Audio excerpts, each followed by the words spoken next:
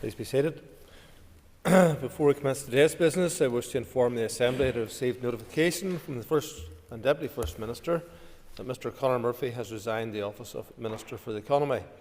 Dr Caoimhe Archibald has resigned the office of Minister of Finance, and Mr John O'Dowd has resigned the office of Minister for Infrastructure with immediate effect. I also inform the Assembly that I have received notification that Conor Murphy has resigned as MLA for Newry and Armagh constituency, also with immediate effect. I have notified the Chief Electoral Office of this vacancy in accordance with Section 35 of the Northern Ireland Act 1998. Just before we start today's business, I wanted to reflect that today marks 1 year since the Assembly resumed normal business when it elected a Speaker and appointed a First and Deputy First Minister and an Executive on Saturday the 3rd of February 2025. I want to recognise the work that has been undertaken by the Assembly staff to support us all in getting back to business. There will be different views in this chamber on the circumstances in which the Assembly returned and the progress made on issues since then. And those are not matters for me to comment on, and indeed they may well feature in some of our debates in the House today. However, as Speaker, the one thing that I do have to be impartial about is being a champion for this Assembly. And no matter what different views we have, it is infinitely better that issues can be raised by members in this chamber with local ministers. This was very much my reflection when we had the First and Deputy First Minister come to the House last week to give a statement on the response to Storm Owen last week. Those of us who have been here longer than others know how responsiveness can differ when dealing with officials alone. Can improvements be made? And is there much more to do? Undoubtedly, yes. And there is a challenge for each and every one of us. We have imperfect arrangements to deal with the unique history and circumstances of our society. None of us should forget that the process of working through issues in a society of vastly different views is not an easy one. However, we should not lose sight of the positives either. One of the things that I have most enjoyed in this role over the last year is the countless representatives of governments from across the world who have come to visit. And without fail, have been struck by their interest and goodwill that exists towards us. All of this indicates to me that there is so much potential for the future if we are in this place to unlock it. We will shortly be approaching the normal business end of a mandate when we'll have 2 years remaining before the next election, and I anticipate there will be no shortage of items for this Assembly to deal with. And I have raised the issue of the legislative programme again directly with the First and Deputy First Minister 2 weeks ago. Therefore, today there is no room for complacency, but it is an opportunity to recognise the importance of this chamber being here and the work we have to do within it in the years that lie ahead. Thank you, and we now move on to the order paper, and that is member statements. And I call Gary Middleton. Thank you, Mr Speaker. I raised this morning on an issue which has been raised in the media over this past couple of days in relation to Lisneal College within my constituency. I had already been planning to do a statement in this chamber on the success of Lisneal College, which has just marked 20 years since its formation. The school has went through a decade of positive transformation, or as one BBC headline put it, from inadequate to award-winning. The school has been leading the way on new initiatives, most recently the Mobile Phone Free initiative, which has received widespread positive recognition. The principal has been awarded recently the Head Teacher of the Year in a UK-wide prestigious award, with many pupils going on to continue the school's record-breaking achievements throughout their learning, and they continue to work closely with the community sector. These are positive points about Lisneal College. It is deeply, deeply regrettable that a small section of the media and politicians have chosen to try and tarnish that reputation, bringing a negative light to Lisneal and calling into question the processes that they have followed accordingly, like other schools across Northern Ireland. As has already been publicly stated, Lisneal College has continued to grow and develop, having doubled their intake over the past years. With over 1,000 pupils, it is inevitable that facilities must be restored, renewed and expanded. The project in question relates to the sporting and physical educational facilities that began almost 6 years ago. The process has been followed through business case level and through planning, just like all other projects would be expected to do. The notion that funding was awarded due to some backroom deal is not only inaccurate, but it's completely offensive, but also a shameful attempt at politicking and slander towards a section of our education community. The comments which have appeared across social media have caused much undue stress and hurt. The blatant sectarianism from some contributors online has done extreme damage. To those engaging in this behaviour, I would ask them to stop. As a former pupil of Clonderwood High School, which went on to amalgamate with Faughan Valley High School to form Lisneal College, I remember the days of wearing the uniform in Londonderry and having to keep our heads down and covering the badge just because of the school that we went to. Through the leadership of the school, the teachers and greater tolerance within the wider city, I am pleased that pupils are now walking with their heads high. I have a proud record of working with all schools right across my constituency. I would urge all elected representatives to reach out, to get the facts, and to focus on improving all educational facilities so our children have the best chance in life. Thank you, Mr. Speaker. Melissa McHugh.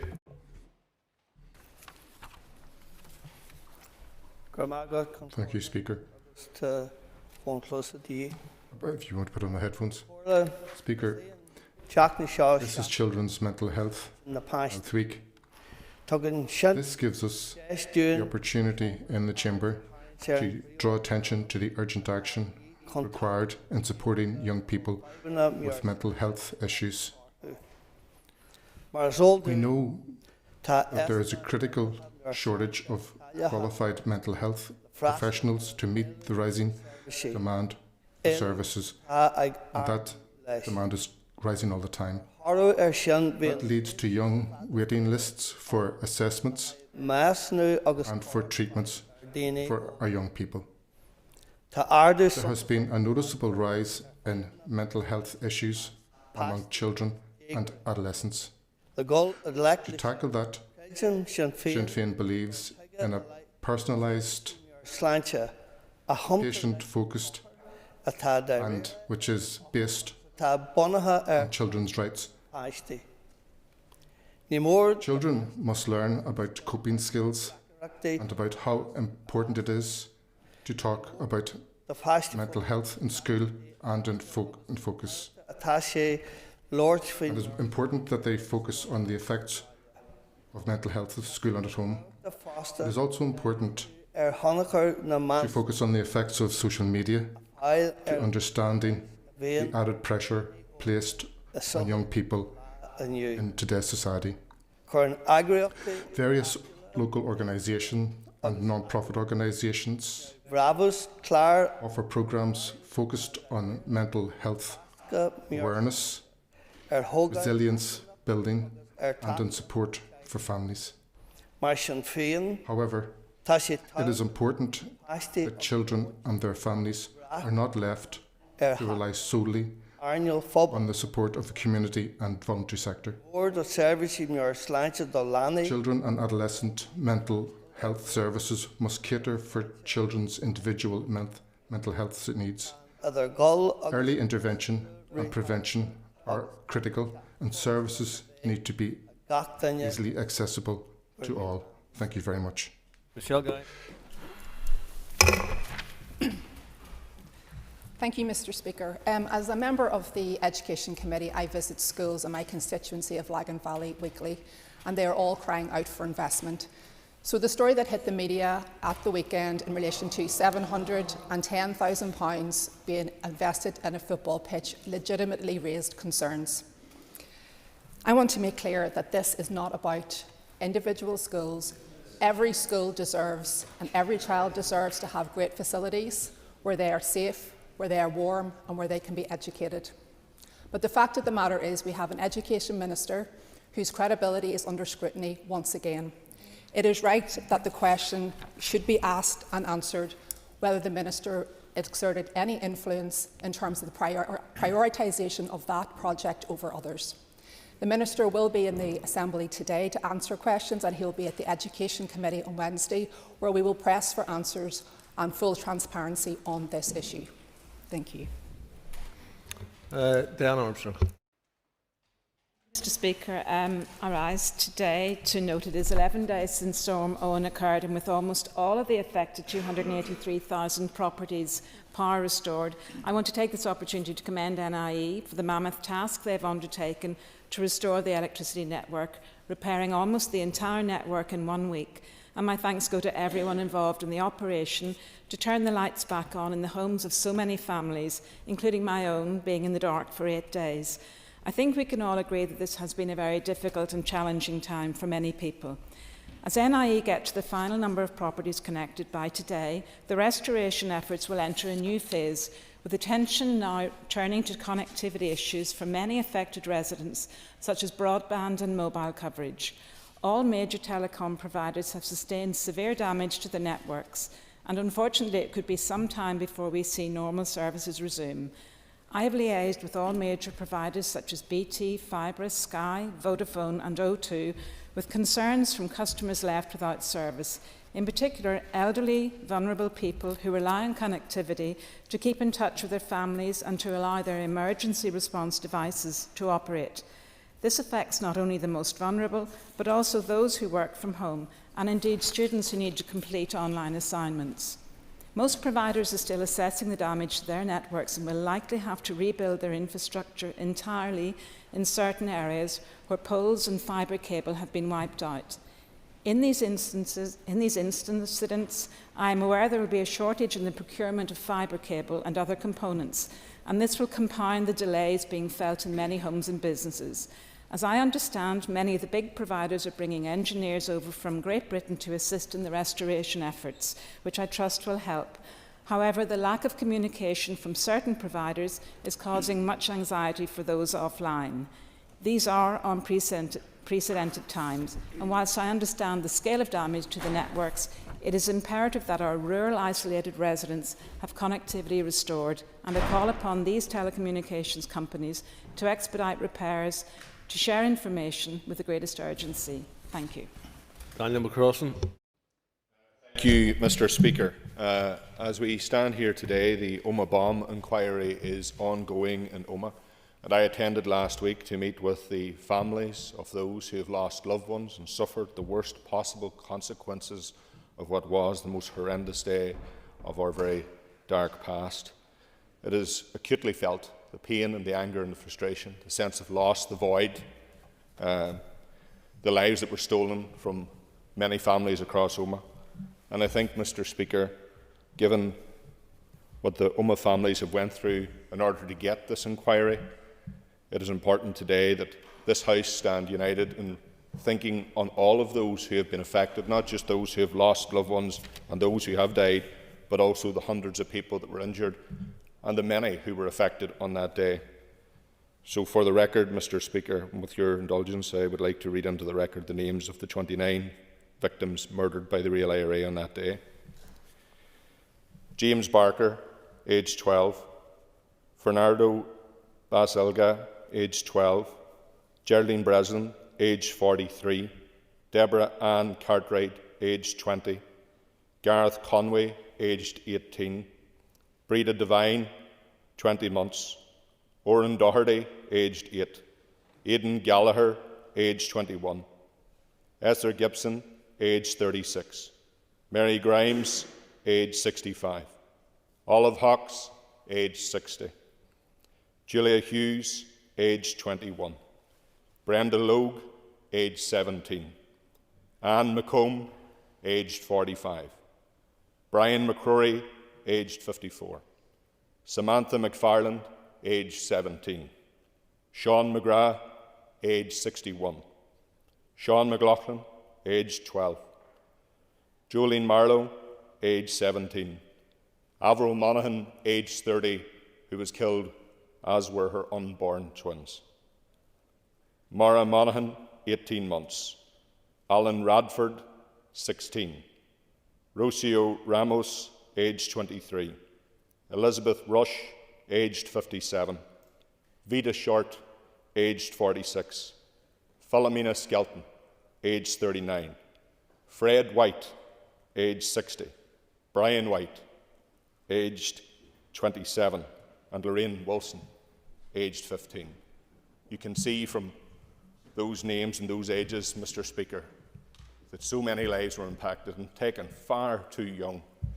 And even today, as I felt in that inquiry last week, and I'll attend this week, the pain is as acute today and the void is so real for those families. We're thinking on them as they share their story and their journey of such terrible and tremendous loss. Thank you. Padraig Largy. Ceann Comhairle, I rise today to discuss a matter of significant public concern in Derry and I suspect well beyond our city. I have been inundated over the weekend, as I'm sure many others in this chamber have, with calls from school principals, from teachers, from parents who are dismayed that their schools are denied basic funding to tackle the most urgent repairs. And I've visited schools in Derry with the Minister where walls are falling down, where temporary accommodation has been permanent since the 1990s, to be told that there is no significant funding open for them. And I've brought these photos to show... Order, member. You're not allowed to use this in this House. That's one of the traditions in this House for the 25 years. Okay. So, carry on. Well, as you've seen from the photos of Black Mould, this is just one school which has been told to lodge a planning application with the caveat that, when they do so, funding may not be available. It's a school in which 3 porter cabins have been knocked down due to black mould, in which students are taught in an IT room half the size of a DE-approved classroom, a school in which there's no staff room, and I know this because I taught there. Let me be clear, I welcome all investment in our schools, but the allocation of scarce public funds must always follow processes that are fair, that are open, that are transparent, and that are accountable. Parents, teachers, and school leaders need the assurance that schools have equal access to funding opportunities, that decisions are made fairly and consistently. And this Assembly must properly scrutinise these reports and all circumstances in this allocation. Paul Fruit. Member's forbidden prop was upside down, a bit like his argument there. Mr. Speaker, I want to talk today about the ultra-low emission zone in London. And some members might think, well, how does that affect us and our constituents? And for many it won't, but for some, and a growing number, it will, and it has. Because I have seen a growing trend, small numbers yet, a trickle, but it's getting worse and increasing, whereby constituents of Northampton are getting notice charges from the ultra-low emission zone, where they are asked to pay up to £90, £180, or even £270 if they do not pay this notice. The issue is, Mr. Speaker, that my constituents weren't in London, and it's a growing trend that their cars are being cloned. Number plate the same, and in some cases, the same make and model of car. Now, of course, you could say that, well, these people are innocent. Of course, they weren't in London at that time. But they are being asked and forced to actually prove that they weren't in London, which comes with great anxiety and concern. And they worry about their credit ratings if they can't prove. They're being asked to prove if their vehicle was at a different location, a tracker report, statement from a colleague or neighbour, photographs that demonstrate the difference between the vehicles, proof of involvement of another enforcement agency who have confirmed that the vehicle is a ringer or a clone, prove that customers has had previous dealings with the police in relation to the vehicle, resulting in it being recorded as ringed or cloned. When they go to the police, the PSNI tells them this is a civil matter. So they are left with no support in trying to prove that their car wasn't in London at a specific time or place. And it's proving really difficult, Mr. Speaker. This is a growing trend. I'm not sure if other members have picked this trend up, but I worry about it enough to bring it here to the floor of this Assembly and raise awareness on it. Thank you, Mr. Speaker. John Blair. Mr. Speaker, yesterday was World Wetlands Day, and I wanted to take this opportunity to mark this in the Chamber on the first available day following, to highlight the importance of raising awareness of these remarkable habitats. World Wetlands Day happens each year on the 2nd of February. Recognising the importance of wetlands allows us to appreciate their vital contributions to ecosystems, economies, as well as communities. Areas such as marshes, bogs and swamps are essential habitats for countless plant and animal species, many of which are at risk of extinction. By safeguarding wetlands, we contribute to the survival of this rich biodiversity, which is crucial for sustaining ecological balance. Yet the World Wildlife Fund reports that approximately 87% of the world's wetlands have been lost in the last 300 years, predominantly since the year 1900. Another striking fact is that these areas can actually store 50 times more carbon than rainforests. These habitats are crucial for maintaining clean water sources also. They act as natural water filters, capturing pollutants and facilitating purification, thereby enhancing water quality. Therefore, they play a vital role in protecting drinking water and promoting the health of rivers and lakes. Given the current condition of our waterways, particularly Lough Neagh, I do not need to remind anyone in the Chamber of the importance of this. We must also not overlook, Mr. Speaker, the essential role wetlands play within our local communities. They offer opportunities for ecotourism, education and outdoor activities, enriching our lives and strengthening our connection with nature, thereby enhancing our mental well-being. Nevertheless, despite the benefits I've just outlined, our wetlands continue to be threatened by various sources. These include expanding urban developments, pollution, agricultural runoff and climate change. I am pleased that the Dáire Minister has been taking active steps to address several of these issues through the Lough Neagh Action Plan as well as the Environmental Improvement Plan. There has also been the important and good news announcement by Dáire of the Nature Recovery Fund, where grants from £50,000 are available to councils as well as voluntary organisations. We all, Mr. Speaker, have a role to play. From what we achieve here in this building, as well as local government and also individuals, in taking responsibility for protecting our wetlands. Thank you, Mr. Speaker. Dan Dodds. Speaker, Thursday the 30th of January was Stroke Prevention Day, and in Northern Ireland around 4,000 people every year suffer from a stroke.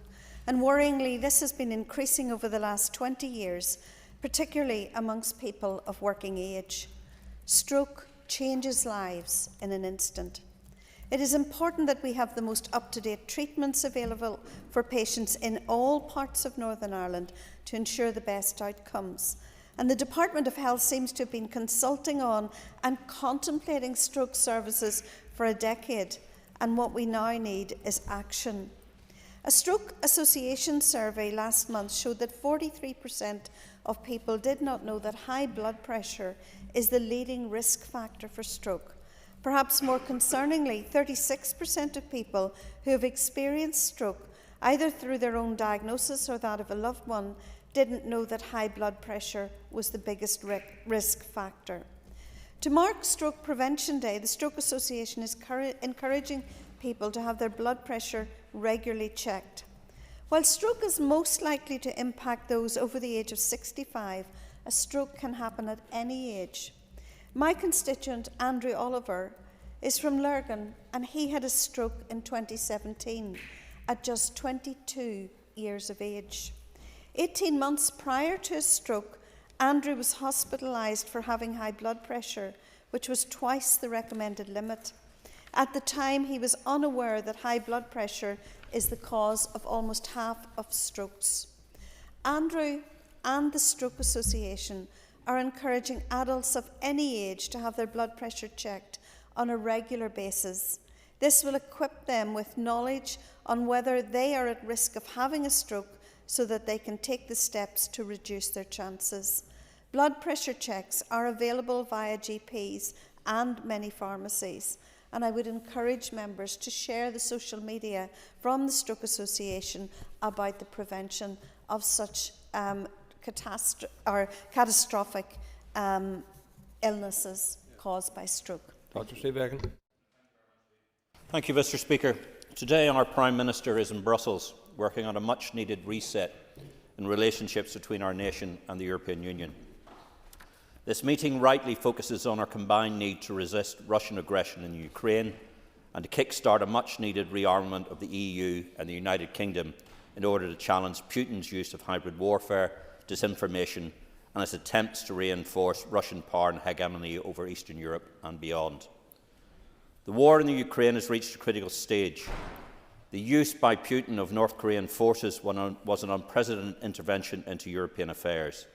The fact that the bravery and determination of the Ukrainian military has blunted and inflicted massive casualties on Kim Jong-il's army does not distinguish the peril that Ukraine faces. Attacks by drones, ballistic missiles, artillery and full frontal attacks that appear no different to the grim conditions experienced in the First and Second World Wars shows that Putin, far from seeking a peaceful resolution to this war, is determined to fight on to the last conscript, the last North Korean and the last Ukrainian. If he wins, he will inexorably move to challenge the Baltic states, Poland and Eastern Europe. The horrors of Kiev, Odessa and Mariupol will be visited in other European cities. The lessons of history cannot be ignored. So our nation has to show leadership, and that includes, no matter how unpopular it is, increasing our expenditure in defence from 2.3% to maybe 3.5% or maybe even beyond. For those who think this is too much, they should be aware that Ukraine is currently spending around 26.9% of its GDP on defence. But this recognition of the threat from Putin and his fellow travellers is regrettably not universal across Europe. One nation stands aside as a security freeloader par excellence, a nation that lectures everyone in peace but relies on NATO to protect its wide-open sea and airspace. It is a nation whose head of state uses a children's science contest to castigate those whom it needs to secure and defends its very economic and social well-being. Mr. Speaker, later today we're having an Opposition Day motion on Towards a Shared Island. Maybe Ireland should start by sharing its responsibility for our collective European defence. And just maybe, when the Taoiseach sits around the European leaders' table tonight, instead of pontificating, Ireland actually does something about joining with the rest of us to secure our continent. Thank you, Mr. Speaker. Thank you, Mr. Speaker. Today I rise to highlight Tinnitus Week. The theme for this year is Ringing the Alarm, raising awareness of the tinnitus care crisis. Tinnitus is named for the hearing noises that are not caused by an outside source. It's common in around 1 in 7 adults that they have this ringing all the time or regularly. Most often tinnitus is linked to hearing loss or other ear conditions. It's rarely, thankfully, a sign of a serious condition, but it is a condition that can be debilitating. The persistent noise causes headaches and exhaustion. It feels like your brain never quietens. Help for people with tinnitus is provided here in Northern Ireland by RNID and Adapt NI, who provides vital services for deaf, hearing loss and tinnitus communities across Northern Ireland. Speaking of Adapt NI, they were formed to provide specialist employment and pre-employment and training support for people who are deaf or who have tinnitus. Despite the need for this type of support for deaf people is under threat as funding to enable specialist help has not been made available. With the imminent enactment of the Sign Language Act, which I'm very grateful for, there is a unique and pressing opportunity to ensure that sustainable service delivery is provided. This landmark legislation will increase the demand for accessible workplaces and career opportunities and training services. To this end, I call on the Minister for Health and communities to lead the change, to provide stable funding, to provide support for individuals and organisations to meet these new standards. There is an opportunity to secure a sustainable future for people who are deaf or hard of hearing and those who have tinnitus. Thank you. Much, Mr. Speaker. Mr. Speaker, 1 year on from the return of this executive, the uselessness of the arrangements supposedly put in place to justify that return are now more clear than ever. The DUP deal, which was sold as safeguarding the Union, is now seen for what some of us, and many of us, always said it was, a con. The Irish Sea border, far from disappearing, has become harder. The Stormont Breck, well, now tested, we have seen that it has no break pipes attached at all. The guarantee that no community could impose its will on the other has been completely thrown out the window. As we sit here today, 300 areas of law in Northern Ireland are made by people no one in Northern Ireland elects. Importantly, these vital laws which shape our economy are the same laws that shape the economy of the Irish Republic. And all the while, Unionist ministers continue implementing the protocol by virtue of the office that they hold. Has Stormont delivered on the laws it does control? Well, if we strip back the bluster, the harsh truth is that it hasn't. We don't debate legislation in this place. Day after day we debate motions which are non-binding and have no impact on anything apart from making people believe something productive is happening in this place. It's time for unionism to realise the folly of returning to Stormont with the protocol still in place. Doing so meant that we surrendered the one strong card we held. Day by day, the union is being eroded. It is time that this was realised and the constitutional status of Northern Ireland is put before the ministerial limos. Matthew O'Toole. You have a couple of minutes, Mr. O'Toole. Thank you very much, Mr. Speaker. I did just want to briefly rise to talk about the trade war that it looks like the President of the United States is going to inflict upon the world. We obviously didn't have a vote in the US presidential election in November, though there are strong opinions on the election of President Trump for, and in my case and others' case, against.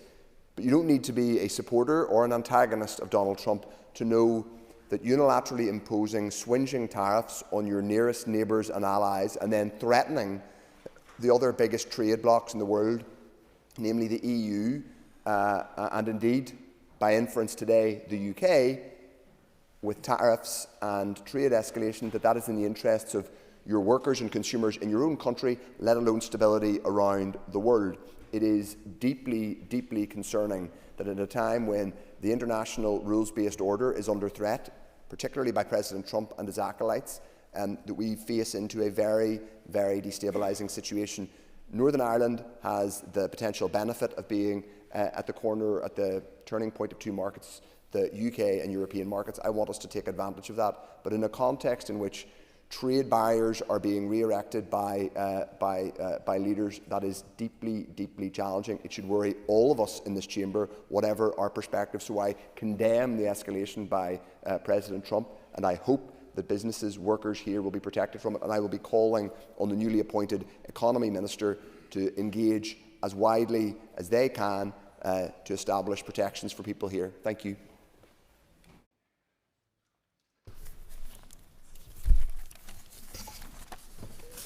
Thank you. That concludes member statements. We received notice from the Minister of Education who wishes to make a statement. Call the Minister for Education. Thank you, Mr. Speaker. Today I wish to update the House on support arrangements for controlled schools. The controlled schools sector is the largest in Northern Ireland, comprising 49% of all schools. It is a particularly diverse sector which supports nursery, special, primary, secondary, grammar, integrated and Irish medium schools, currently teaching almost 150,000 of our children and young people. I previously outlined my view that the current system is failing controlled schools due to its construct, as per the findings of the independent review. The Independent Review of Education report highlighted the complicated systems for school management, which are in particular suboptimal for the controlled sector, and proposed that sectors should be supported with greater consistency and equity. It outlined the perception of controlled school leaders that the EA is stretched too thin and is conflicted by servicing all school types, leaving controlled schools relatively unsupported. As a result, in September 2024, I established a task force comprised of senior representatives from the Controlled Schools Support Council, the Education Authority and my department. This group was asked to develop a proposed model for controlled school support, including a dedicated body with managing authority responsibility. Its task was to identify immediate solutions to provide the sector with effective and equitable support and management in both the short and long term. I instructed that this work should commence without delay, and I asked the group to report back with proposals by the end of December of 2024. I appreciated this was a challenging timetable, but the interests of schools and children cannot be subservient to bureaucratic delays. I'm reminded of the response of Canadian Prime Minister Justin Trudeau when he was told that something just can't be done. He said, "Well, it's really interesting that you say that because we are going to do it." I am particularly grateful to Mark Baker for chairing the task force and the work of senior officials in DE and EA for making this happen in the timescale provided. As a result of this intensive work, rather than a prolonged period of navel-gazing, I hope the changes will begin in the coming months and the difference will be felt on the ground before too long. The task force has since reported to me, proposing delivery of this over 2 phases. Phase 1, a controlled schools unit established within the Education Authority. This is an interim collaborative model designed to facilitate the delivery of tangible improvements for controlled schools in the short to medium term. This is broadly consistent with the interim proposal from the Independent Review Panel. This unit should aim to be in operation by the new school year in September 2025. Phase 2, a managing authority for controlled schools, a dedicated body with managing authority responsibilities developed to provide focused governance and strategic leadership for controlled schools. This model will require legislation to transfer identified duties and functions to the managing authority for controlled schools. This phase will also incorporate evaluation and learning from Phase 1. Efforts will be made to bring this forward within the current Assembly term where possible. This proposal is informed by further exploration of the challenges facing the controlled sector in Northern Ireland. It builds on evidence from the Independent Review of Education and involved substantial stakeholder engagement, in particular with school leaders. This outlined, amongst other challenges, the need for enhanced dedicated support, development of a controlled sectoral ethos, support for leaders and effective governance, and improved collaboration across and beyond the sector. Mr Deputy Speaker, I support this proposal. I believe that this approach can achieve the best of both worlds, preparing for a dedicated managing authority in the medium term while bringing about improvements for the support of our controlled schools in the shorter term. This will provide tailored, proactive, relational and consistent support for our largest school sector. The Independent Review outlined disparities in educational outcomes between controlled and Catholic maintained schools, which it attributed partly to differing approaches and support for the sectors. It stated that maintained post-primary schools tend to perform above expectations in relation to socio-economic circumstances and to a higher overall standard than controlled schools. An analysis of inspection data by the task force also outlined that controlled schools are more likely to enter formal intervention than Catholic maintained schools. To borrow from George Orwell, one's got to change the system, or one changes nothing. Mr Deputy Speaker, changing structures will not, in isolation, fully address these challenges, but improved support for the sector can play a part in bringing about the greater consistency and equity of support in our education system, as promoted by the Independent Review. Given the scale and the reach of the controlled sector, such changes will also support the effective delivery of my broader reform agenda. Mr Deputy Speaker, some may ask why I have identified this solution rather than the single managing authority envisaged by the Independent Review Panel. My response is clear, that I have prioritised the greatest need as the review itself outlined for the largest sector. I do so in the knowledge that targeted solutions are typically brought to fruition more quickly and effectively than broader change, however well intended. This in no way precludes greater collaboration or further changes to the structure of our education system in the future, to support our schools to enable every child to be happy, learning and succeeding. I have asked the relevant organisations to prioritise the implementation of these changes, and I will provide updates on progress as appropriate. Finally, Mr Deputy Speaker, in relation to the press story at Lisneal College, contrary to what has been reported, the project was funded within the normal EA minor works allocation. EA has delegated authority for projects up to £1 million. EA followed their own procedures in selecting the project. This issue predates my time in office, as a safety inspection took place in December 2019 and the pitch was identified as needing replacement. A feasibility report was then conducted in May 2022 and a business case submitted in June 2022. Planning permission approval was received in November 2023 and a construction tender was awarded in December 2024. This is the normal timeline for such projects. Thank you. Thank you. And just before I call the next member, there's quite a few people who would like to be at the list, so I would like you to keep your questioning concise and to the point. Cara, over to you. Mr Deputy Speaker. Minister, obviously all schools can apply for minor capital investments. Minister, can you confirm to this House what your department states is the upper limit for minor capital works? As I just said in the statement, for the member's benefit if she missed it, £1 million is the delegated authority that EA have for minor work schemes. I call on Nick Matheson.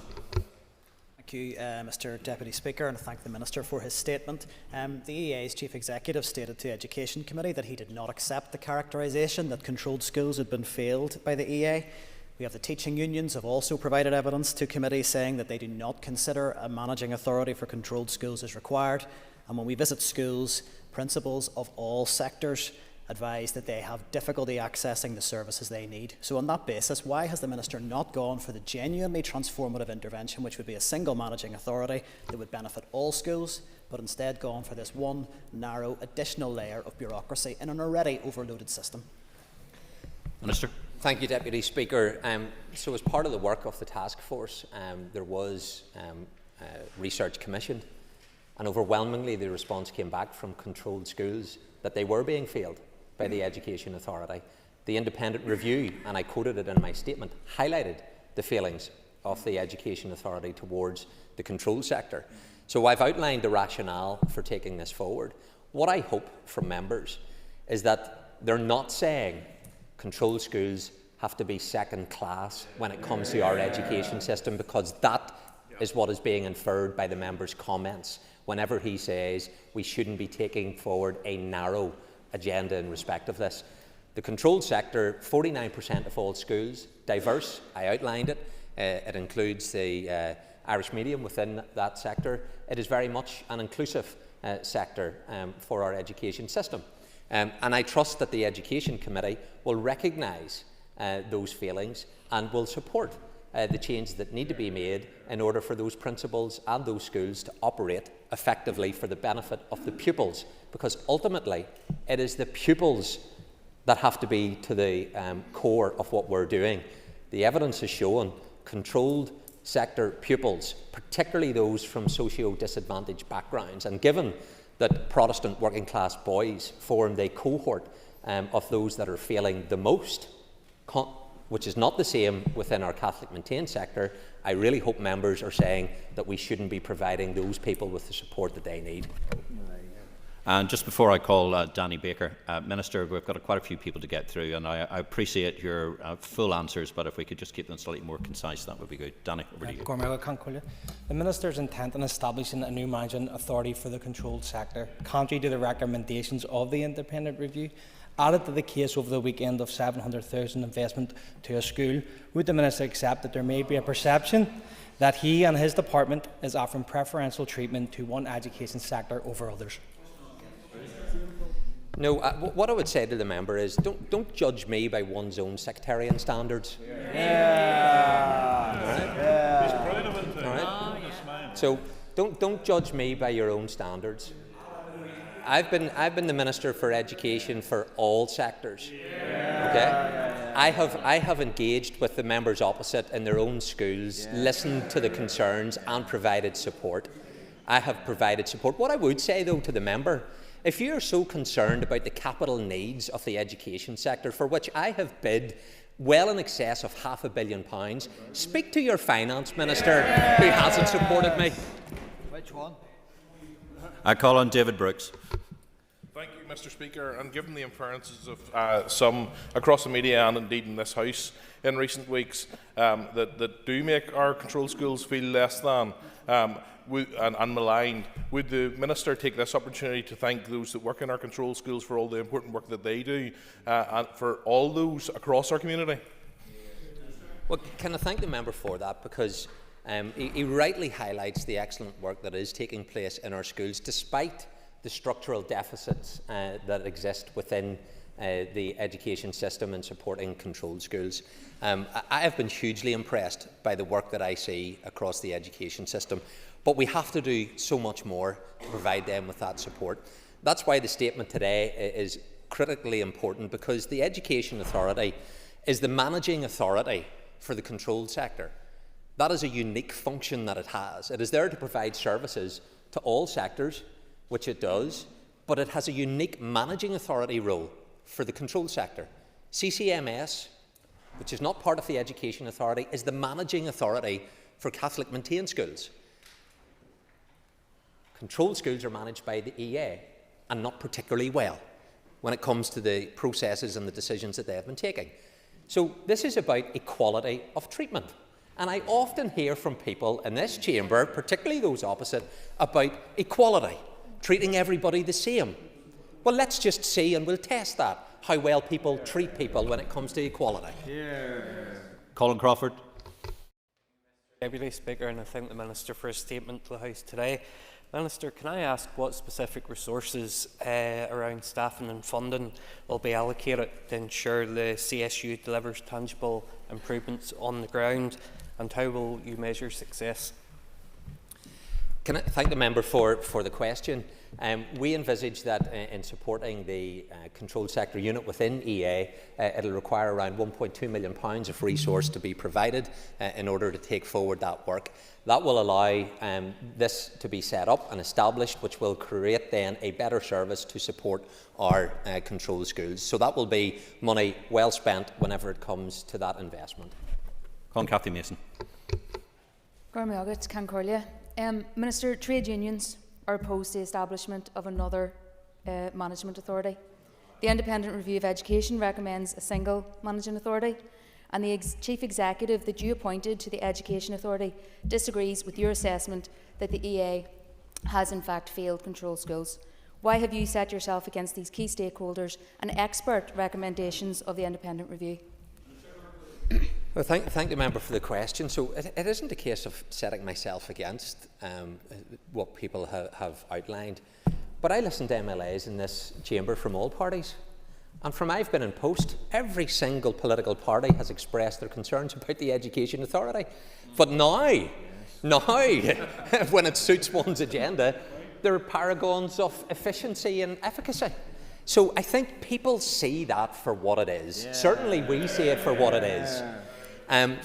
This is very much grounded in the evidence of supporting the controlled sector schools. I trust people will be open to recognise the challenges that many principals face within the controlled sector, and that they will support this, because this is about the benefits of the children that require us to be engaged in it.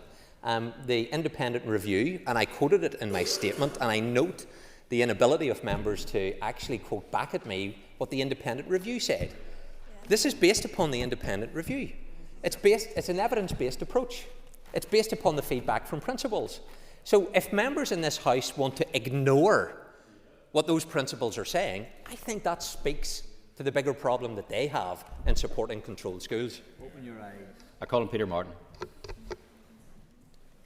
Thank you. And Minister, can I say how much I welcome this statement this morning, and the fact that delivering equality for controlled schools across the sector is actually the driver behind it. And I know many principals and boards of governors will welcome it also.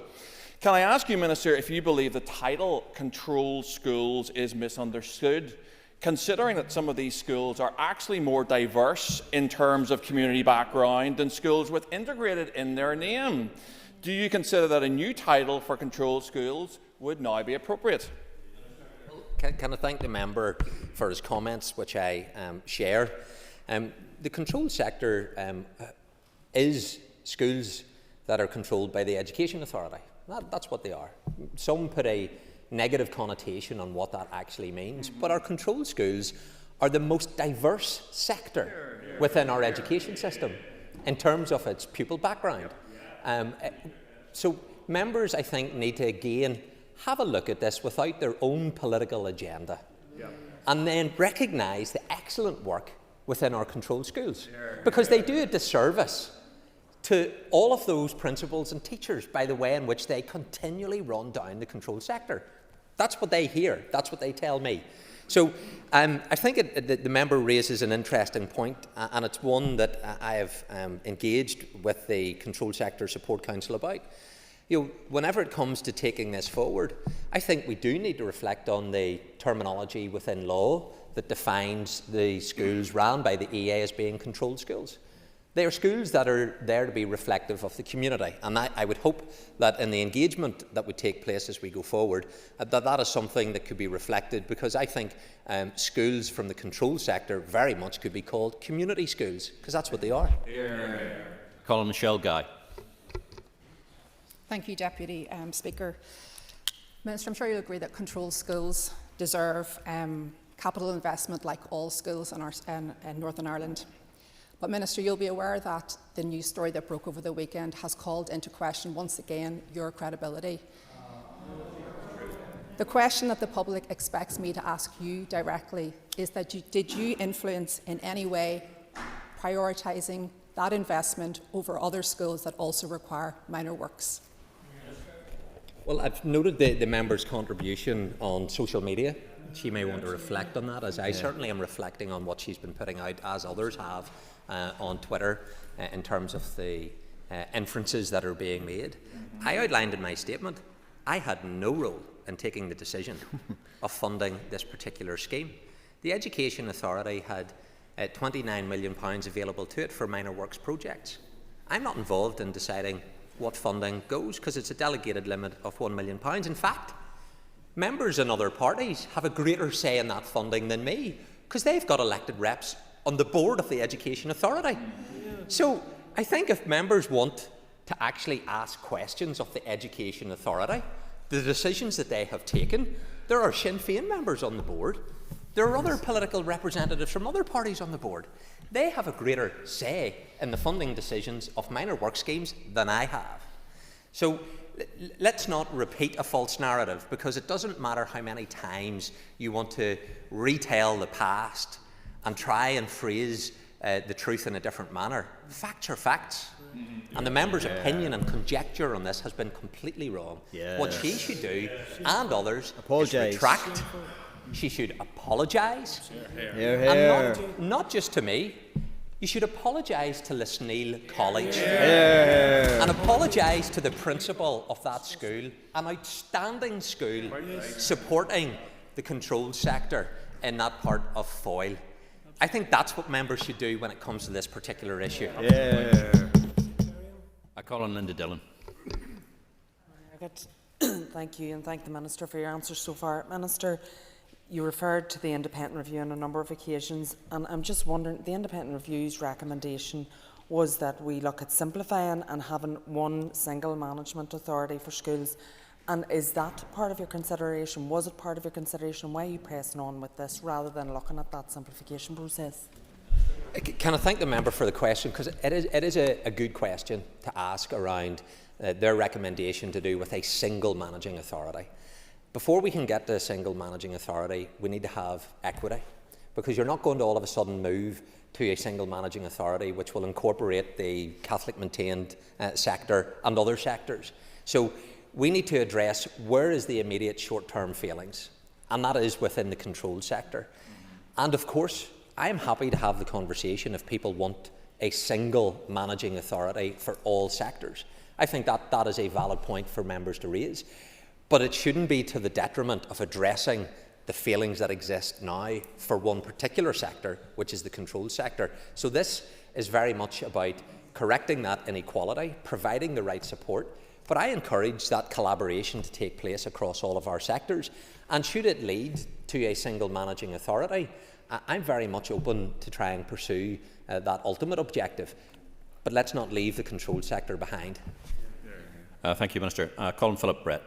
Thank you, Mr. Deputy Speaker. Minister, can I thank you for your statement and for your commitment to the controlled sector? Minister, can you confirm that despite biased political media and despite naked sectarianism by some parties in this House, that you will continue to treat all aspects of our education system with fairness and equality, just like you have since you've taken office? Well, I understand the frustration and the sentiment that has been expressed by the member, because when this story was put out on Friday, it was despite the information that had been provided to make sure that there was accuracy associated with it. A statement was then released by the Education Authority over the weekend, which provided the facts. And yet members, either unwittingly or, as I feel, and certainly the school feel, are deliberately trying to use this for their own political agenda. Disgraceful.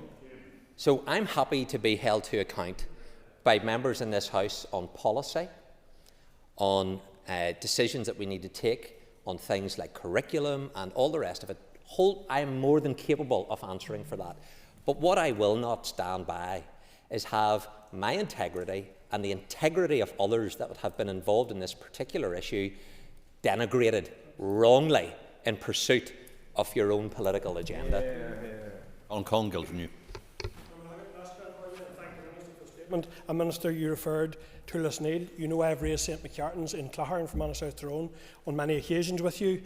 A project also originated in 2019, also approved for the essential works to be spent in 2022, and yet twice in November you told me that there was no capital to move forward with that project. So my question is, how much of the 710,000 awarded to Lisneal was needed to address the safety concerns?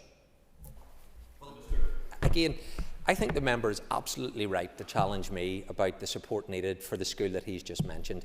Just as many members who I have met have challenged me, the Department of Education, the Education Authority, about the maintenance requirements that exists in our schools, very well documented about the needs that are requiring to be fixed.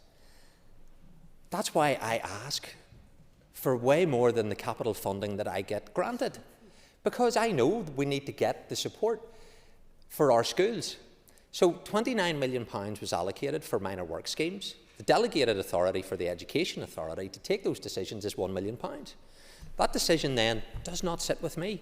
What I am responsible for are things around major new schools, school enhancement programmes, and when I announced major new capital programmes for new builds this year, it was a balanced number of schools, reflective of all sectors. Yes. So I think people can rightly scrutinise decisions that I have taken, but what you can't do is make allegations of decisions that were not my responsibility. That was for the Education Authority.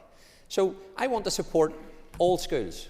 I trust when it comes to the budget that gets passed in this Assembly, in a number of weeks' time, the members here will support the Department of Education when it comes to that, and then we will be able to do so much more for all of our schools. On Cheryl Brownlee.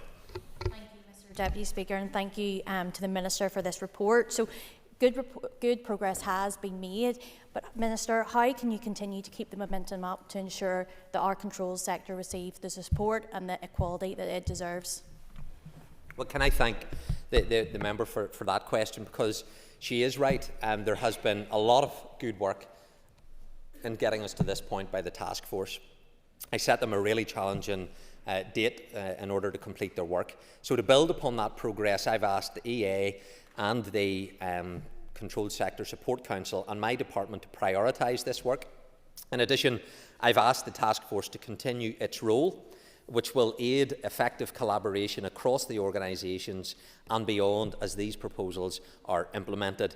And I'll also expect to receive regular updates on the progress that I receive in order to ensure that the momentum continues. Colin Owen Tennyson. Speaker, Minister, it's been a typically arrogant and evasive question time from a Minister whose credibility is once again under fire. So I will ask the Minister again, and a yes or no answer, please, Minister.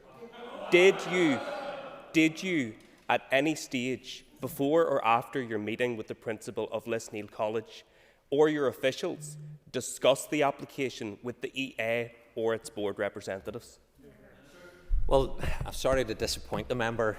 Not probably for the first time. It'll take more than a one-word answer. He certainly wanted to frame his question with a particular agenda. Members in this House that I go to when I meet with schools, including from the Alliance Party, very openly say, Minister, we need funding from the Education Authority for these windows to be replaced, for a car park to be extended. Is the member and the Alliance Party now saying that never again will any of their elected representatives advocate or challenge my department or the Education Authority for any funding? No, they're not going to. They're not. Of course they're going to. So again, not for the first time, the hypocrisy from the Alliance Party. I commend Gary Middleton for championing the cause of his school and his constituency. He is absolutely right to fight for that school, just as every member in this House is right to fight for their schools. You should do more of it, but I commend those that do. I repeat, the decision to fund this project was not taken by me, it was taken by the Education Authority. I call on Matthew O'Toole. Deputy Speaker, thank you. Minister, your theatrics and waging your culture war today would, I'm sure, get you on the stage of any school drama project. But I want to focus. I want to focus on something you mentioned earlier on, which is facts and the factual position. You repeatedly referred to Lisneal as a minor project. Can I direct you to your department's website, where it says in black and white, a minor work costs less than £500,000. Separately, and to make it absolutely clear, it says a major work is a capital project that costs in excess of £500,000. Is your department's website wrong, or do you need to correct the record? Well, the journalist who asked the question knew that the department's website was wrong, and the information was provided before the article was published that the information was wrong. So that was updated in terms of the departmental position, because that delegated limited has been £1 million. So I thank the member for asking the question. So whilst we have provided factual and accurate information, people not, including in this Assembly and elsewhere, have deliberately manipulated that. And you have to ask yourself, why? Why would people want to deliberately manipulate this information when they have the accuracy associated with it? I will leave others to judge why they're so opposed to Lisneal College receiving this funding. Yes. We see it for exactly what it is. Pádraig Dó Larkin.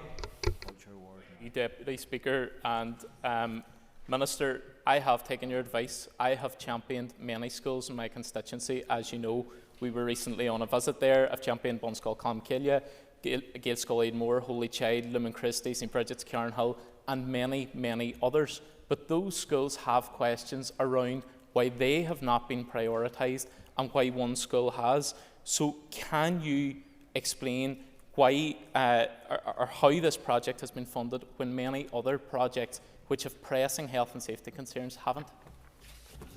And set aside the member's remarks in his member statement, which he was in for, the member has brought really helpful information to me on classroom assistants and the work to support them and other issues, and has actually shown a very genuine and sincere interest in how we can help our education system. But I appreciate at times you have to go out and do the party political stuff, and that's what you're doing today. So I'll set that aside. What the member doesn't say is St Joseph's in Londonderry, over £500,000 for a 4G pitch in 2023. In the last 5 years, £7.6 million has been spent through minor work schemes on non-controlled schools in the Foyle constituency. Where is the commentary in terms of the funding provided for those schools that aren't controlled? Where's the fairness? Where's the equality? Again, we pose the question, why single out this particular school? I think it's obvious why this school is being singled out and these decisions are being questioned. Colin Jonathan Buckley. Thank Thank you, Deputy Speaker. Another statement filled with sanctimonious slurs from the Alliance Party, and I think it's right that it's called out by the Minister and others on these benches. The Minister has rightly identified a problem and is taking action to address it. He mentions in his statement about changing the system or change nothing. So would the Minister agree with me that there also needs to be a change in mindset from some of the members in this House who, instead of racing to shameful slurs on Lisneal College, should on the other hand look at clear and practical examples where schools that are in need receive appropriate funding from this department to ensure that they can carry on with quality education for all of our children? Can I thank the member for that question? Because unless you are deemed an officially integrated school, the Alliance Party don't care. It's what they do. It's what they do. It's why they have opposed the Struel Shared Education Campus. At every opportunity, they have opposed bringing together 4,000 children in an iconic landmark educational campus, a town blighted by the Troubles, suffered one of the most heinous crimes and loss of life. And here we are, leading an iconic way forward for Northern Ireland. Who's against it? The Alliance Party. So they do need to, and others, open their eyes and become somewhat more progressive and broad-minded, because they certainly don't demonstrate it whenever it comes to articulating views around the controlled schools. It's only the integrated sector that matters for the Alliance Party. And on that, I call Nuala McAllister.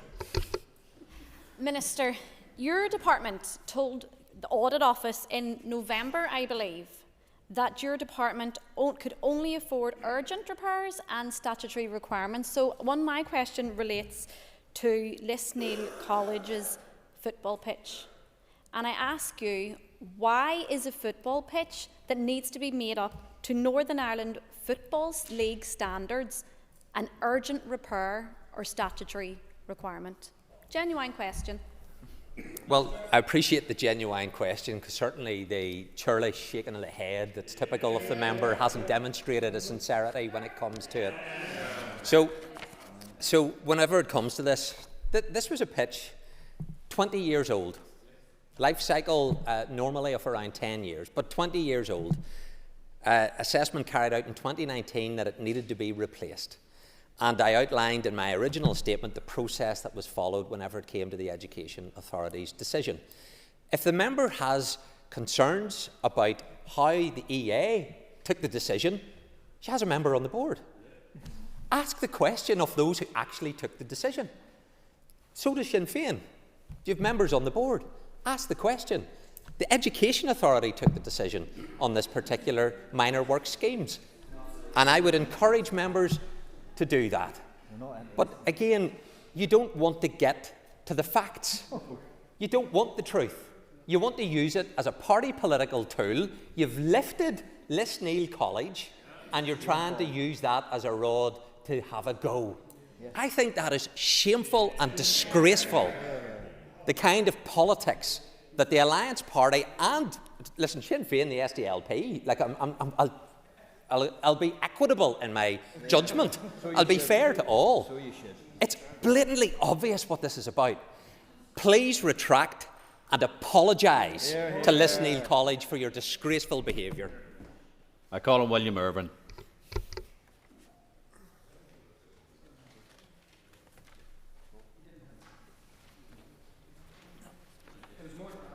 I'll call him Brian Kingston then. Thank you, Mr Deputy Speaker, and I commend the Minister for his welcome announcement today.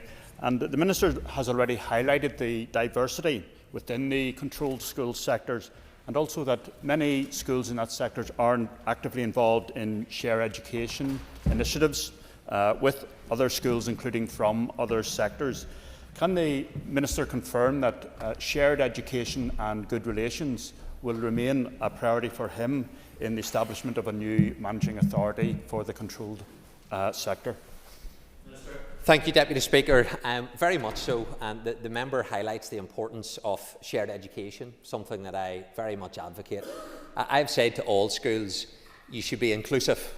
Where there are barriers to people from the local community not being able to go to that nearest school or feeling having a perception about any particular barriers, school should be trying to address those.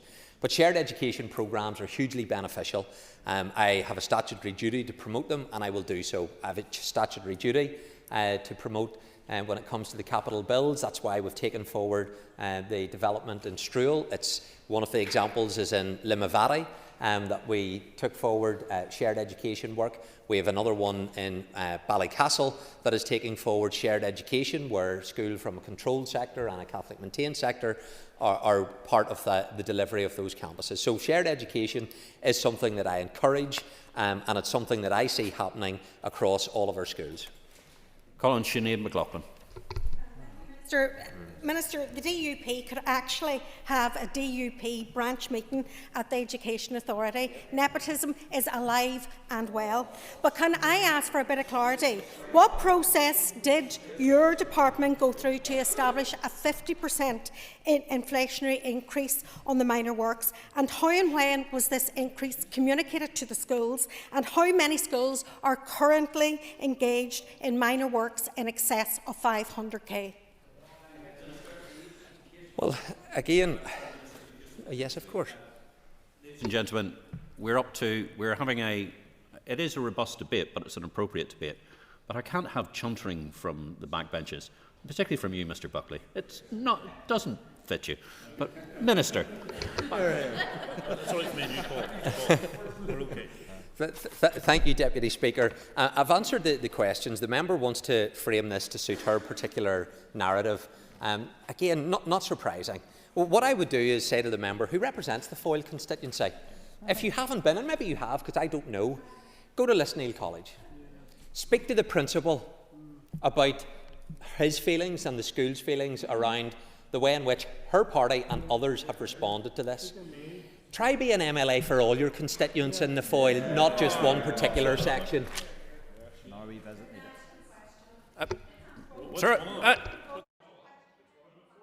Ladies and gentlemen, this is a robust debate, and this is about democracy, and it's fine. But I will not, Sinead, steady.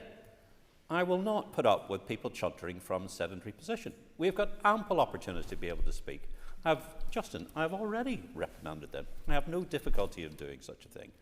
Let us keep this debate flowing and moving respectfully. Thank you very much indeed. On that, I call Maurice Bradley. Over to you. Mr. Deputy Speaker, thank you very much. I'd like to thank the Minister for his speech, the theme of which was equality. Could the Minister outline to me some of the current inequalities that the controlled sector face at this moment in time? Well, Mr. Deputy Speaker, can I thank the member for the question? And I documented in the original comments the evidence base upon which these decisions are being taken forward. Well documented in the independent review of education. Systems that were not serving the controlled sector well, the structural deficits that exist that need to be changed. I've highlighted the differential in outcomes for those children from a poor socio-economic background that go to a Catholic maintained school who do excellent work in terms of creating that aspiration, in terms of giving children the best life chances. But the evidence has showed that, particularly in working class communities, that our controlled sector schools need to have more support in order to help those children. So there is inequality of treatment when it comes to our school sectors, and there's also inequality of outcomes. And we need to make sure that everybody gets the best opportunity in life. I call on Mark Durkin.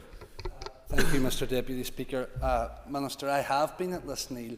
I have seen people play football on this pitch that the EA statement says hasn't been used since 2019. And I do welcome the investment, but rather than fire barbs across the chamber, surely the Minister can understand queries, questions and concerns coming from schools with leaking roofs over their heads, classrooms that are neither safe nor DA compliant, as to why a pitch is prioritised over those pressing needs. The Minister quoted Orwell in his statement. Would he agree with me that all schools are equal and that none should be more equal than others? Minister. And so the member goes on to say that £7.6 million has been spent in non-controlled schools within the Foyle constituency. No, he didn't. That's right. The member didn't give the facts when it comes to the allocation of funding.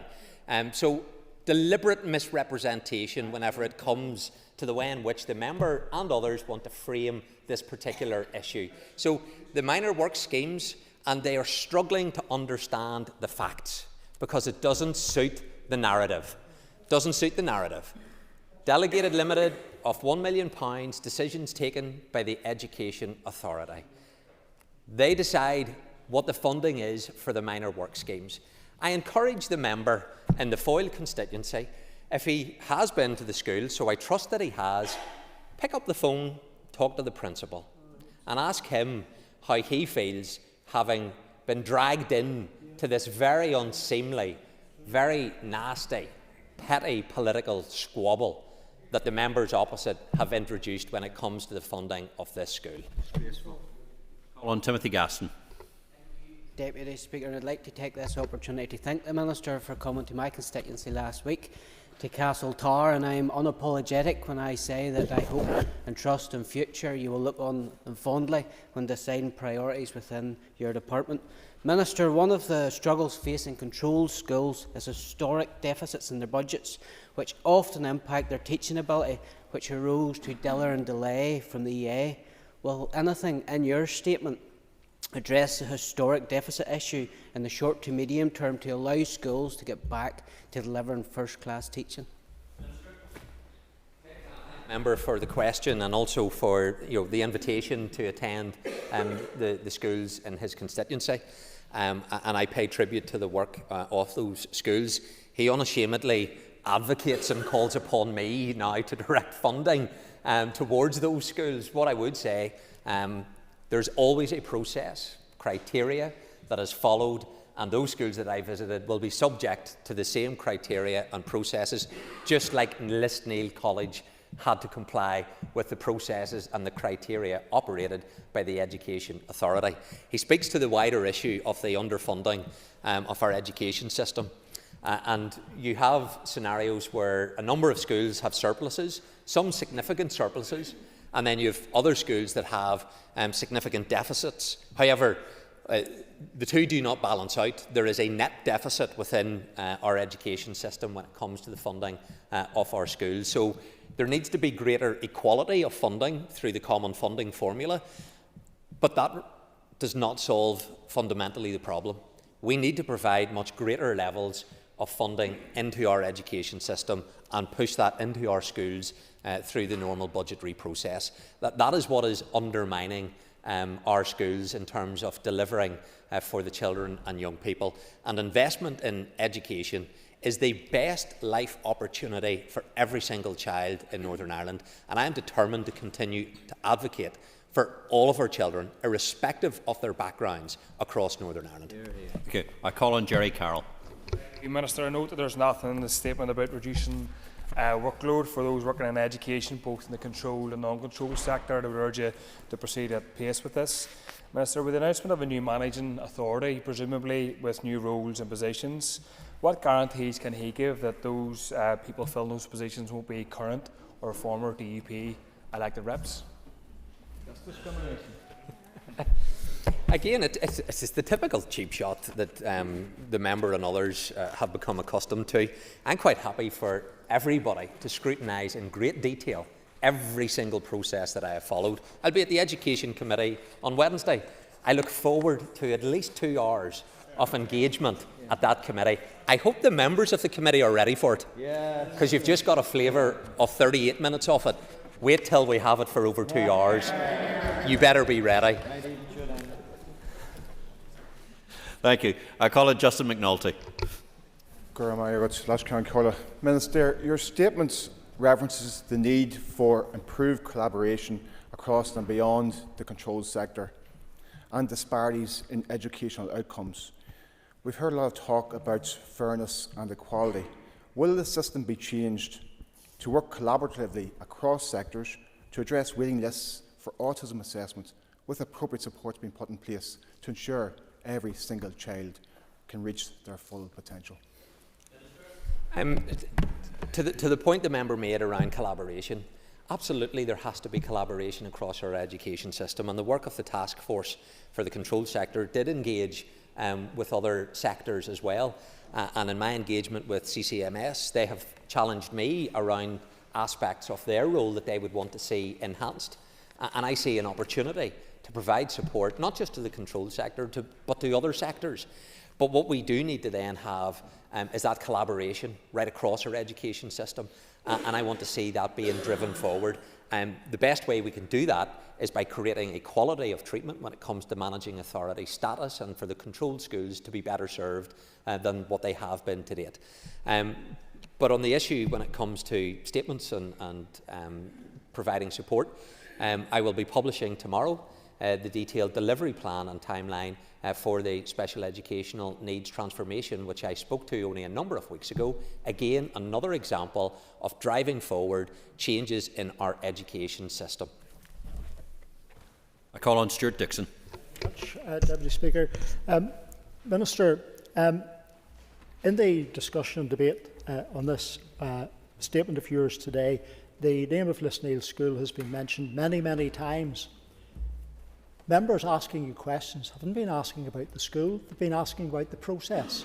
And I think the word count of this debate will show that you've said Lisneil more than any other person in this chamber. But Minister, here's the question to you. You've made reference today to the creation of a controlled sector council. Will that require legislation to be brought to this House? Minister. So again, in the statement, we already have, and it might be a shock to the member, there already is a controlled sector support council. It exists. Yep. The fact that the member doesn't even know that tells you exactly the problem when it comes to members' attitudes towards the controlled sector. So it is there in a charitable status, unlike others, with legislative statutory underpinning. I am not, as Education Minister, going to tolerate the controlled sector being treated as second-class citizens in our country. So therefore, I have announced the changes in the controlled sector support unit that EA will take forward in establishing. And yes, I will be bringing forward legislation to set up a managing authority. A managing authority. It will be a test of everybody in this House, when it comes to it, how genuinely and committed they are when they talk about a society for all, when they talk about equality. We will see how the members respond when it comes to the treatment of the controlled sector. That will be the litmus test for those who proclaim to be for everybody, because it's not evident in the past 45 minutes. Ladies and gentlemen, that concludes questions on this. Point of order. Just in reply to my question, the Minister, and I quote him, said, "Don't judge me by one's own sectarian standards." There's not a sectarian bone in my body, Minister. And if you can't take the question, then maybe you're in the wrong job. And we will be ready for you on Wednesday, believe you me. Steady. Mr. Baker, your point is on the record and has been made. And perhaps maybe the Minister may reflect on the comments that he made, and that's the case. Somebody else wish to raise a point of order?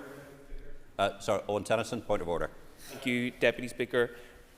Mr. Speaker, during the Education Minister's answers to questions, he repeatedly referred to a £1 million limit for capital maintenance. That conflicts with the information on his own department's website. Would it not be in order for the Minister to either account for the inaccuracy on the website or to clarify his own remarks here on the floor of the Assembly? Thank you, Mr. Tennyson. Your remarks have been noted and noted in the record, but I think the Minister, and I do believe that the Minister said on several occasions that the website was indeed wrong, but maybe it could be up to the Minister to further reflect on that and give other answers to that. Paula Bradshaw, point of order. Thank you, Deputy Speaker. Several times the Minister said that my party colleagues would need to apologise to the Principal and the school itself for begrudging getting this funding. I have sat through this whole session and not once have I heard any of our Alliance MLAs say anything like that. Will you reflect on the Hansard and come back and say whether or not the Minister is right to call for an apology where one is not given? Thank you. Ms Bradshaw, that has been duly noted, and we will indeed reflect on Hansard and do that. But, ladies and gentlemen, please take... well, I think Mr Carroll's in there first. Over you, Mr Carroll. Thank you, Deputy Speaker. Deputy Speaker, during that what you may call a question session, the Minister refused to answer a number of questions, including my own, about whether any DUP elected reps, former ones, would make up. Let me speak. Make up the new managing authority. Can the Speaker's office direct the Minister to answer all those unanswered questions today? Your point of order has been duly noted as in on the record, and it is in something for the Education Committee. Maybe they will reflect on. Colin. I specifically asked the Minister a question in relation to the decision on Lisneal. It was around how much of the 710,000 was allocated to address the safety issues on the pitch, and how much of it then, by extension, was for improvements to the pitch. When pupils in my constituency can't even sit down together to have a meal. The Minister is responsible for the Education Authority, and I asked a specific question. He didn't address my question at all. Okay, that's been noted and duly voted for the record. Yes, Mr Buckley. Deputy Speaker, I would ask that, in light of the number of points of order, that the Speaker's office would review the serious abuse of points of order during this session. Mr Buckley, thank you very much indeed for raising that point, and I have no doubt the Speaker's office will do so. Ladies and gentlemen, please take your ease while we hand over the top table for the next item. Thank you. Okay, members. The next item of business is a motion from the opposition on enhancing accountability and trust in the government. Clerk, please read the motion. That this Assembly acknowledges that the Executive has lasted for 1 year, but affirms that simply existing is not enough. Notes with regret the findings of the Life in the UK Report 2024 that Northern Ireland experiences the lowest levels of democratic well-being across the UK. Further notes that people's low level of trust in our institutions is compounded by repeated institutional collapse, the failure of the Executive to deliver on its promised legislative programme or improve public services. Calls on the First Minister and Deputy First Minister to initiate a programme to rebuild trust and accountability in our politics by each making a clear and specific commitment not to resign their respective offices during this mandate under any circumstances, and further calls on the First Minister and Deputy First Minister to write to the UK and Irish governments to commence a programme of reform, including an amendment to the Pledge of Office, so no party can veto the operation of government. Thank you. Point of order. Go ahead. Deputy Speaker, is it in order that the motion calls on the First and Deputy First Minister, and that there is no Minister in this chamber, and that what level of disrespect that shows to the opposition within this institution, the fact that no Minister is prepared to come and answer when they're directly referred to? And is there a way that the Speaker's office could look at opposition days in other legislators as to whether or not ministers bother to turn up and hear what the opposition is saying to them? Thank the member for his point of order. Those comments are going to be referred to the Speaker's office, and I also suggest, as opposition, as Chief Whip, you could perhaps raise it at the Business Committee as well. Okay, all good? Okay, thank you. So without further ado, I'm going to call on Matthew O'Toole to move the motion.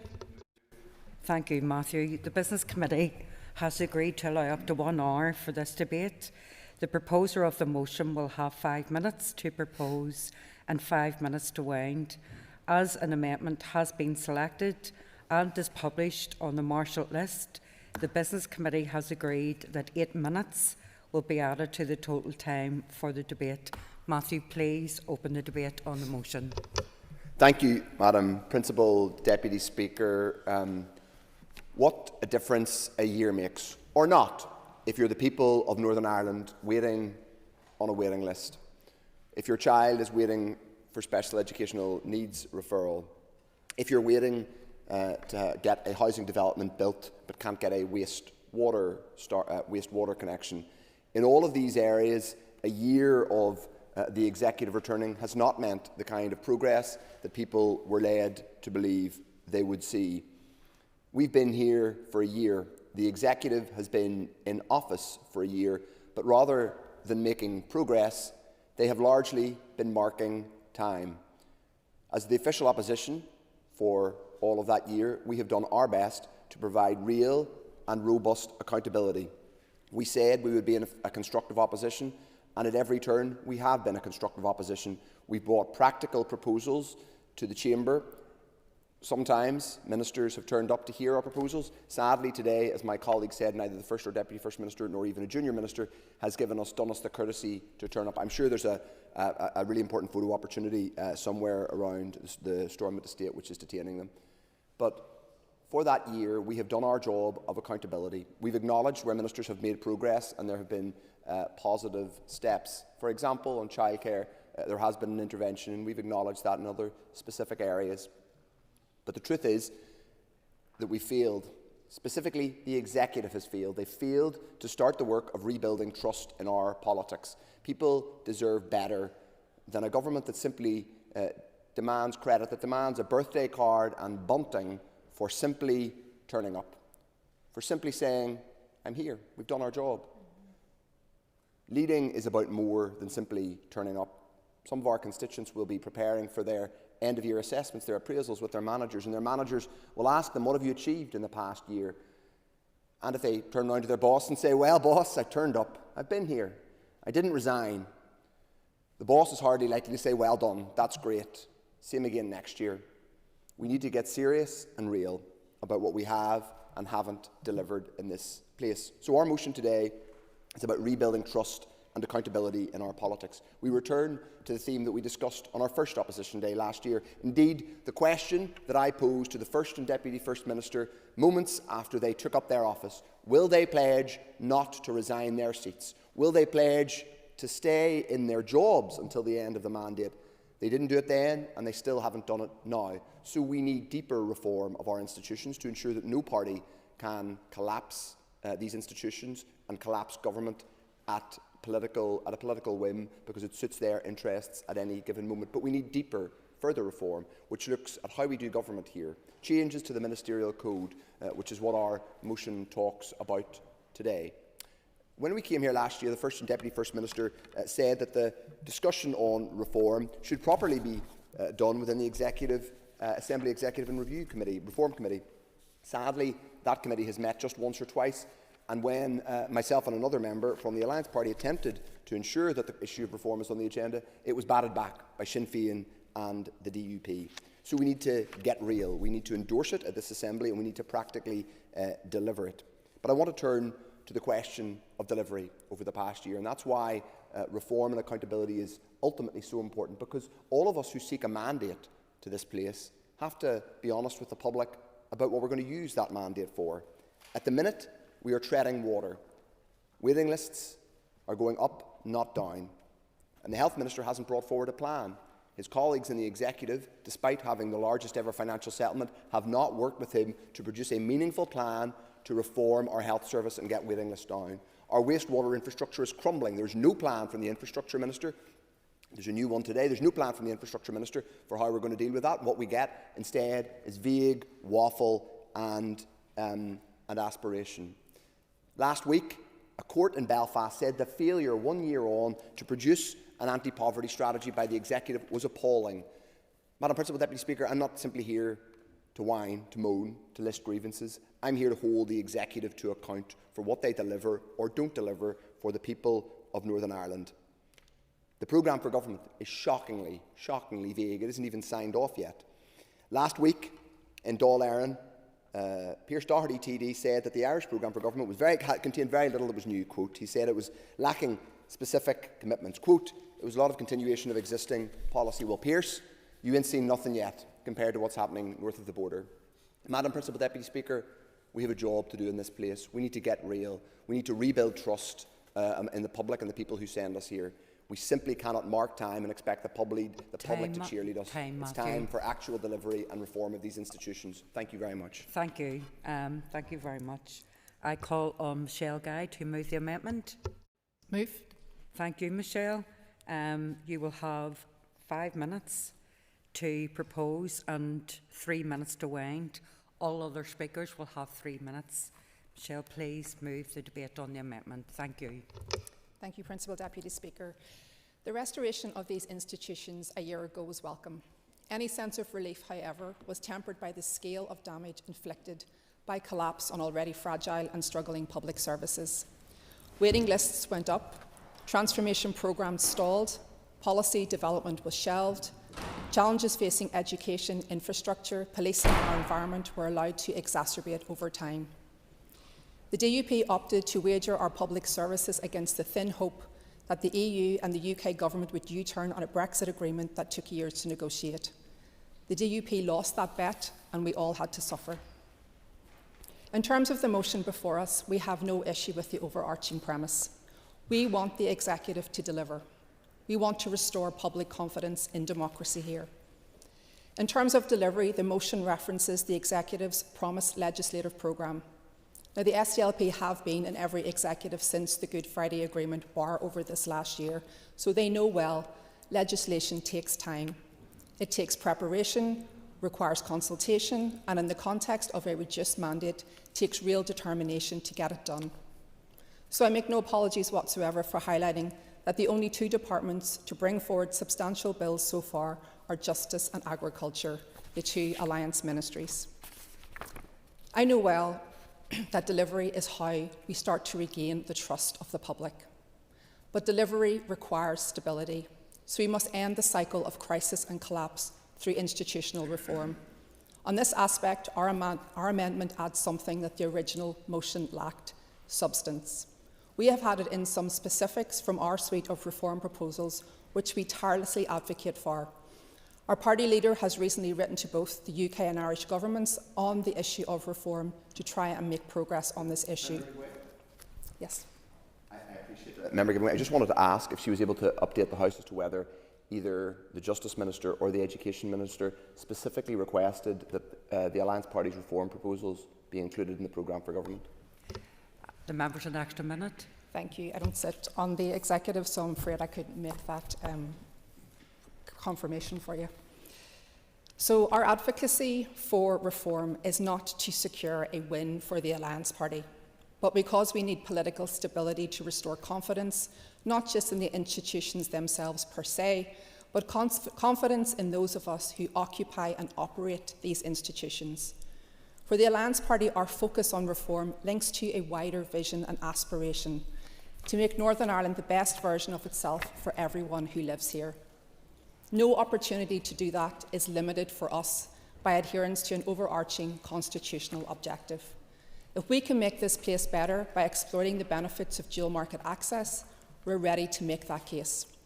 If we can get a grip of our health service by committing to transformation or working across this island, then we're up for it. If we can make our institutions more sustainable and function more effectively through reform, then we are eager to get started. The reform proposals noted in our amendment are modest and remove vetoes that prevent us from having a government and vetoes that can be deployed when in government to frustrate the functioning of our democracy. Tomorrow, the Assembly Executive and Review Committee will make a 3rd attempt at agreeing priorities. Myself and the Leader of the Opposition have both signalled that we want institutional reform to be progressed through this committee. The First Minister has recently indicated Sinn Féin reps will endorse this work also, and I hope that we can get consensus from all parties. The real measure, however, of commitment to reform will be to see an output from the work of the AERC. Our public services cannot withstand another collapse, and we must show the public that we are capable of coming together to do this work now, in a moment of stability and not as the outworking of another crisis negotiation. It would be a significant moment, demonstrating actual political maturity and commitment to governing this place if we can produce agreed reform proposals. A first step would be to agree our amendment that proposes actual mechanisms for reform rather than just sentiment. Alliance is up for the work of reform, and I guess we'll see who else is also. Thank you. I call Emma Sheeran.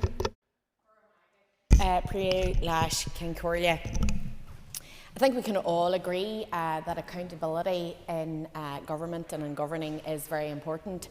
It's important in all aspects of life, and as somebody who's now on her maybe fourth reset of her New Year, New Me plan, I can attest to the fact that what gets measured gets done. So although this speech isn't sponsored by MyFitnessPal, I can assure you that I understand the premise of what those proposers of the motion are trying to say. And I think it's important that we acknowledge that governing in the North is not without its challenges, but I would like to take this opportunity to reflect on the positive work that has happened over the course of the past year, and how well we have all worked collectively together, and how important it is that the commitments set out by all executive departments, all executive parties are addressed, and that priorities are fulfilled. I think we have to look at the work that's been done on childcare and ending violence against women and girls, on the reform of Invest NI, and the regional imbalance piece that our departing Minister, Conor Murphy, has done so much important work on. The fair investment in public services and the increased revenue there, and I think all of that is to be celebrated, and there's much more work to do. And I would remind members that the correct forum for conversations about reform is the ERC Committee, whose specific remit is that discussion. Gormila Magav. Thank you. I call Harry Harvey. Thank you, Madam Speaker. The past 12 months has shown a willingness on the part of parties within the Executive to work collaboratively for the betterment of citizens the length and breadth of Northern Ireland. People want to see this House and those who sit on these benches delivering for them on the issues that impact their daily lives. One feature of the past 12 months has been a depressingly bleak narrative coming from the party of opposition. Accountability and scrutiny are vitally important. The presence of an opposition in this House is welcomed on that basis. However, it is important that constructive politics is a feature across all parties in this chamber, be they parties of government or opposition. On that basis, I would wish to firstly acknowledge the hard work done over the past year by the Executive as a whole and individual ministers on a range of issues of importance to my constituents. Resolution of a wave of industrial disputes and pay settlements across the public sector have benefited many financially. The delivery undertaken by Minister Given on childcare costs has eased the burden on some 15,000 families and working parents.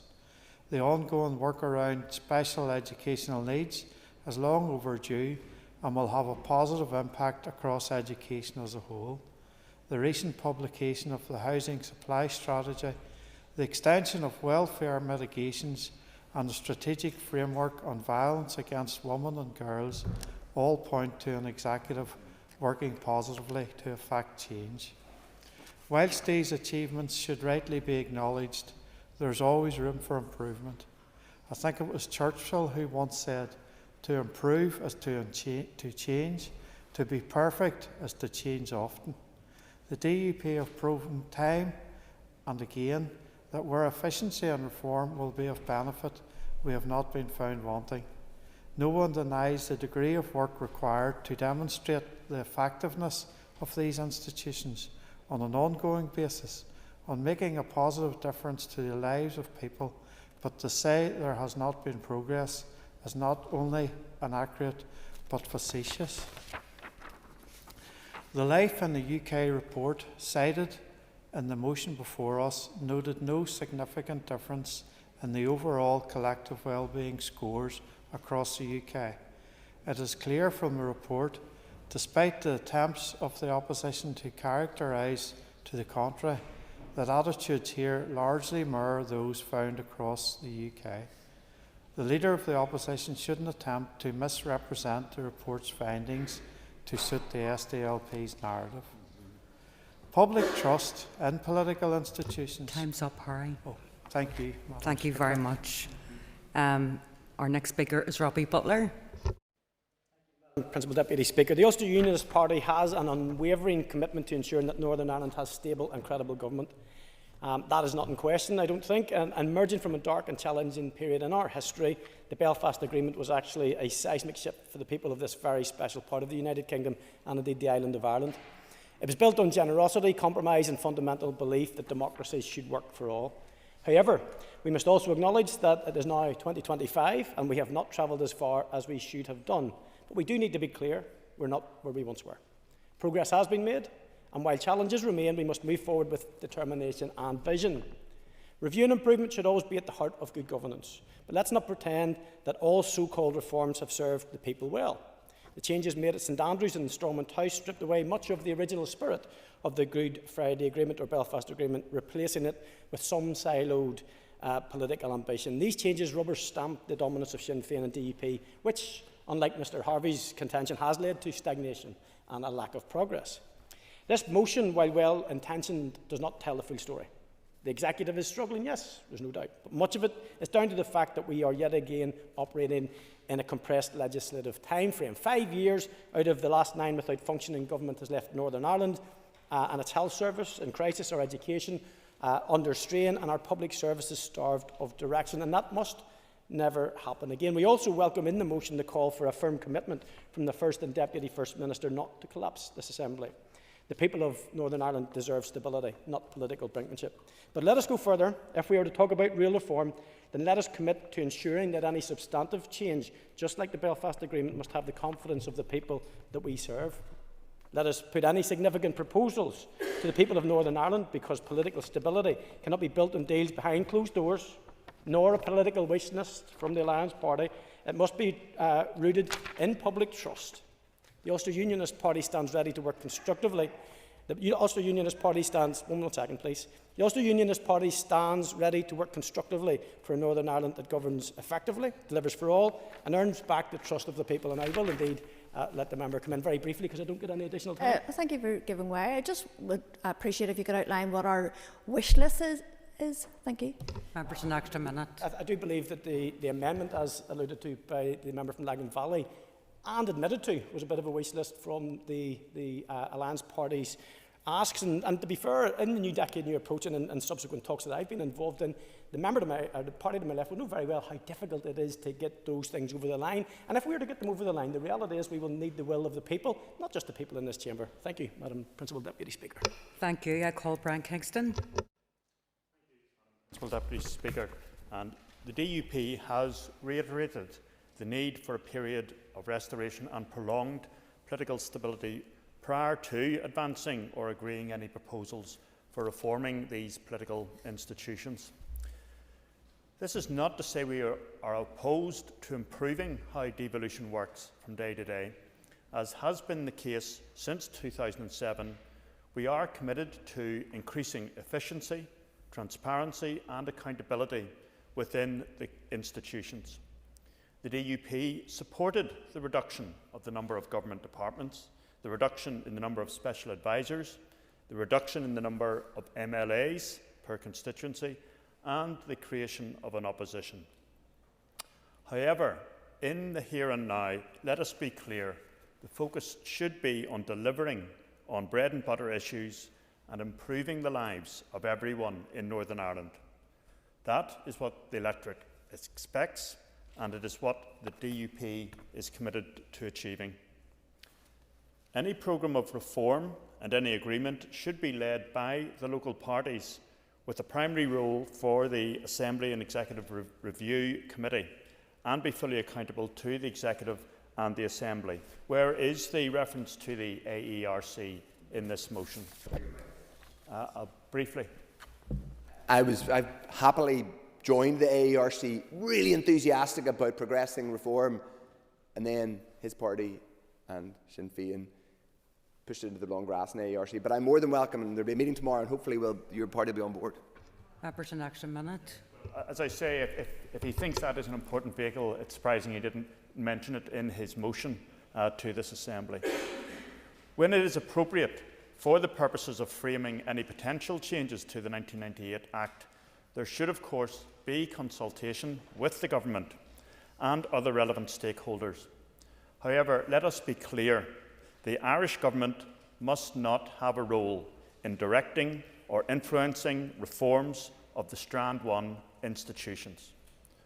Nor should it be afforded a say in the governance of Northern Ireland as a result of any such changes. That would be a direct violation of previous agreements. Any review should not be bit part, that is, focused only on Strand 2 or discrete elements of the operation of Strand 1, in this case around ministerial appointments that suit individual parties. In what executive branch throughout the world would political leaders be expected to give a cast-iron commitment that they would never have personal or political cause to consider their position in government in the future? That is entirely impractical. The Alliance Party's grand plan for reform is simply to exclude and reduce representation from one tradition in circumstances where even the most significant concerns are raised by one of the two main traditions. I will again briefly. Thank you. I thank the member for giving way. But we want to see a situation where there is stability here and a party can't block. We don't want to exclude anybody. We want this assembly to work. But if you aren't prepared to work, well then we would like just get on with the job.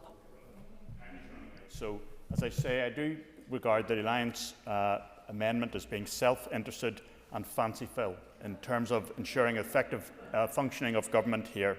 So in closing, I say again that our focus at this time should be on delivering on bread and butter issues and improving the lives of everyone in Northern Ireland. That is what the electorate expects, and it is what the DUP is committed to achieving. Thank you. Thank you. I call Timothy Gaston. Madam Principal Deputy Speaker, I couldn't agree more with some aspects of the motion before us today.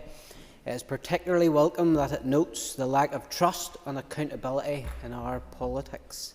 Last week, this House debated a motion which lambasted the report produced into the Michael McMonagle scandal. Without a vote, it was passed. We all agreed that the conclusions drawn in what was supposedly a robust probe into the abuse of public money in this building simply was not credible. What now? Will there be a fresh report? Will the First Minister, whose party provided the only voice to say the report was sound, return to this House and correct the record? If Ms O'Neill believes we should accept the report, she accepts that on the 7th of October she misled this House, something which should be a resigning matter.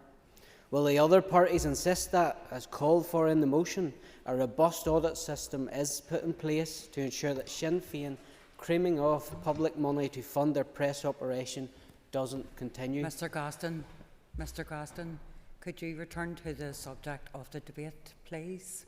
Thank you, Principal Deputy Thank Speaker. Or will they put the process before trust and accountability? Moving outside of this chamber, we have seen efforts to ensure trust and accountability were paramount in our committees. Sadly, that's not the case. We saw a junior minister shielded by a committee chair. Ms Bradshaw even asked if she had seen a paedophile enter this building. Take your seat. Thank you. So I'm asking you again to return to the substance of the motion, and if you persist in not doing so, I'll ask you to take your seat. You won't be called to speak. Principal Deputy Speaker, this is all about trust and accountability, and I'm given instances, examples of where trust and accountability has been trashed in this place. It's been trashed inside this chamber, it's been trashed in the TEO committee, which you're a member of, and I think take your seat. This opportunity should be allowed to progress my concerns. Take your seat. Thank you. I've persistently asked you to return to the subject of motion, which the official opposition had the ability to put down. It's their motion. Don't disrespect their motion, and don't disrespect me either. So I'm not going to call you to speak, okay? Members, take your ease until question time. Order, members, order. Just before we have the Minister, or the questions to the Minister, I want to advise members of received correspondence from Liz Kimmins advising her of her resignation as Chair of the Health Committee with immediate effect. I further advise the Assembly that the nominating officer for Sinn Féin has nominated John O'Dowd to hold the office of Minister of Finance, Dr Kiva Archibald to the office of the Minister for the Economy, and Liz Kimmins to the office of Minister for Infrastructure. Mr O'Dowd, Dr Archibald and Ms Kimmins have accepted their nominations and affirmed the pledge of office in my presence and that of the Clerk to the Assembly this afternoon, and I wish them every success in their new roles. We now move to questions to the Executive Office, and I call Sean Mulholland. First Minister. Thank you, Mr Speaker, and I thank the member for a question. Communities in Transition is part of the Executive's programme on paramilitarism and organised crime, and since 2019 it has delivered over £26 million worth of support across 8 areas where there's been a significant history of activity and coercive control. The CIT areas were identified by independent research commissioned by the Tackling Paramilitarism Programme Board and completed in 2017. Researchers identified areas that were at a particular risk from ongoing paramilitary activity by analysing a range of data sources, including the media, data sets, academic literature, research report and stakeholder meetings. Areas were scored against a number of indicators of paramilitary activity, including verified and claimed incidents of paramilitary intimidation and paramilitary assaults and shootings. Ms Mulholland. Thank you very much, Mr Speaker, and thank you, Deputy First Minister, for your answer. So, given that we are 27 years on past the agreement, when will it be envisioned that we complete this kind of journey of transition, and so that some of those funds can be diverted into things like neighbourhood health projects or tackling rural equality, rural isolation, things like in my constituency, places like Armoy, that whilst they don't qualify, I think we're getting for into a statement. We've got the question, so I'll Deputy First Minister to respond. Thank you. I thank the member for a supplementary question. Indeed, look, let's be very, very clear. There is absolutely no place for paramilitarism in 2025, and indeed, in my view, there was never any place for paramilitarism or paramilitary activity. Of course, in terms of the criminal aspects of that, the PSNI take the lead on that and must do everything in their power to ensure that those who are involved or continue to be involved in such behaviour are brought to justice. In terms of the community aspects of that, yes, there are many, many programmes right throughout government within many of the departments that deal with the very issues that the member rightly highlights. Of course, I think all ministers would want to do more of that. But this programme particularly looks at those that may be vulnerable to being dragged into this type of behaviour. And this is very much a programme that focuses on prevention and focuses on community resilience, particularly working with young people at risk to ensure that they do not end up going down this type of pathway. And that does include mental health programmes, training programmes, different types of community-based programmes, all based on that best practice. Can I begin by, first of all, offering my apologies for, I understand that I was called for a question last week. It was my understanding that the question had been withdrawn, so apologies, I'm not sure where the confusion was there, but I wasn't here due to a family emergency. So can I first of all thank the Deputy First Minister for her answer, and just want to put on the record that the really valuable contribution that Communities in Transition programme offers in building communities free from paramilitary and coercive control. Do you agree with me that building resilient and empowered communities with true co-design at grassroots level is the key to building blocks in tackling paramilitarism and organised crime within our communities? Thank you. I thank the member for her question. Absolutely. You know, really over the course of the last 20-odd years I've worked within politics, I've seen a big change when it comes to this type of policy development and indeed even project and initiative development, much more towards that collaborative design, co-production approach. And I think actually these projects are much the stronger and much the better for that. We know that those who are on the ground very often are in the best position to both identify what the problems are and the barriers to success, but also to work to find those types of initiatives and interventions that will work best in the local areas that they serve and live in. So absolutely, I believe that that co-design process should be mainstreamed within all programmes, but it has particularly helped and supported the development of the projects under the CIT. Matthew Till. Minister, 6 months ago nearly we gathered here to talk about the race riots in Belfast. Can you confirm whether your department has investigated whether any recipients, past or present, of community and transition funding have had any involvement in the activities, the ongoing activities around race violence in Belfast and other towns and cities? Minister. Thank you, Mr. Speaker, and I thank the member for his question. Certainly, if they have been, it has not been drawn to my attention. As you know, that the department has been looking at all of those issues that give rise to and impacted around the race disorder and violence last summer. We are absolutely determined that we do not see a repeat of that, and that means working within communities to identify what went wrong, what are the attitudes, where are they coming from, and how they can be tackled.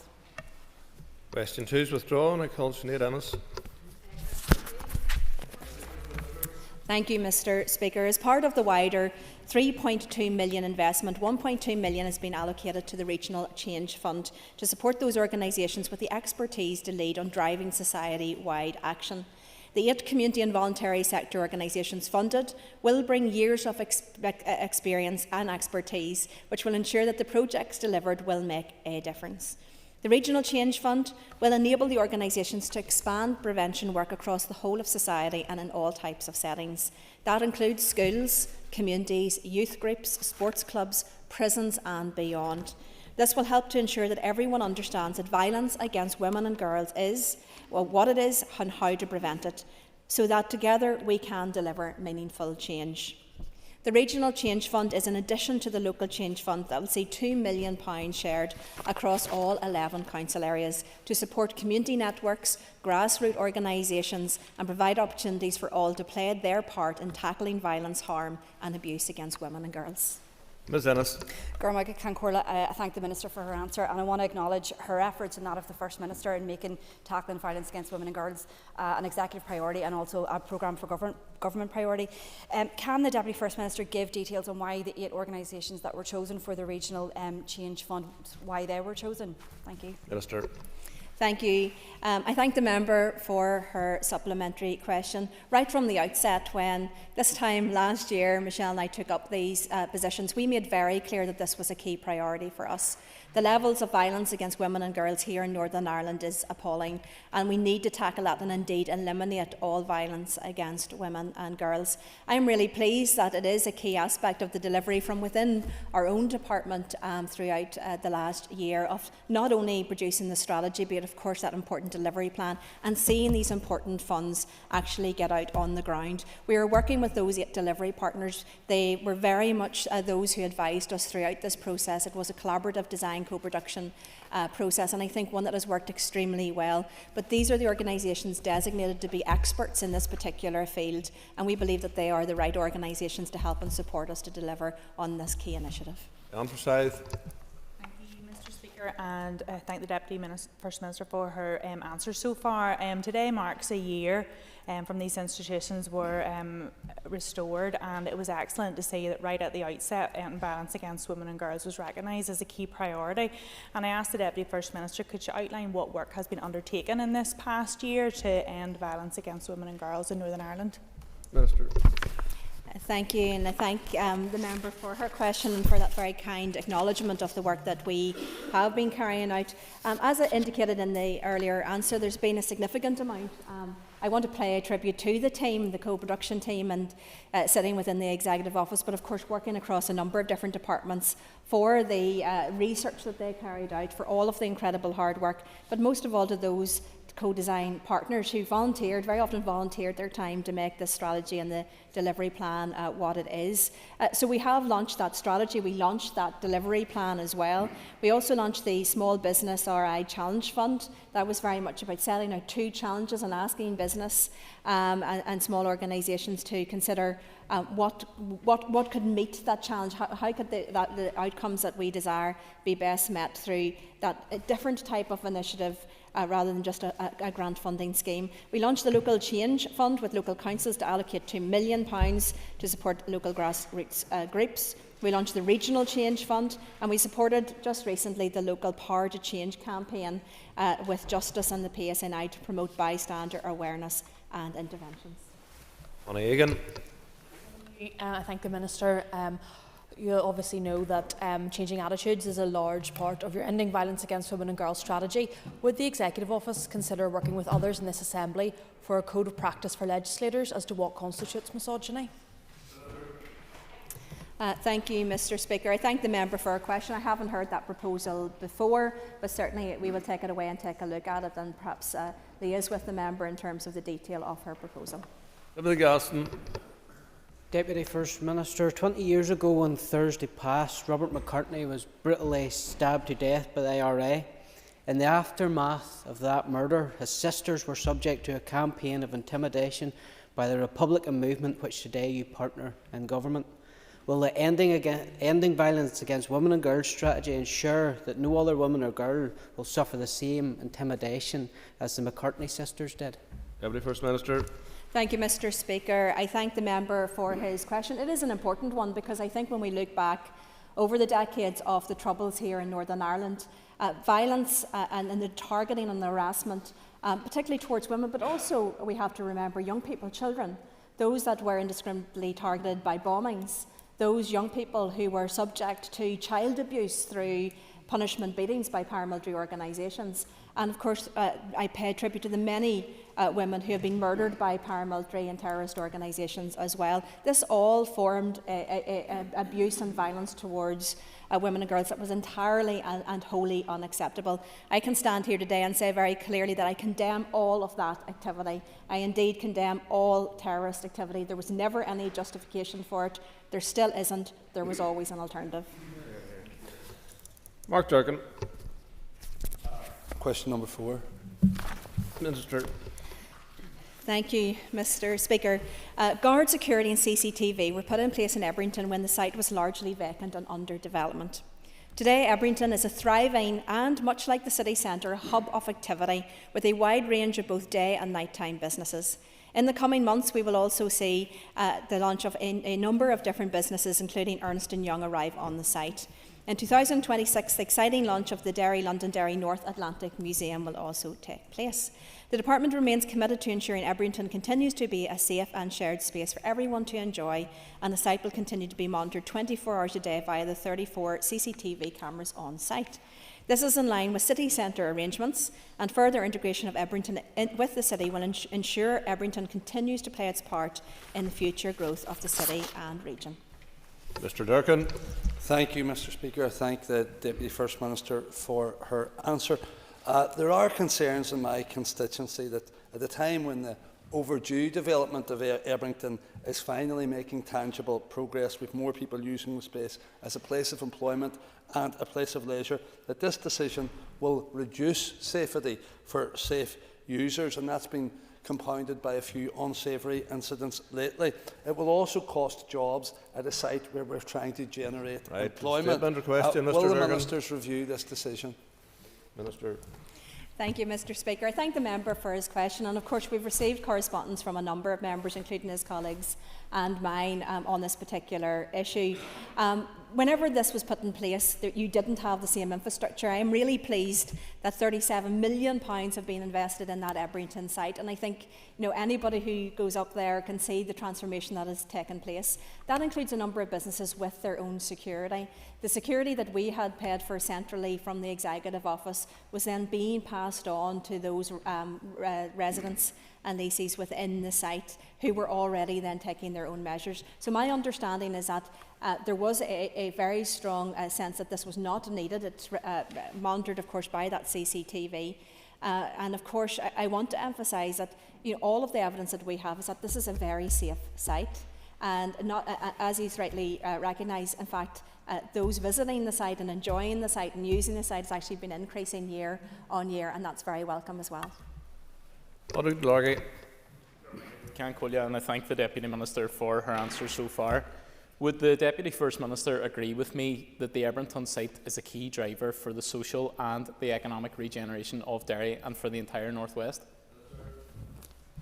Thank you, Mr Speaker. Look, absolutely. We made clear again from the outset and over the course of the last year how important it is that in the entire of Northern Ireland is a place that can thrive, and that just doesn't mean the Greater Belfast area. We want that, and we will ensure that that means every part of Northern Ireland, right from Fermanagh to the northwest and throughout.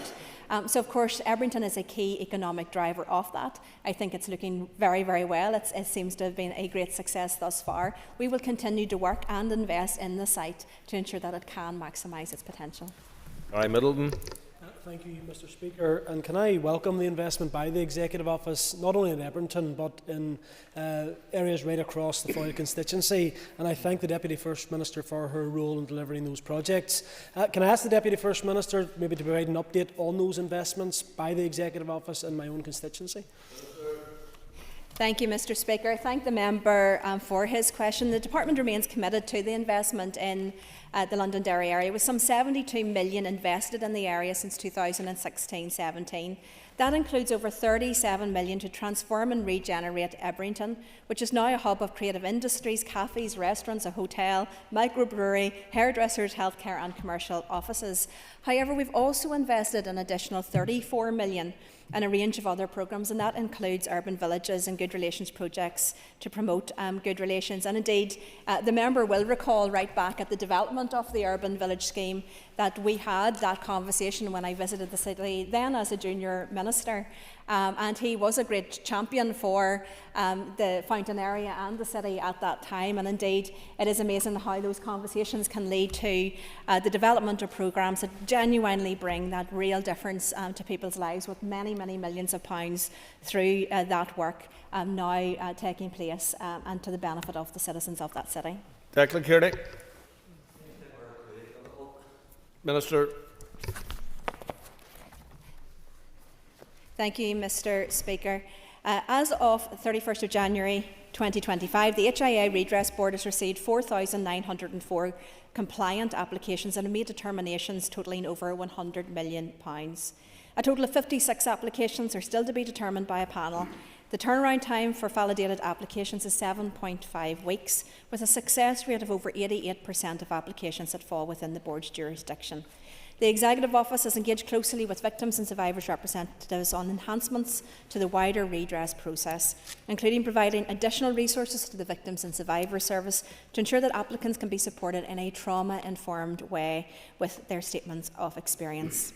As the final date for applications, the 2nd of April 2025, is fast approaching, we would encourage all victims and survivors who have not yet applied to contact the Commissioner for Survivors of Institutional Childhood Abuse as soon as possible for information and advice.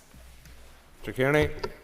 And I thank the Deputy First Minister for her answer. I noticed recently, Minister, that you and the First Minister met with a number of groups which for years have been working with those in need.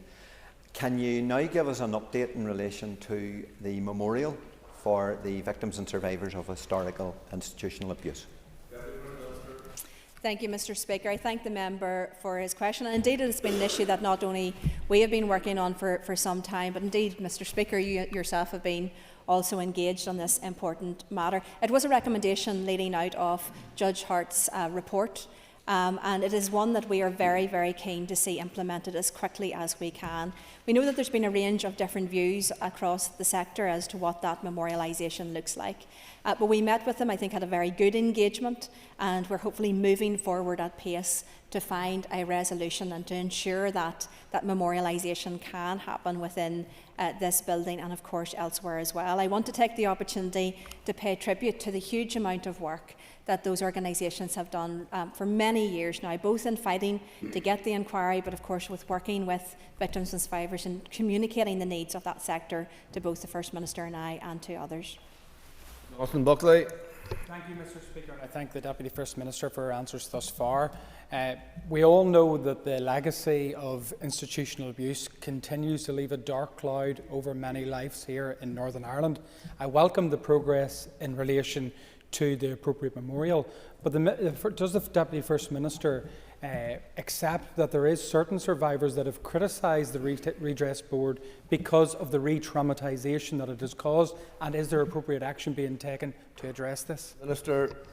Thank you, Mr. Speaker, and I thank the member for that question. The Executive Office deals with many areas that are incredibly sensitive, and we have adopted what is often referred to as a trauma-informed response and approach to these issues.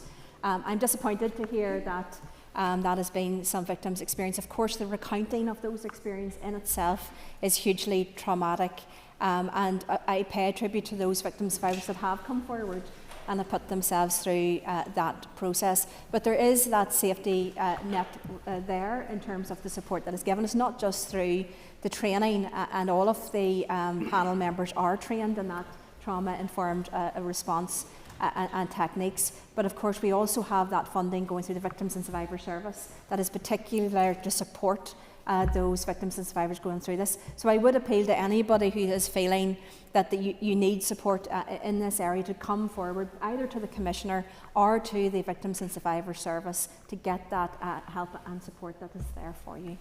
Roger. And thank you, Deputy First Minister. You mentioned the work of the campaigners in terms of the historical institutional abuse, and you'll know that they very much are concerned that there are a lot of people who will not be able to submit an application for redress. Given that some of the years that the Redress Board have been up and running was the pandemic, when people weren't travelling or communicating, have you given any thought to extending the deadline so that you ensure that all people receive the justice that they deserve? Thank you. Minister.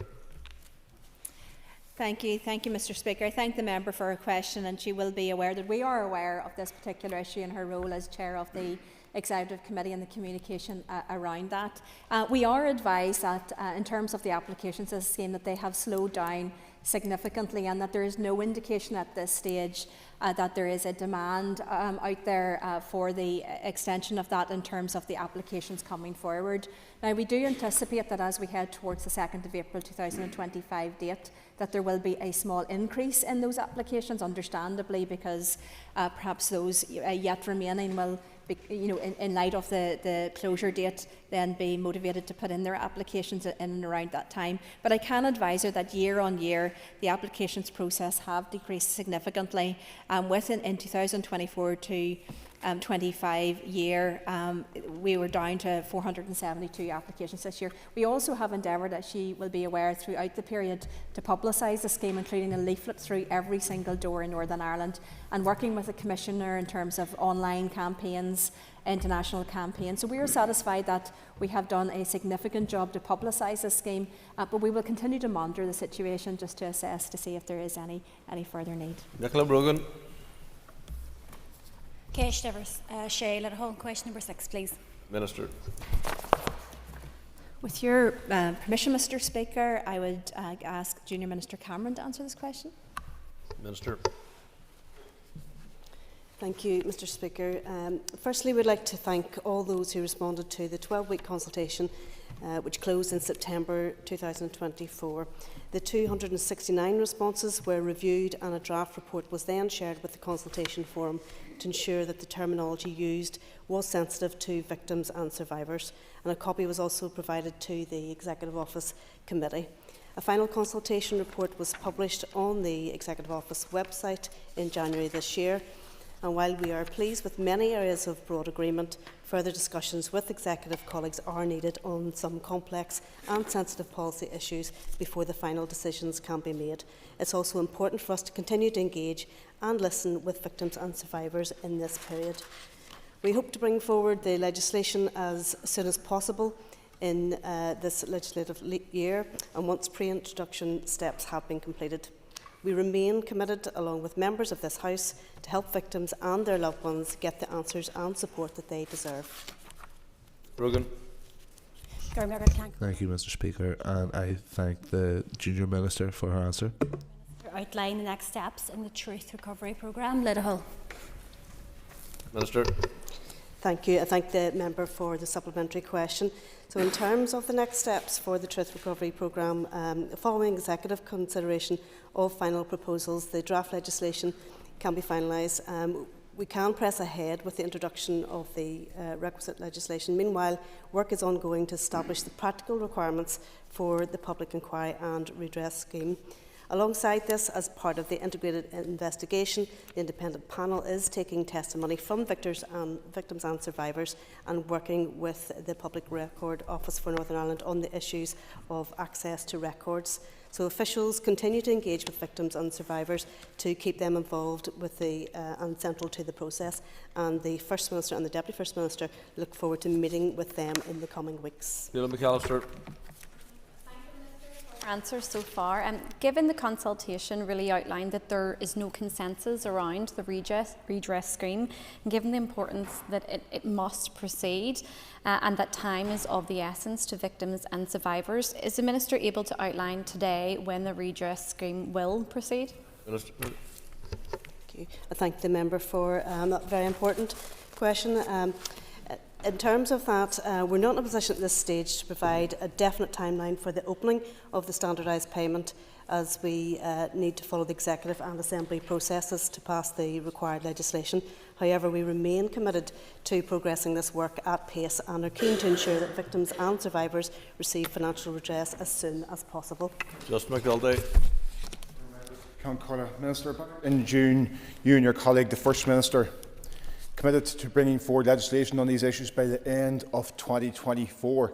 Do you regret missing this deadline, and what are the implications for people impacted because of you missing the deadline? Thank you, Mr. Speaker, and thank the member for the question. There are some finalisations happening in terms of this, and we do appreciate even that in terms of the independent panel, some victims and survivors may not choose to come forward to the independent panel, but we must respect that, and it's an important part of the agreed process. There's a clear value and expertise in that non-statutory independent panel that can provide. Obviously, the focus of the independent panel is on gathering the oral testimony and the archival records to examine the evidence and develop the conclusions on what happened. In terms of the testimony, the panel announced recently that the closing date to register and provide oral testimony is Thursday, the 1st of May. To date, over 100 people have shared their testimony with the panel, and would encourage anyone who has knowledge or experience of the relevant institutions to come forward. In terms of extension, the 6-month extension, we've agreed the panel's request for the 6-month extension to its tenure, and recognise that the importance of ensuring as many people as possible can engage in the first stage of the integrated education investigation. Cara Hunter. Number 7, please. Minister. Thank you, Mr. Speaker. The programme of government will represent the shared vision of the Executive. It is important, therefore, that all members of the Executive are given the opportunity to consider and agree any new commitments to be included in the PFG before they are announced to the Assembly. That said, the draft programme for government sets out a number of commitments aimed at reducing poverty for people of all ages, including children and young people. The commitments within the programme of government include key areas such as health, housing and growing the economy, all of which will help reduce poverty. These include additional support for families struggling with the cost of childcare, support for people affected by fuel poverty, investment in new homes, and improved support for people wanting to build skills and work in better jobs. What's more, the Department of Communities are in the process of developing the anti-poverty strategy, which will minimise the risk and impact of poverty and to help all in our communities, including children and young people. Thank you, Mr. Speaker, and thank you, Deputy First Minister. We're a year in to the Executive now, and last week the High Court in Belfast said the Executive's lack of an anti-poverty strategy was appalling. Thousands of children across Northern Ireland today are using food banks. Deputy First Minister, are you ashamed it hasn't been brought forward yet, and when do you believe that it will be brought forward?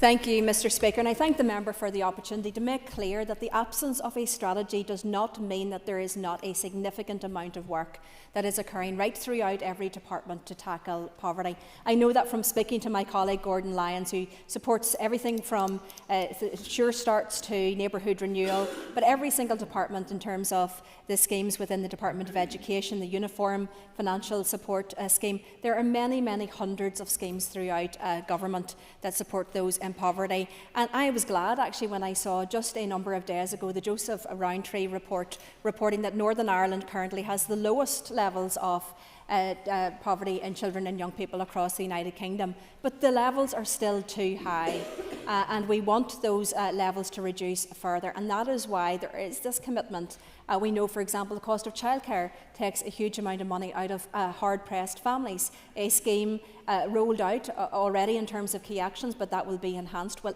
support and improve that. We know the lack of affordable housing and social housing is a significant impact in relation to the outcomes of those on lower income brackets and their families. So all of these issues will be designed to support people, but I can assure the member that we are doing everything in our power across a wide range of actions. A strategy will support that, but a strategy is not the first step. Those actions are happening right now. Moving on to topicals, call Matthew O'Toole. Thank you, Mr. Speaker. Minister, it's a one-year anniversary. I presume I won't have an anniversary card for my 1 year as Leader of the Opposition in the post.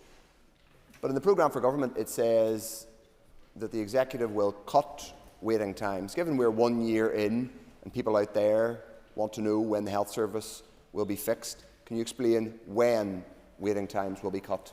Deputy First Minister.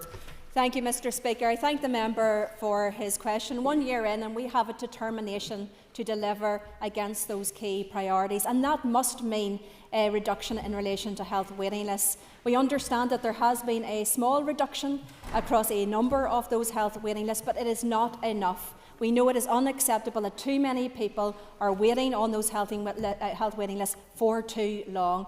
This is a key priority in the draft programme for government for a reason, because we know that this is an issue that matters to people. This is an issue that we have a determination to work with the Health Minister to reduce, and indeed over the course of the next year and the next number of years, that is what we will be focusing on. First Minister, is there's no clear plan or target for cutting waiting times, and the reason that is important is, like a whole range of other things, whether it's the absence of an anti-poverty strategy, whether it's the failure to produce any form of serious intervention on wastewater, it appears to the public out there in Northern Ireland that you and your colleague the First Minister are marking time, doing photo opportunities in lieu of taking decisions to improve their lives. So please, Deputy First Minister, can you tell people, just for one out there, when specifically will waiting times fall? Minister. Mr. Speaker, as outlined, waiting lists have already begun to fall across a number of areas, but more must be done. It must be done more quickly, and we will be doing everything that we can to support the Minister of Health. He is bringing forward further plans and proposals. Some of those are being discussed currently in terms of what they can do. We are currently discussing these issues, of course, with the Finance Minister and across the Executive in terms of not only the resources that is required, but how best to achieve deliverables on that. That is why we are establishing a delivery unit. That is why we are looking not just across the United Kingdom, but indeed internationally for the mechanisms that will support getting delivery against this important issue. We know it matters to people. We are determined to deliver on it, and absolutely that means identifying what the problem is, identifying the right solutions and supporting it financially, and that's the work that we've been getting on with. Ms. Sheeran. Agus Gormagat Lishan Prilash Kiraira Fania Fragrashan. Deputy First Minister, could you provide an explanation for the delay in introducing a new funding model for North-South bodies, including Forest na Gaeilge and the Ulster Scots Agency? Forest na Gaeilge have obviously just last week had to announce a reduction in funding for local organisations that do amazing work in their communities, despite increasing pressure in recent years. Thank you, Mr. Speaker. I don't know the details specifically of what she's talking about, but I understand that she may be referring to a proposal from the Minister of Finance in relation to alternative funding mechanisms for North-South bodies. I can assure the member that these things have all been previously discussed and agreed. There is a careful balance in all of these things, and the balance around the contribution north and south to these bodies is to ensure that the work that happens within those bodies is also balanced in terms of the north-south aspects of those. I understand that the Finance Minister perhaps is proposing to break that, and indeed to facilitate the South to increase their contribution without that being linked to Northern Ireland's contribution. That is not something that I am in agreement with, so therefore it is not blocked. There's simply not agreement with that proposal at this stage, but we'll continue to engage with her if indeed that is what the member is referring to. But of course it is important to remember in this place there will be some things that we don't agree with, and of course the Executive is all about trying to find a consensus and a consensus way through, and we will endeavour to do that because I believe thus far we have been able to do that. Ms. Sheeran. Will the Deputy First Minister commit to bringing a proposal for the new funding model to the next executive meeting, which could bring vital funding to both the Ulster Scots Agency and Forres na Gaeilge? Thank you, Mr. Speaker. I can only speak for myself, but to be absolutely clear, if I wasn't in the initial answer, if the only alternative funding model that is on the table is one that breaks the balance between the contributions between the Republic of Ireland Government and the Northern Ireland Government and North-South bodies, then that is not something that I am in agreement with. I am in agreement with that being balanced across the two jurisdictions. That gives both jurisdictions that a balanced say in terms of both the activities and the funding model. That has been the agreed model thus far, and I see no reason to change this at this stage, and indeed I see challenges in changing that. Because the member may not be aware, but a number of years ago, of course, there had to be a reduction from the contribution by the Irish Government because of budget constraints that they had faced at that time, and we had to work with them on that. I understand that that may be what she is referring to, but of course, if it is not, I am happy to follow up on her questions in writing after this. Colin Crawford. I thank the Deputy First Minister for answers thus far. Deputy First Minister, we're just over 1 week on now from the storm, which we all experienced and its damage and effects. Can I ask you for your assessment on how the Executive Office responded to the storm and the side effects that it caused? Minister. Thank you, Mr. Speaker. I thank the member for his question. Indeed, it has been an incredibly busy week, not least for those that have been out on the ground in all weathers, working hard to restore power, to get the water systems reconnected in terms of clearing trees and roads and obstructions. And I firstly want to pay tribute to all of those workers that have worked so tirelessly to do such a mammoth task. This was unprecedented. Some 100,000 more disconnections in terms of electricity than NIE networks had ever faced before. So there was a mammoth task. He will be aware that as soon as we heard and had advice around the incoming storm, we moved immediately to try to send a very clear message to the people of Northern Ireland to stay home and to stay safe. And indeed, we carried out 2 press conferences on Thursday to try to emphasise that. The Executive moved quickly in terms of the closure of schools, requiring schools to close. We sent a very clear message to civil service, public sector, to businesses to work from home if at all possible and avoid going out.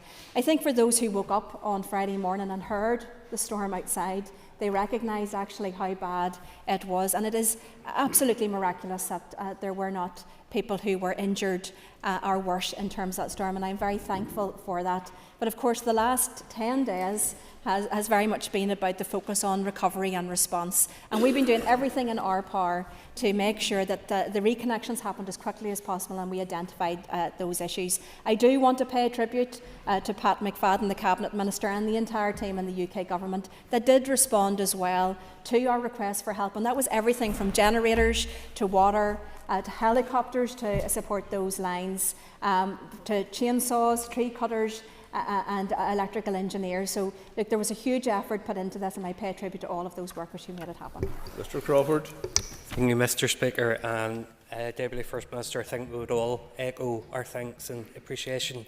Can I ask, has your department any plans to update emergency response plans for any other extreme weather events, like any other storms or flooding or severe snow in the future?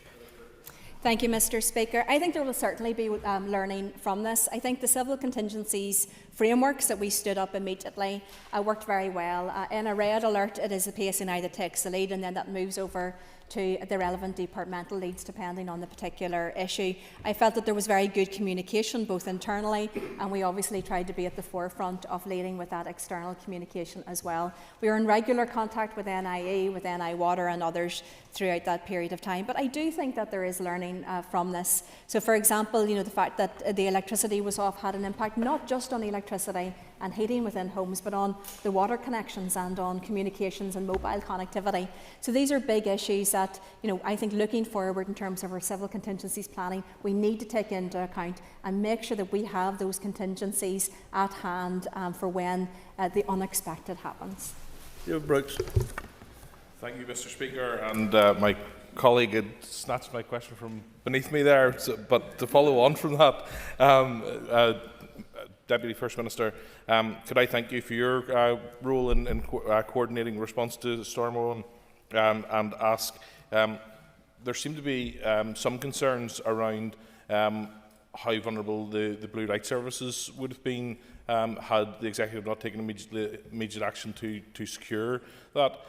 In light of that vulnerability, which would no doubt concern many citizens, is there any particular plans we have to ensure that in a similar situation in future that communications will always be maintained for those services?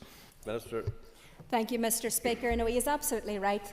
That communications between our blue light services, but also the communication between people in their homes without water, without electricity, to the likes of the ambulance service and to police, that is absolutely critical when you hit this type of a storm event or a crisis. So I think this is something that we need to urgently look at. We understand that a number of the mobile towers went down because of the lack of connectivity to electricity, but the communications issue is a big one. And should that mean that there is a backup of battery packs and generators in the relevant areas, but there has to be a number of contingencies, because it is absolutely critical that our police, ambulance, fire service, emergency services are able to communicate. But of course, that those vulnerable people in their homes that may need an ambulance or may need emergency care, that they are able to get through and get to speak to the right people at the right time in order to get them that help in a crisis. Mr. Brooks. Thank you, and you've rightly spoken about the support that we've received from across the UK during this particular incident. Will we be looking at best practice across the UK and elsewhere to see what we can do to implement here in terms of that? Thank you. As the member may be aware, we held an emergency executive meeting on Friday evening to get a good sense from across the departments as to what the impact may be. There were impacts, I think, on all of the departments in terms of either damage to buildings or an interruption of service due to the lack of electricity. That was a very useful engagement, and indeed the executive endorsed and committed to reaching out to the UK government for that additional support. That is on the basis of mutual aid. Those mechanisms are there under civil contingencies to try to ensure that each place can get what it needs when it needs it. And I have to say, we spoke to the Prime Minister on Saturday afternoon. We had and participated in what was called a Cobra M. So this is a UK level ministerial meeting chaired by the Chancellor of the Duchy of Lancaster, Pat McFadden, who was absolutely, I had to say, I put on tribute again, he was excellent in terms of his responsiveness to what we asked for. He was very responsive in terms of that coordination across UK government ministers in terms of getting us that aid as well. In terms of the electricity companies, an awful lot of that is done through other commercial companies, but there's no doubt that the political will, both I think from here, but particularly from a UK-wide level, really helped to get those electrical engineers, those additional people. You know, they were on the ferry on Saturday night, on their way to Northern Ireland to help and support, and we are hugely thankful to all of those people who came from Great Britain and beyond to help the people of Northern Ireland. Cheryl Brownlee. Thank you to the Deputy First Minister for her answer so far. So it's often been said that Northern Ireland is the most dangerous place for women in the whole of Europe. Can you confirm the accuracy of this statement? Thank you, Mr. Speaker. I thank the member for her important question. She will be aware that ending violence against women and girls is that priority issue for us. But we've met with a number of agencies with their own team, and actually with the PSNI very recently. I am pleased to say that that statistic is not accurate. It was based on some flawed data. Our levels are too high, but it is not the case that we are the most dangerous place in Northern Ireland for women and girls. And I hope that that gives the women and girls of Northern Ireland some assurance as well, because I know when I was speaking to people, this very much caused a huge amount of concern. And the question that was always asked to us was, why is that the case? Our levels are too high. We want to eliminate violence against women and girls, and we will continue to try to push those actions right across local government, central government, in schools, and also right across society to say, this is wrong, we need to stop it now. Ms. Brownlee. Okay, no women or girls at all should ever feel any fear here, obviously in Northern Ireland. But I just want to touch on those with additional needs or disabilities and just ask the Deputy First Minister, how is the Executive supporting them moving forward to ensure that they are also protected, heard and listened to within the document? Deputy First Minister. Thank you. I thank the member for her question. It's really important in terms of all of our consultations, and particularly as we move towards a co-production, co-design process, that we include the maximum number of people and groups of people to be part of that, because it's important that we feed in at that early policy development stage the needs of and the particular perspectives of groups, including those with the disabilities and those with particular needs. So that is something that is very much mainstreamed within the department, but likewise we need to ensure that that is also mainstreamed right throughout. So it's with our community organisations, it's with our local councils, it's with our funding schemes to make sure that this is a consideration, because it is a vital aspect of this. Because when we look at, should it be care homes with older people, should it be in different types of facilities or situations, that perhaps some of those people are the least able to speak out or to be heard when they are raising these concerns. So it's vitally important that there are supporting mechanisms there to ensure that they also are part of this campaign. Time has elapsed. Thank you, Deputy First Minister. We now move to questions to the Minister for Justice, and I call Linda Dillon. Question number 1. Members will be aware that on the 13th of January I committed to a bespoke review of the Jonathan Cresswell case. It's vital that we understand and learn from this case, both in terms of safeguarding victims and managing offenders. I'm keen that the review begins as swiftly as possible. To that end, my department has prepared draft terms of reference for the review. I've written to the Chief Constable, the Chief Executive of the Probation Board for Northern Ireland and the Chief Executive of the Western Health and Social Care Trust to share and invite comments on these terms of reference and to confirm their organisation's involvement in the review. The Prison Service is also committed to engaging in this exercise. I'm reflecting on the feedback received to date. In addition, my department has engaged with a prospective independent reviewer who I am confident will take forward the review in a sensitive and comprehensive way. I intend to write to the Justice Committee shortly to confirm the final terms of reference and to provide details of the reviewer. Ms Dillon. Thank the Minister for your answer. Minister, can you confirm that this review will go wider than just the justice bodies? I understand that if it's your review, but we know that there were failings right across the piece in terms of health as well. So can you confirm that that is the case, and also that there will be a north-south element to it? Well, with respect to my jurisdiction, obviously there's only so far that I can go in terms of the review. However, I'm clear it needs to be multi-agency in terms of how it will operate. The primary agencies I've already named, that is the PSNI, Northern Ireland Prison Service, Probation Board for Northern Ireland and the Western Health and Social Care Trust. However, other organisations represented, for example, on the Public Protection Arrangements Northern Ireland or on the Multi-Agency Risk Assessment Conference arrangements, which is aimed at supporting victims, may also be invited to participate in the review at the discretion of the reviewer. McAllister. I thank the Minister for her answers so far. Minister, the murder of Katie Simpson was an absolutely horrific event, but the investigation that followed and the failings before the death of Katie and the investigation afterwards are a blight on our society. It is important that none of it is repeated. However, not just the PSNI, but as the previous member referenced, there are many bodies involved. Does the Minister agree that compliance is essential from all of the agencies involved? Minister. I think compliance is not only essential, I think it is the very least that we can expect from the public bodies who were involved at any stage, either with Jonathan Cresswell or with Katie Simpson, or indeed with any of his previous alleged victims. I expect key agencies will want to engage positively and constructively with the review, and so welcome the feedback that my department has already received from agencies to date on their involvement in it. Durgan. Thank you, Mr. Speaker. I thank the Minister for her answers thus far and for her commitment to carry out a review of this horrific case and the horrendous handling of it. Would the Minister, I suppose, commit that the review should also engage with those most hurt by this case, be it relatives of the victim and those who suffered as well from the fallout of it? Minister.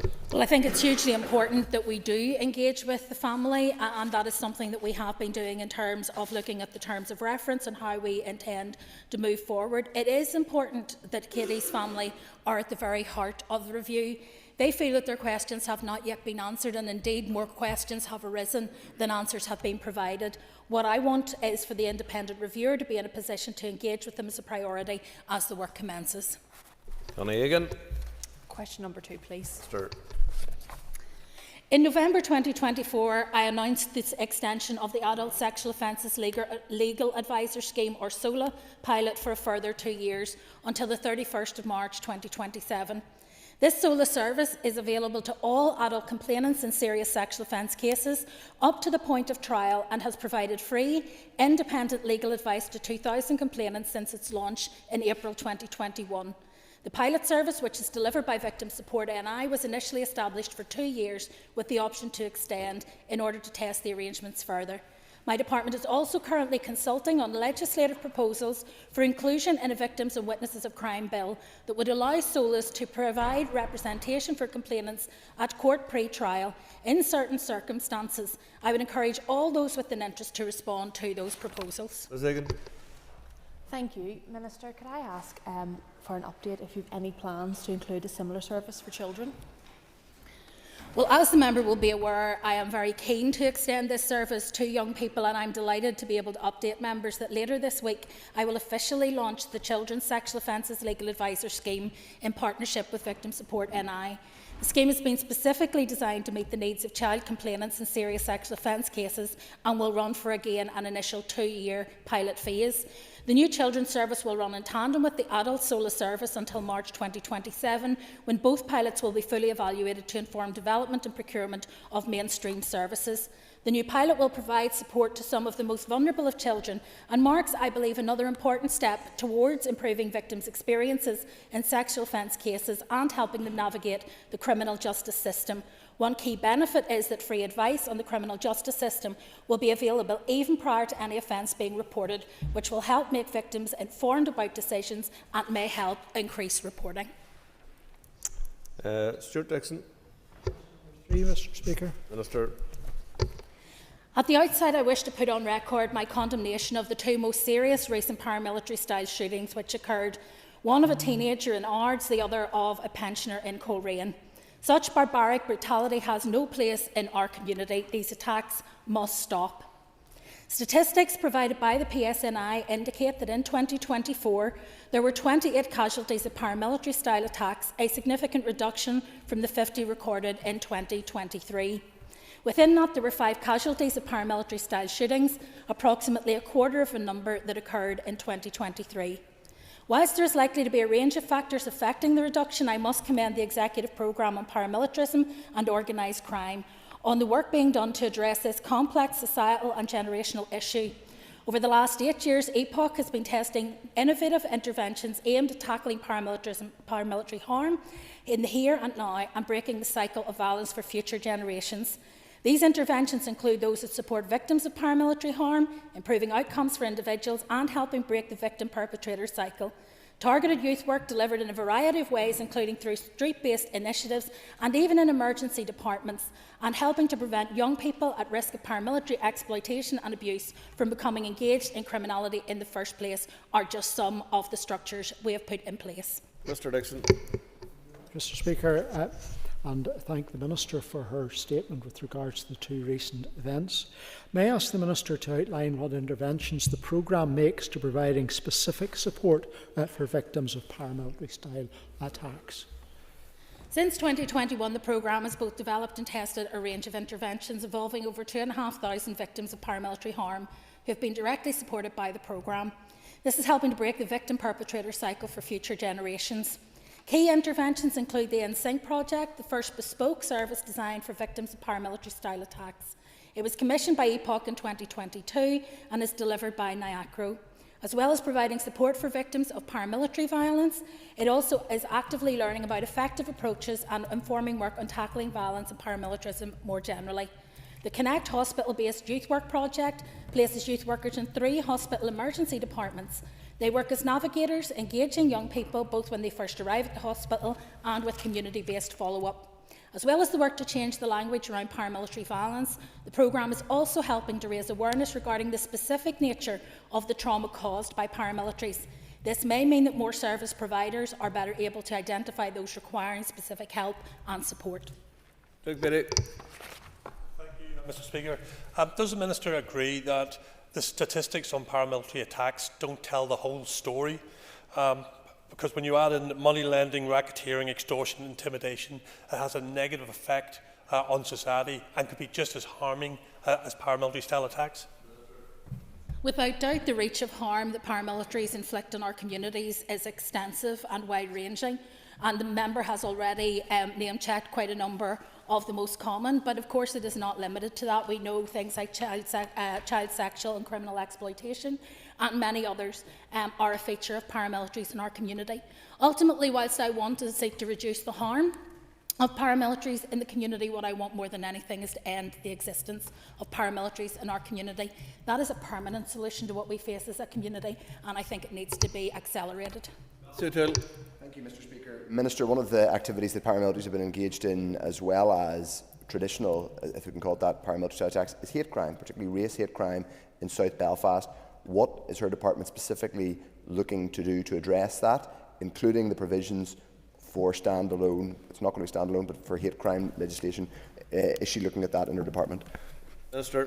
As the member knows, we're very aware that paramilitaries will fly under any banner if it means that they can justify their existence to a local community or pretend that they are protagonists acting on behalf of that community, rather than the truth of the matter, which is that they're feeding off the misery in those communities. The member is also aware that I intend to bring forward, first of all, the aggravator model that was recommended by Judge Marinan in his report on hate crime as part of the sentencing bill, which we hope to bring forward in the autumn of this year. And next year, then the following year, we hope to bring forward legislation on victims and witnesses of crime, which would see more protections for vulnerable victims and witnesses extended to victims of hate crime. However, there are things we can do in the meantime and are doing in the meantime, including bespoke support to members of ethnic minority and different racial groups within society, and also providing reassurance around the work that the department is doing more widely to try to combat these ills. Gary Carroll. Last week, the Communities Minister removed the intimidation points for people who are victims of paramilitary-style violence. Does your department have any concern about what impact this will have on people's safety and ability to live a life free from paramilitaries? Well, as I was very clear, whilst I welcome the fact that the paramilitaries, the extra points, have been changed to reflect the wider harms that happen in our society, for example, domestic violence and sexual abuse, which was very much a secondary consideration when it came to people being able to claim points for homelessness. I also recognised in my statement the importance of ensuring that people no longer are being driven from their homes by these organisations or individuals. We now need to focus, I think, as an executive on how we ensure people can remain in their homes safely, rather than allowing people to dictate where and when people can live at peace and get on with their lives. Nick Matheson. Speaker, question number 4. Minister. As Justice Minister, I'm acutely aware of the daily and cumulative impact of trauma, because the justice system is often the place of last resort for people and communities with trauma. Justice agencies like Youth Justice and Probation are leading the way in showing how to adopt trauma-informed approaches in specialist services. That includes rethinking how we make every point of contact with the service users an opportunity for support rather than potential re-traumatisation. This is essential if we want to stop the revolving door of hurt and futility that passes through generations affected by trauma. It also matters because trauma, and particularly complex trauma, is costly. Adverse childhood experiences alone cost Northern Ireland an estimated $1.3 billion annually. This is most acutely felt across justice, education, health and social care sectors. The Executive Programme for Paramilitarism and Organised Crime has led the way in championing a trauma-informed Northern Ireland, and for trauma to feature in the programme for government. This is not just about providing specialist services. We all need some understanding of trauma, how it affects our decision-making and perspectives, as well as our communities and public sector workforces. Mr Matheson. Thank you, Mr Speaker, and I thank the Minister for her answer. In a previous answer, the Minister had referenced the Executive Programme for Paramilitarism and Organised Crime. Can the Minister give any examples of the work this programme is doing around the impact of trauma and adverse childhood experiences on young people? Well, at the moment, EPOC is the sole funder of the Safeguarding Board for Northern Ireland's work on developing trauma-informed approaches across the system, and has been briefing all parties and the Justice Committee on what has been learned through the programme. This applies to paramilitary harm, but also goes much wider. On the 6th of February, we will also plug a significant gap in our knowledge when the EPOC programme launches its findings of a new groundbreaking research on the prevalence of trauma in the adult population in Northern Ireland. I'll be attending. All executive ministers have been invited. I'd encourage you all to attend the launch as well and/or read the report and its findings when they're available. Our challenge then will be to develop a comprehensive response that matches the scale of the needs identified. Colin Crawford. Speaker, and I thank the Minister for her answers thus far. Can the Minister outline how she is tackling this issue source in schools with collaboration with the Education Department? Thank you. Minister. Well, the executive-wide programme includes work that goes on in schools, and indeed there are many good initiatives within the school system in terms of tackling paramilitarism, but particularly looking at trauma-informed approaches. So I can think of two clear examples. One would be the approach we've taken around trauma-informed approaches around the Encompass programme, where we inform schools now if a child has been subject to a domestic abuse incident or has been in a household where a domestic incident has occurred overnight, so that that child will receive a more trauma-informed response when they arrive at school. And the second one, I think, is the work that's being done around child criminal and sexual exploitation, where the Health Minister, myself and the Education Minister jointly launched a strategy to deal with that issue, because we recognise that many of those vulnerabilities will present often in a healthcare setting or in a school setting, and it's important that people are fully understanding of the kind of red flags that they should watch for. Andrew McMurray. Thank you, Mr. Speaker. And question number 5. Minister. Work has progressed at pace since I announced the programme on the 2nd of December, and I've now published the programme delivery plan for consultation. The consultation will be critical in ensuring we are examining issues in the right order and properly take account of interconnectivities. But I've been clear we do not have the luxury of time if we're to deliver the system our citizens deserve, and I intend to make progress wherever possible while the consultation is ongoing. That includes steps to give effect to an uplift in fees for publicly funded advice and representation, the consultation on which also launched last week. I've prioritised this work to ensure the continued viability and stability of the system, but other actions will follow and follow quickly. I'm conscious each set of proposals within the plan will require detailed engagement and supporting legislation and administrative frameworks, so we cannot delay the realisation of the benefits if we're to seize the opportunity the reform programme presents to ensure a fairer, more accessible, proportionate, responsive and cost-effective system which places the citizen at its heart. Mr McMurray. Thank you, Mr. Speaker, and thank the Minister for the answers thus far. Can the Minister clarify whether the delay in publishing the delivery plan has delayed implementation of the fees uplift? Minister. I thank the member for the opportunity to clarify, and the answer is no, it hasn't. When I launched the programme in December, I noted my intention to progress a fees uplift as soon as possible and to consult on the proposed uplift in January with a view to implementing changes in May. There is a significant amount of work involved and the timetable is ambitious, but I've committed resources to ensure it can be achieved. With the publication of the fees consultation last week, we remain on track to deliver on that schedule. John Bunting. Mr. Speaker, given the Bar's decision to extend its strike, could I ask what engagement the Minister has had with the profession recently around the Burgess Review, and whilst I'm aware of the consultation, what more might be done to move all of this towards a resolution in weeks rather than months by the end of the consultation? And also, if I might, what does she consider to be the social value of legal aid? Well, I think to answer those in reverse, I think the social value of legal aid is that it provides access to justice for those who could not otherwise afford to access justice. I see it as part of the welfare system, and I see it as part of the security net that is provided for our citizens, and therefore it is important that we are able to ensure that it is directed to the most needy and vulnerable at the right point in time.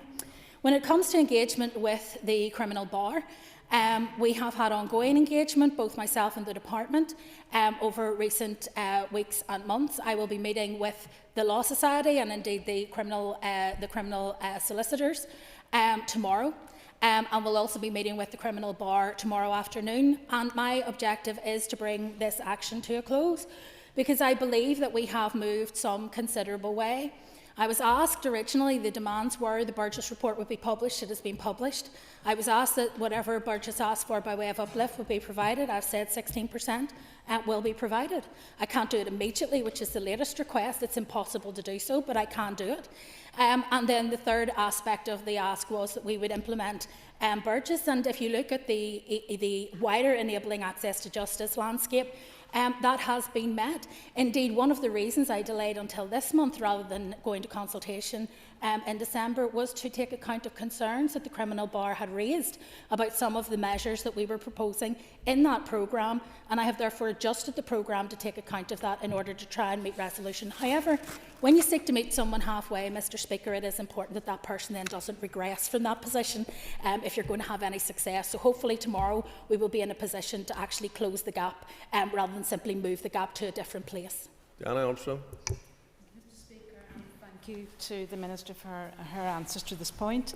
Minister, could I ask how you and your department are tackling continued fraud and error in the legal aid budget? There has been a significant reduction in fraud and error in the legal aid budget over recent years, and our accounts have made great progress over that time by bearing down on those elements of the legal aid system where there are errors, and the majority, by the way, it is error rather than fraud. But it is also important as part of the Enabling Access to Justice Enabling Access to Justice programme that I've just spoken about, that we bring all of those aspects of the legal aid system that are currently quite opaque, and we shine the light of transparency and accountability into those in a way that hasn't been able to happen previously.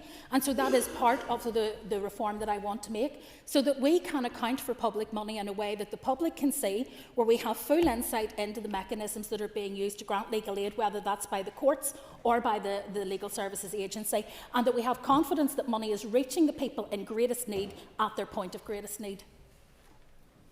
Justin McNulty. I would and thank the Minister for her answers thus far. Can the Minister confirm if and how she is ensuring that justice users, practitioners, NGOs and other experts are and have been structurally involved and inputting to the review from day one? And can the Minister explain the reference in the review to bringing publicly funded legal services within the purview of the Department, and if this could, for example, mean the PPS? Minister. Well, no, it doesn't reference the PPS, but it does reference other ways that we can deliver justice in a frontline way. So there are many organisations, particularly third sector organisations, who offer legal advice, competent legal advice to people, but who do so in a different structure to that which we normally focus on when we come to this with individual legal practices. So we want to make sure that their voices are also heard in this conversation. Throughout this process, I mean, we've talked about the Burgess report. That was only one element of a number of reviews that have been undertaken of both civil and criminal legal aid. The professions have been involved, the other providers have been involved, and the public, crucially, have been involved. I mean, in the end of the day, I'm not the employer of the professions. I am there to provide legal aid to the citizen, so the citizen can employ someone who can represent them in court, and it has to be about what is best for the citizen. I do respect the need for us to have a thriving legal profession, however, if people are to be able to do that, and so it's about striking that balance in the right place without letting anyone who may have a pecuniary interest in legal aid to dictate terms in terms of how we do that. Deirdre Hargey.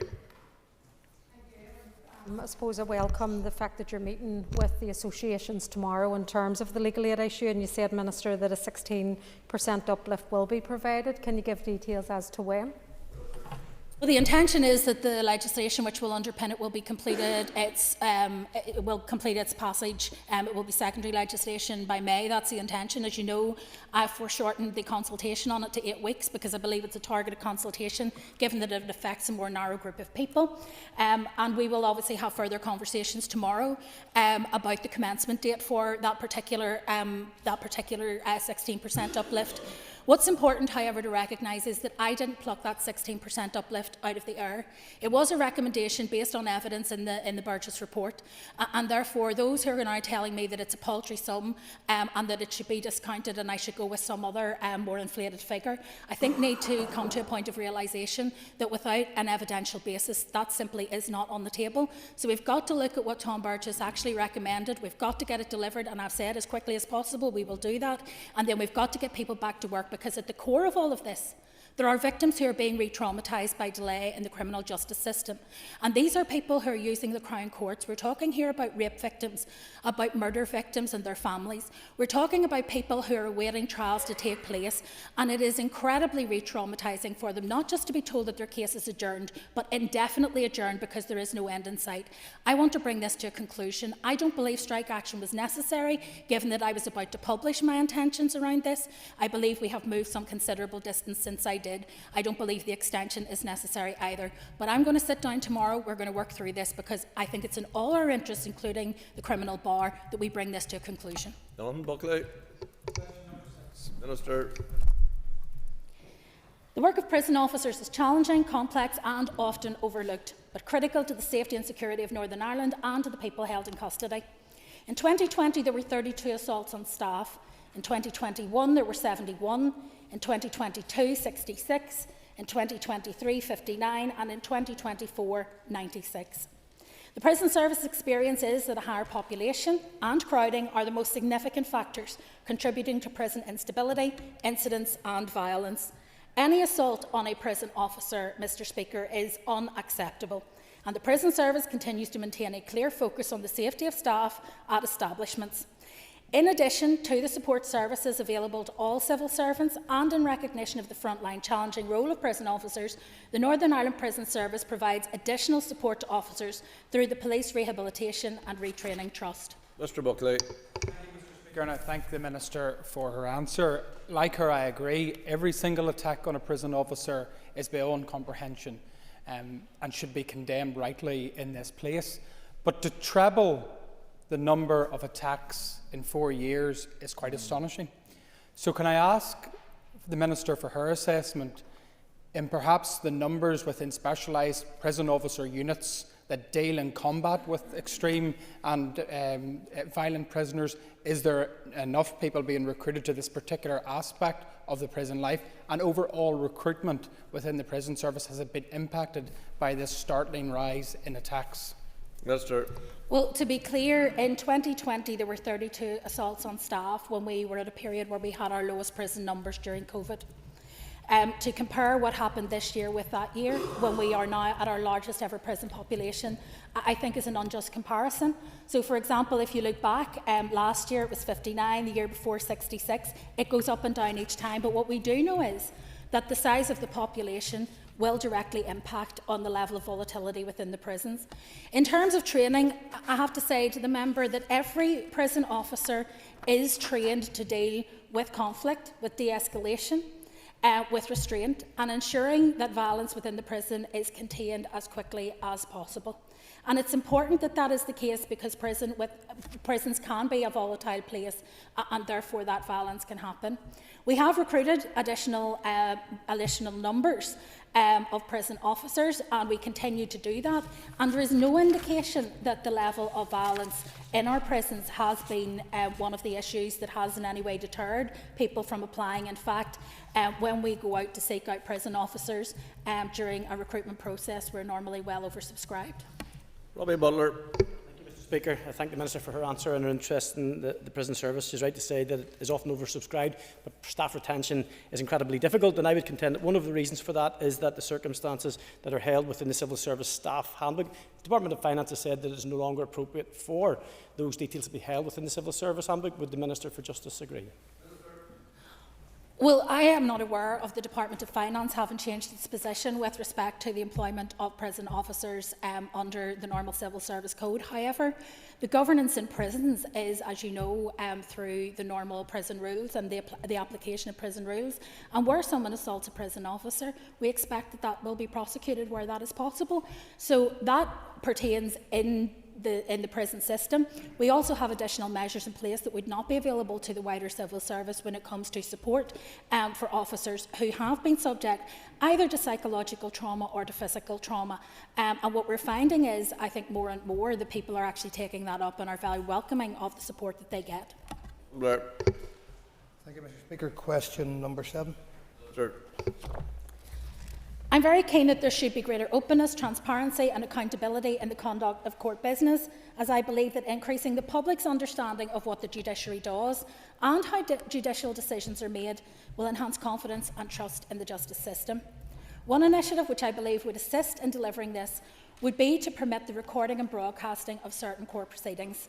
Work on this proposal is well advanced. I hope to launch a public consultation within the next couple of months, but in the meantime, I will be discussing this and other potential transparency measures with the Lady Chief Justice. Mr Blair. Thank you, Mr Speaker, and I thank the Minister for the information provided there. Can I ask if the Minister agrees that reporting on proceedings in the family courts would help to increase transparency in the justice system? Sure. Well, this is an issue which has been raised with me by many people who have been victims of domestic violence and sexual abuse and who then find themselves in the family courts after the breakdown of their relationship. I'm of the view that permitting media reporting of proceedings concerning children in the family courts would be a helpful initiative to increase openness in the family courts, provided there are sufficient safeguards in place to protect the privacy of the children and the families involved. And I think that is incredibly important given the sensitivity of the issues that the family courts deal with. The issue, as I say, has been raised with me, and my officials are now undertaking scoping work, including looking at the judiciary-led reporting pilot in England and Wales. Further to that work, I intend to raise this with the Lady Chief Justice shortly in the context of that wider discussion regarding what we can both do to enhance openness and transparency of the justice system.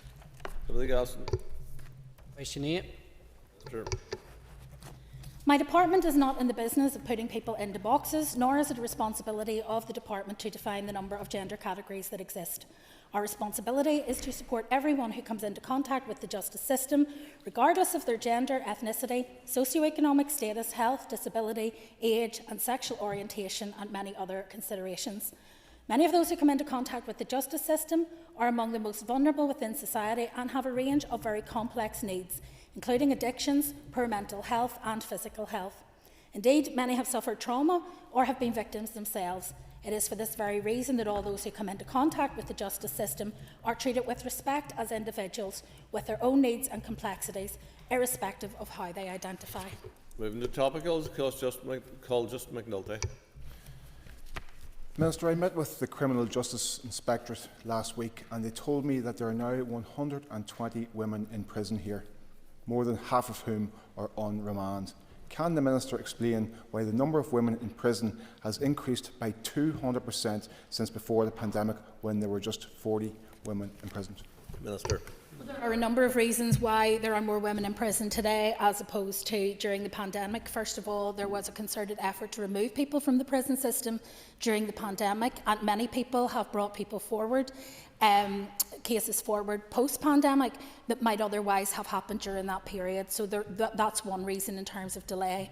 Second reason is, I think, down to the crisis that we have in terms of the economic crisis. Many of the women who are committed to our care will be guilty of acquisitive crime. It may be drugs related, it may be out of desperation, but it will often lead people to be in the criminal justice system, and therefore the increase in numbers, I suppose, tallies with that. However, there is a wider issue that the member hints at, and that is the number of people in the prison system more generally who are on remand. We are doing a bespoke piece of work within the Criminal Justice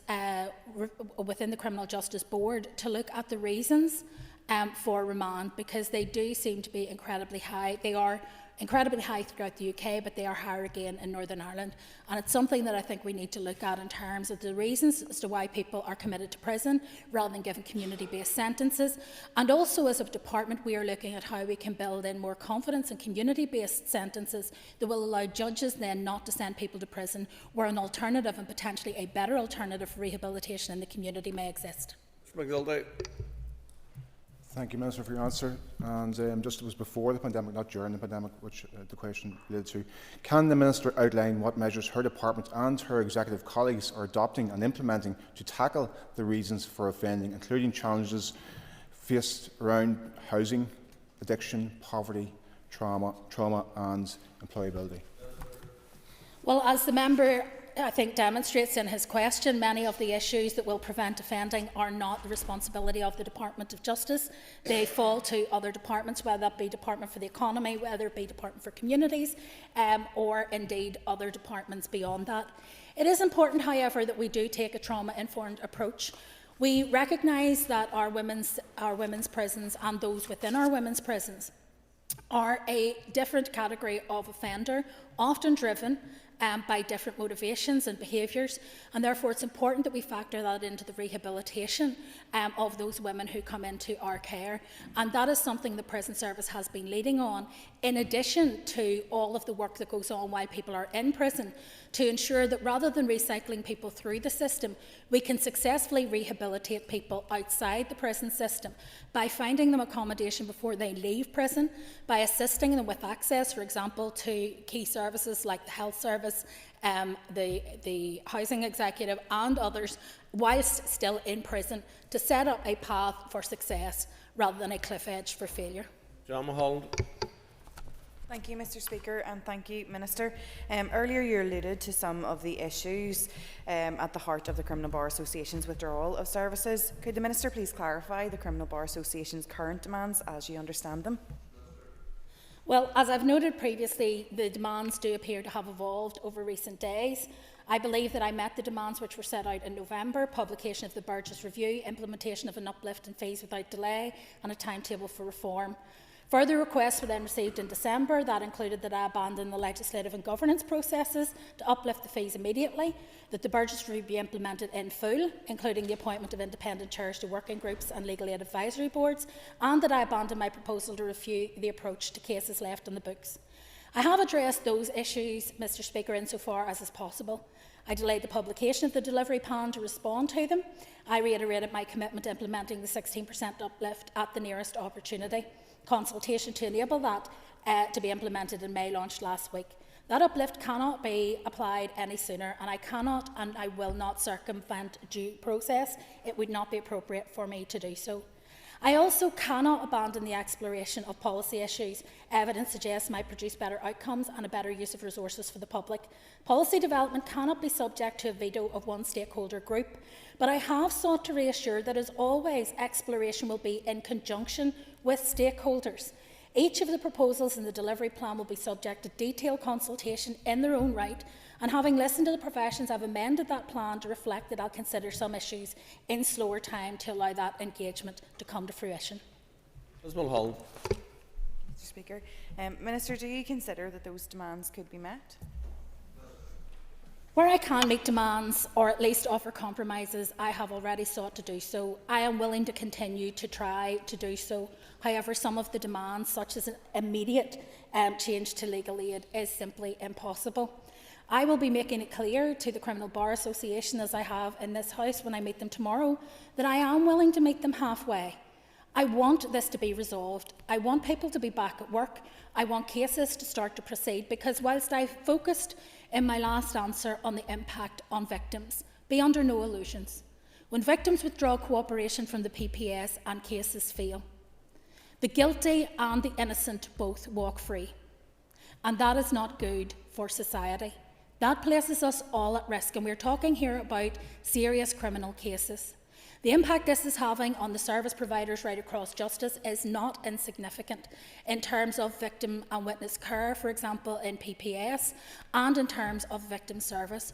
What we need to do now is get back to a point where we are looking at what can be achieved, what is realistic, what is possible, and I am willing to lean in and try to make this situation as pain-free as possible in terms of resolution. But there are some things that simply can't be done, and I'm afraid taking direction on what I can and cannot consider as a minister is one of those non-negotiables. Peter Martin.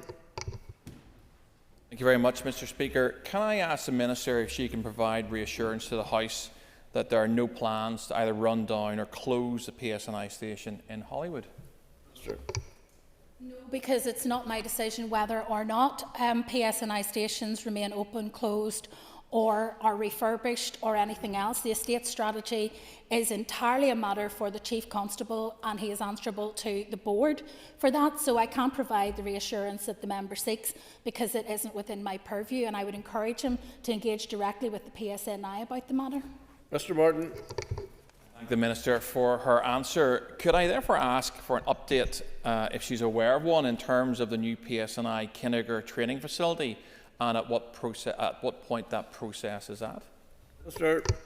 Well, again, this is something that falls outside my purview. The PSNI's decision to purchase Kinniger, I think, is now a matter of public record. My understanding is that it has been taken forward to the board, but I would suggest the member speaks to his colleagues who sit on the board about progress in that regard, and to the Chief Constable directly, as they will be the people who direct this. It will have to come from within their existing resource base, and they've already made that clear, but I can't give any other updates on that. Cheryl Brownlee. Thank you to the Minister for her answer so far. Just touching on from my colleague Jonathan Buckley in terms of attacks on prison officers, as he alluded to, it has trebled. There's 96 attacks and any attack is too many. So in terms of what measures are actually in place to protect prison officers against violent attacks while they're on duty, and do you intend to improve and increase this? Our prisons are actually, relatively speaking, incredibly safe places in comparison to other similar prisons. So, for example, if you look at recent reviews of the prisons estate by Sejini, they would indicate that levels of violence are lower than their comparable establishments elsewhere. However, rightly you say that any attack on a prison officer is unacceptable, so the first thing is to make clear to every prisoner that when their behaviour is unacceptable, when they resort to violence or abuse, it will be first of all dealt with through prison rules in terms of the impact on their regime and privileges.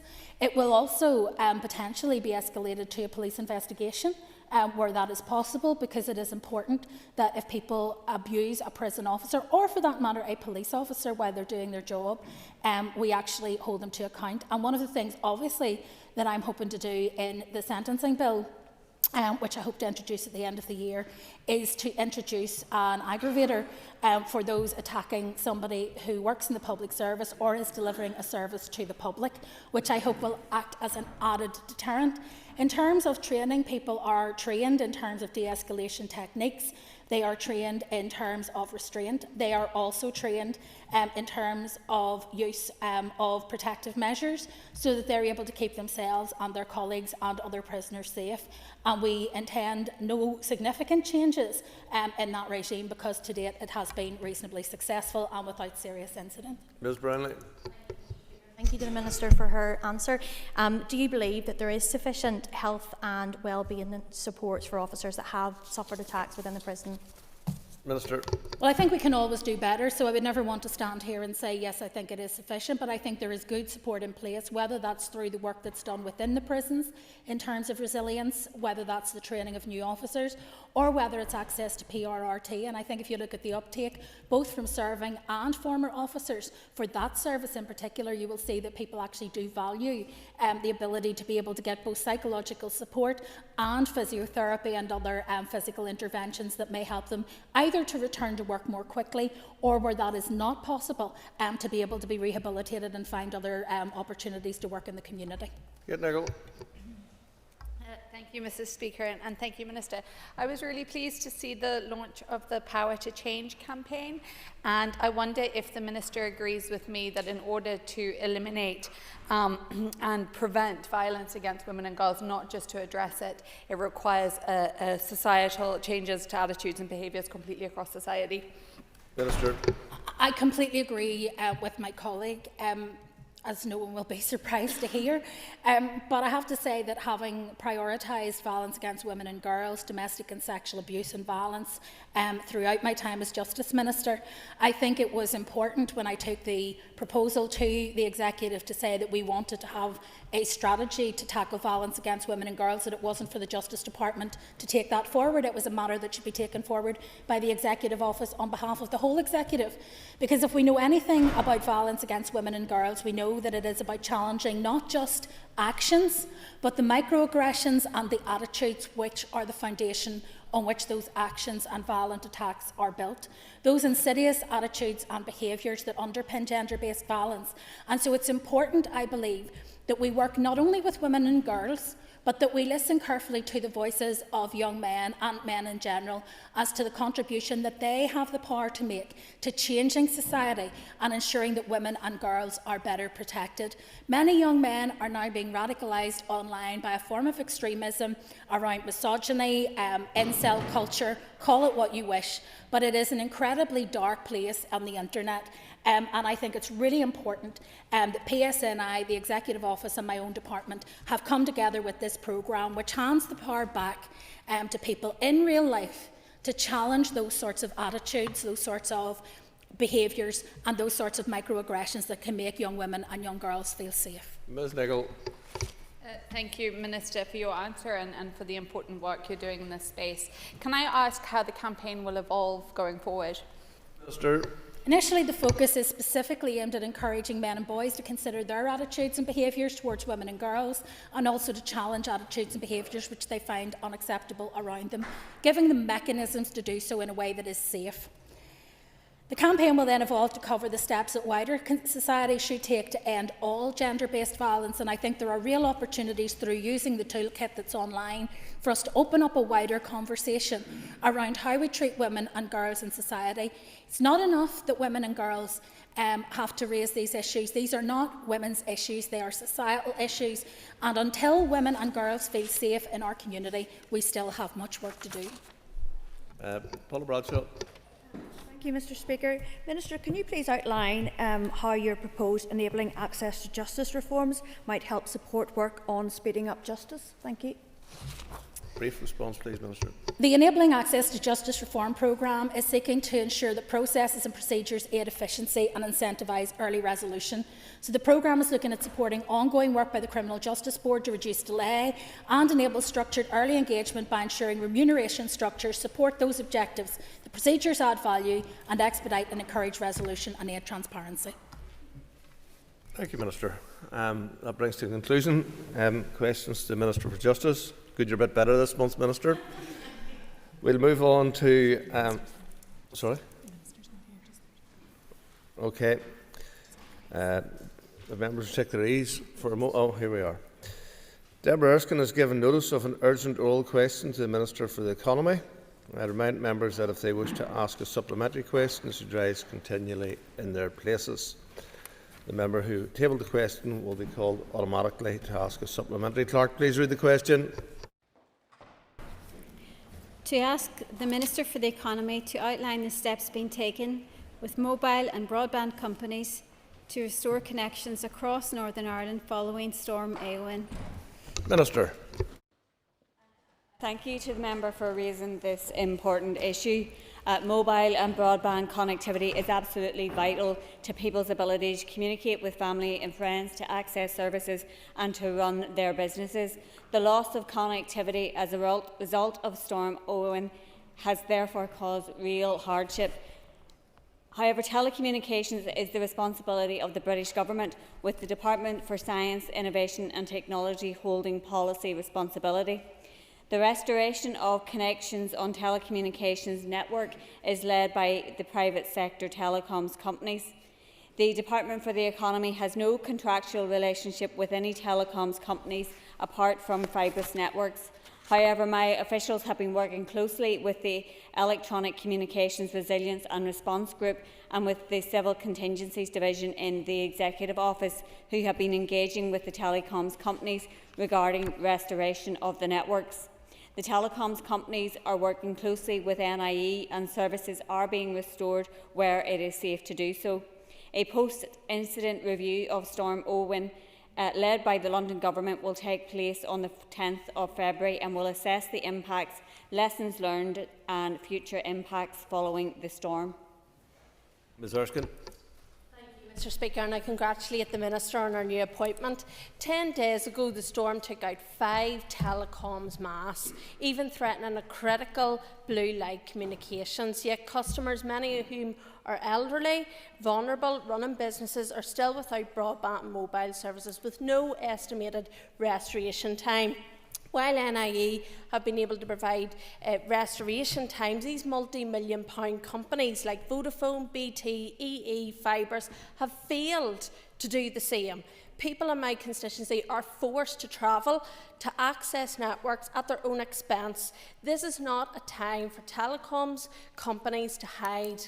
They must communicate with customers urgently and action must be taken. So will the Minister commit today to take immediate control of this situation, convene an urgent meeting with the telecoms companies and with the UK Government and ensure services are restored in the coming days for people in my constituency and across Northern Ireland? Minister.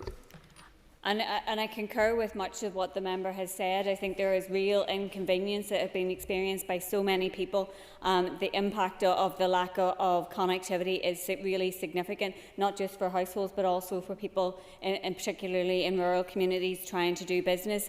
As I said, there is limited levers that the Department for Economy has directly with these companies, but we are engaging through all channels. And as the member referred to, I'm only in post for a few hours, and I will absolutely be making sure that we are getting the answers that we can from these companies and impressing upon them the need to take urgent action to ensure that people are connected as quickly as possible. I'd like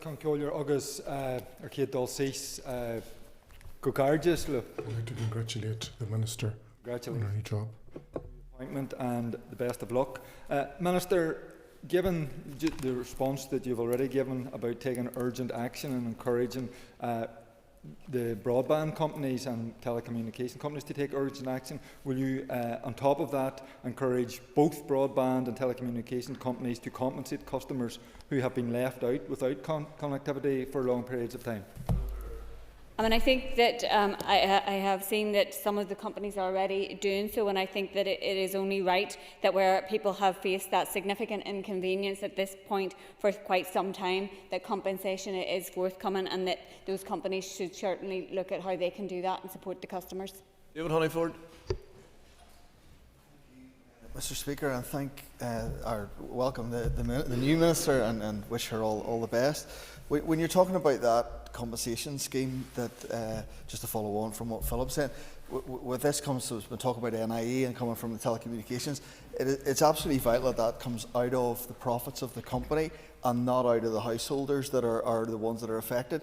Can you give us an update on any work around that to make sure that everybody just doesn't pay to get compensation back to themselves? So I'm not over the detail of the compensation payments that the telecommunications companies are making and how exactly that will work. Certainly I will ask officials to take a look at that particular issue. But in relation to the compensation payments that the member has referred to from NIE, the detail of that is still being worked through with NIE and the utility regulator, and DFE officials are continuing to engage with them in relation to that. The member will be aware that under the British scheme, for example, the cost of that compensation for severe weather is covered collectively by other customers, and so there is a balance to be struck in relation to ensuring that people are compensated for the inconvenience and hardship that they have faced, but also where does that be paid from. So that the detail of that is still being worked through. Diana Armstrong. I welcome the Minister coming to the Chamber today and wish you well in your new role. And I thank my fellow MLA from Fermanagh South Tyrone for raising this issue, as I did this morning in member statements. Minister, I want to ask, when Project Stratum was being finalised with the successful contractor Fibrus, why weren't obligations applied at that time, whereupon Fibrus would have been part of the Ofcom automatic compensation scheme in the same way as other providers to Ofcom were? Minister. And I thank the member for her good wishes. I don't have the detail of the Fibrus contract in front of me, and so I'd be happy to write to the member on that particular issue. Yeah, and first of all, congratulations to you, Minister. So, in at the deep end, I think it was 165 million of public monies were spent on Project Stratum, as already been referred to. Minister, could you get your officials to urgently convene a meeting with these providers, because it seems at the moment that absolute non-communication with their customers is the run-of-the-mill, in fact. I referred 5 cases through to Fibrus this morning. That's one case, and I've had another instance there just within the last 5 minutes where a business has been told it will be the 10th of February before anyone's out to attempt to repair their supply. And as I have said to some of the other members, the relationship that the department have with the telecommunication company is quite limited, except in relation to Fibrus, and so officials have been engaging in relation to that particular company. And I think it is important that customers are properly communicated with. I do know that Fibrus have tried to put additional people towards supporting those customer helplines, and certainly that's a message that I'm happy to convey as well, that we need to see that communication improving, because people need to have the reassurance about, if not that it's happening now, when it is going to be happening, and we need to see it happen as quickly as possible. I'm sure all members will appreciate that there are some health and safety issues at play as well, where there have been dangerous situations with electricity wires that have been down and other things that have had to be repaired before the work can be undertaken in relation to restoring broadband and other connections. But I think that it is important that people get that reassurance. Little Dillon. And thank you to the Minister, and congratulate you on your new post, and wish you the very best going forward. Minister, thank you for your answers so far. And in my own circumstance, a number of businesses and also GP surgeries actually lost connectivity in Coal Island. Thankfully, we were able to speak with engineers fairly quickly and get them reconnected. But it was a worrying time for those, particularly for the GP surgeries and chemists. So can you check with the broadband companies if they're able to provide interim solutions, Minister, such as dongles and other things that may be available to them, in order that people can be connected in the interim? And I thank the member for her good wishes also, and actually in terms of preparing for responding to the question today, that was one of the issues that I raised with officials and asked, could it be explored? Obviously, as I have indicated, there are limited relationships between the department directly with those companies, but TEO and the Civil Contingencies Group have a line of communication there as well, and I think that we should be looking at where there is going to be delays in the reconnection, if there are any potential mitigations that can be put in place, and so that is something I'm happy to take away. Brett. Can I congratulate the Minister on her appointment? Minister, you have made more public comment on the impact of the storm than your predecessor, and you've only been in place for 2 hours, so can I congratulate you on that? There is going to be clearly an interest from the private sector in Project Gigabit, which again public funding will be rolled out to these providers. I'm sure, Minister, that those companies interested in availing of that public funding will look well upon a Minister wanting to speak to them to see what action they're going to take in this regard. So can you outline what steps you personally are going to take, Minister? Officials, that's important work, but we need political leadership at this stage. So can you outline to the House what steps you, as Minister today, will take to contact these companies? Minister. And I thank the member for his good wishes also. And as I have already indicated, there are, the relationship between me as Minister and the department with the telecommunications companies, which is a reserved matter, so there are limitations to that. There are, however, where we do have publicly funded contracts where there is a direct interest and communication, and I think going forward and looking at this experience and the impact of the storm, there needs to be lessons learned, and I think that falls across a number of different areas. So I am happy to take a look at that and engage in any way that I can, and any leverage that I can bring to bear in relation to finding solutions for people who continue to be without connections is something I'm more than happy to do. There are, however, as I said, these are private companies that are regulated by Ofcom, and there are direct lines that have to be gone through in respect of that. As I say, I'm happy to look at what I can do. Thank you, Mr. Speaker, and as others have said, good luck in your new post, Minister. I'm just wondering if you can detail what engagement either your predecessor or your department has already had with TEO, and specifically the Civil Contingencies Policy Branch. It was just in preparation and about preparedness for this storm and for any other future events. Minister. I haven't been fully briefed in relation to all of that at this point, and I thank the member also for her good wishes. But as you would expect, that the appropriate lines of communication between department officials and the Civil Contingencies Group are there, and that is continuing to happen in respect of the response to the storm, and again in the aftermath when we are looking at the lessons learned and how we can improve in future, but also take account of what has gone right in this instance as well, because some of the things have went quite well and according to plan, and the response has been good. But I think there are a lot of lessons that can be learned more broadly, even than just us as an executive and how we respond, but for the likes of communications companies and everything else, that there certainly is things that for planning for the future that we will want to take on board. Guy Middleton.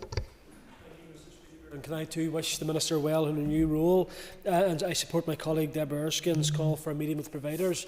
Minister Fabris had indicated that if your internet has been off over 48 hours, you would be entitled to compensation. A constituent has told me that they have been told by Fabris that it has to be 48 working hours.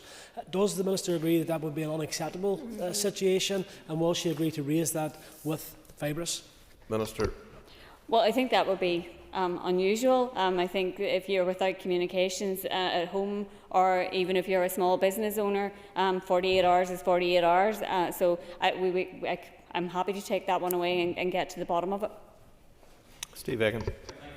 And Minister, I probably won't join because you'll actually be missed from finance, but economy's gained, finance is lost. Minister, has your department or officials been in contact with the providers of particularly the mobile telephone communication systems? Because these are items of critical national infrastructure, and they seem to have failed at the first hurdle. There doesn't seem to be any examples of battery backup or internal power supplies to maintain these systems working. And I think this is probably contrary to what Ofcom would have recommended. Could you say whether your officials are engaging with Ofcom directly and with the companies? And indeed, what can we do to ensure that critical national infrastructure is in fact critical and looked after? Minister. Yeah, and thank you to the member for his good wishes as well. As I indicated, a post-incident review of the storm is going to take place on the 10th of February, and it will assess all of those impacts and lessons learned. I think there are clearly lessons that have to be learned in respect of mobile and other connectivity, and officials are of course engaging through the structures that are there with all of the relevant parties to ensure that first of all the response is happening, but then to assess the way forward for the future. Diane Forsyth. Speaker, and I congratulate the Minister on her new appointment, and as Deputy Chair of the Finance Committee, I thank you for your work as Finance Minister as well over the past year. Throughout the storm response, there was regular updates from NIE and through ministers on how many properties were without power, and we could see the scale of the problem and the steady reduction in it. When I asked the Minister, does she know how many properties, including homes and businesses, are currently without broadband? Minister. So that is information that we have sought from the telecommunications companies. We had done so last week, and we will be re-engaging to look for some of that information because it hasn't yet been forthcoming. We do have information in relation to Fibres where we do have that relationship, and my understanding is that there are 6,000 premises on the Fibres network currently without connection. Those are mainly in Fermanagh, South Tyrone and Mid-Ulster. That it has reduced from 40,000 at its peak, so there clearly has been good work done there in that respect. But obviously if you remain without connection, that's a huge inconvenience, and so all efforts need to be put into connecting the people who remain without connection as quickly as possible. Mr McDonough. And Almore Ort to you, Minister, in your new role. Minister, you will know that the First Minister's call for a goodwill payment put serious duress on AIE in the midst of the storm. 7,000 calls came into the company 2 days after the storm, people seeking information on the goodwill payment. In terms of your payments from Fibres, which is positive and welcome, what are the eligibility criteria for accessing that payment? Minister. So that would be a matter for Fibres itself in terms of setting out what compensation payments that it is putting in place and what the criteria around that will be. Kate Nicholl. And congratulations, Minister, on your new role as an Economy Committee member. Looking forward to working with you. Can I ask what work is underway or planned to assess the economic impact of the storm on the local economy? Minister. And I thank the member and all members for their good wishes. As the member will appreciate, we're still in the response phase of the aftermath of the storm. So we will be looking at the lessons learned pieces I have already referred to, and any potential that we can for taking a wider look at the economy is something I would be happy to consider. David Brooks. Mr. Speaker, I thank the Minister for her answer so far and congratulate her on her new appointment. My colleague from South Tyrone who brought the question has told me today that one of her constituents has been told the 16th of February before Fibrus links them back up again. Would the member agree with me that that's wholly unacceptable, and will she be pushing Fibrus to bring those dates forward? As I have, and I thank the member as well for the good wishes. As I have already indicated, I think that if you're remaining without connection, it's a huge inconvenience, and that kind of a date for restoration does seem quite a long way away. But clearly there will be reasons as to the time frame that is being projected. I don't know all of the reasons in respect of that, but I think that all efforts should be put into expediting as quickly as possible the reconnections for all properties. As I have alluded to in responding to some other members, there may be health and safety reasons why some things are going to take longer, but whatever the reasons are, we need to try and get them addressed as quickly as possible and ensure that everybody is reconnected as quickly as possible. Jonathan Buckley. Mr. Speaker, and can I congratulate the Minister on her appointment in a department that has had nobody at the helm throughout this storm. We know the storm caused significant damage right across Northern Ireland, and I want to pay tribute to the many agencies that put in sterling work to get people reconnected. That was lacking from Fibrus, no communications, and constituents still facing with those huge challenges in relation to broadband connection. So can I ask the Minister, I think I picked her up right when she said that her department have had limited contact and relationship with Fibrus. Is that the case? And does she agree that the first protocol for Fibrus should have been to the Department for the Economy and not to individual political parties, whom I understand they've already met with? Minister.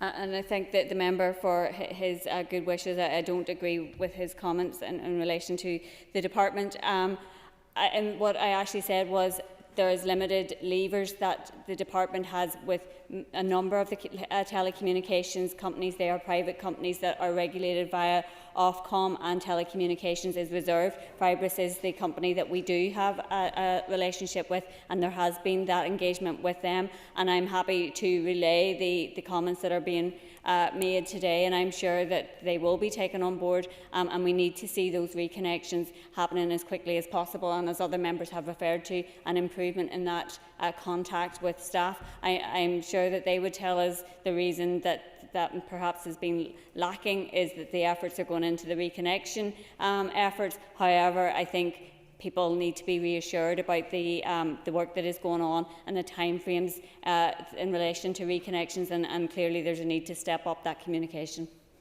Thank you, Minister. The grass will not be allowed to grow under your feet and with the Assembly, but thank you for that. Would members take their ease for a moment while we change the table?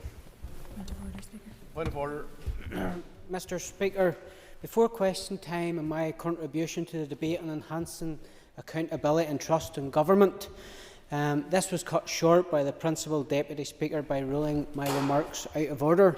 I respect the position of Chair, but for the benefits of lowly backbenchers such as myself, could you review Hansard and provide me exactly where I stepped outside the remit of the motion? Because I believe when we're talking about accountability in these institutions, I was addressing issues inside this chamber and in committee, which was in the scope of the motion.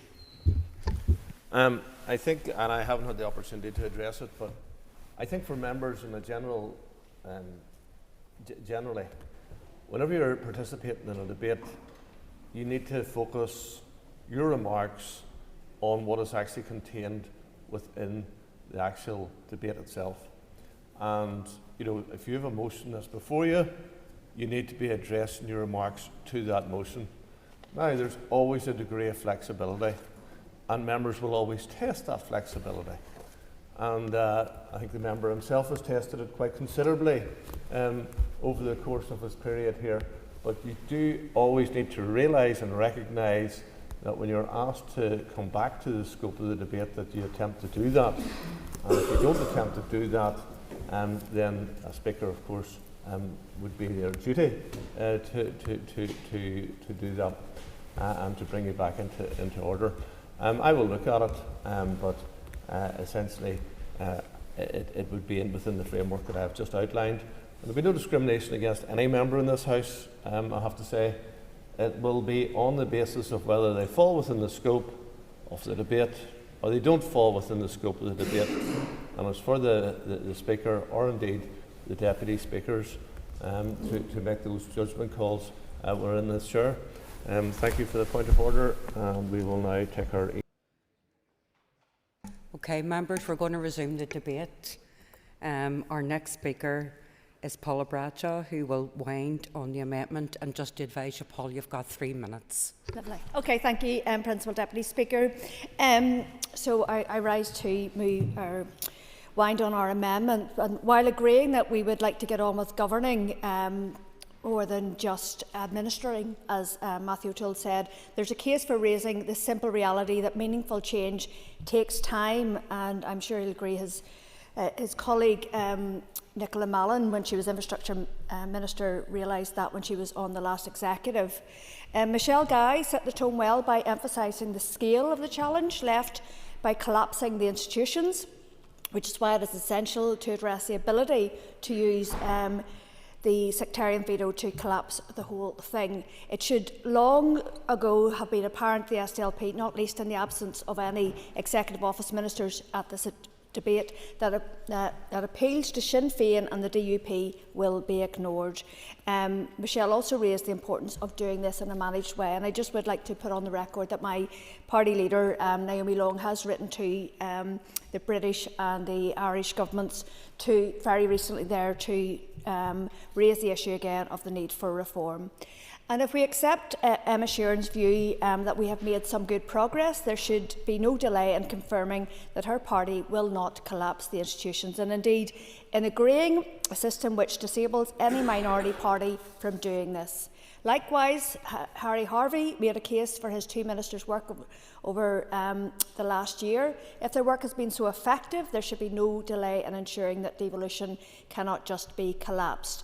I would agree with Robbie Butler that St Andrews was a step in the wrong direction, though it also demonstrates that reform is possible, contrary to what some claim. However, he was wrong to talk about political wish lists, and frankly, it appears that he did not read our amendment. And this, I'll just make this point, but this is not the first time that the Ulster Unionist Party has not read our amendment. Go ahead.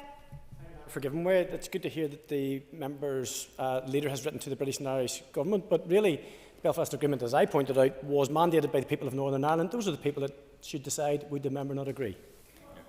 They agree Paul, that it you needs... get an extra minute. Thank you, Principal Deputy Speaker. Absolutely do agree that it should be up to the people of Northern Ireland to take forward. And I suppose the reflection that we as a party would have is that when the Assembly was first created, we only had a small number of MLAs. We now have 17.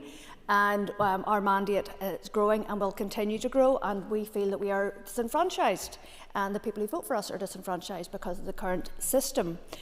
Brian Kingston talked about the need to maintain devolution, but then made what seemed to be a contradictory argument that we should leave the institutions in place with the ever-present risk of collapse, and he said that we should be dealing with the bread and butter issues. But if we out of the last 8 years, if we had the Assembly down for 5 of those, then we weren't dealing with the bread and butter issues, and that's where we have seen the decline in our public services in far too many ways. But I would agree with Brian that a cast-iron commitment never to resign is impractical, and the purpose of our motion is very much to say, look, there will be particular circumstances where ministers have to resign. Conor Murphy resigned a while back, and again today, and these were for very legitimate reasons, and they were not to destabilise this institution. Timothy Gaston unfortunately drifted off topic and continued to mislead this House, and it's interesting that he talked about the scope when he keeps referring to me trying to bring him back at that infamous committee meeting to the actual roles and responsibility of the First Minister in terms of departmental responsibilities and not her responsibilities as the Northern Leader of Sinn Féin. But we do, moving on, Principal Deputy Paula, Speaker. your time's up. Okay, thank you. Thank you. To wind on the motion on behalf of the official opposition, and to advise you, Sinead, you've got 5 minutes. Thank you, Speaker. As many members have already mentioned, it is positive that the Executive has been in place for a year with a relative sense of stability. In Northern Ireland's politics of low expectations, if asked about how our government is doing, I have no doubt that some people out there will shrug their shoulders and say that at least the government is sitting, accustomed to the bar for politicians here being set at simply taking their seats around the table. It's scarcely a surprise that we have the lowest level of democratic well-being in the UK, with 54% of people expressing low trust in the Executive.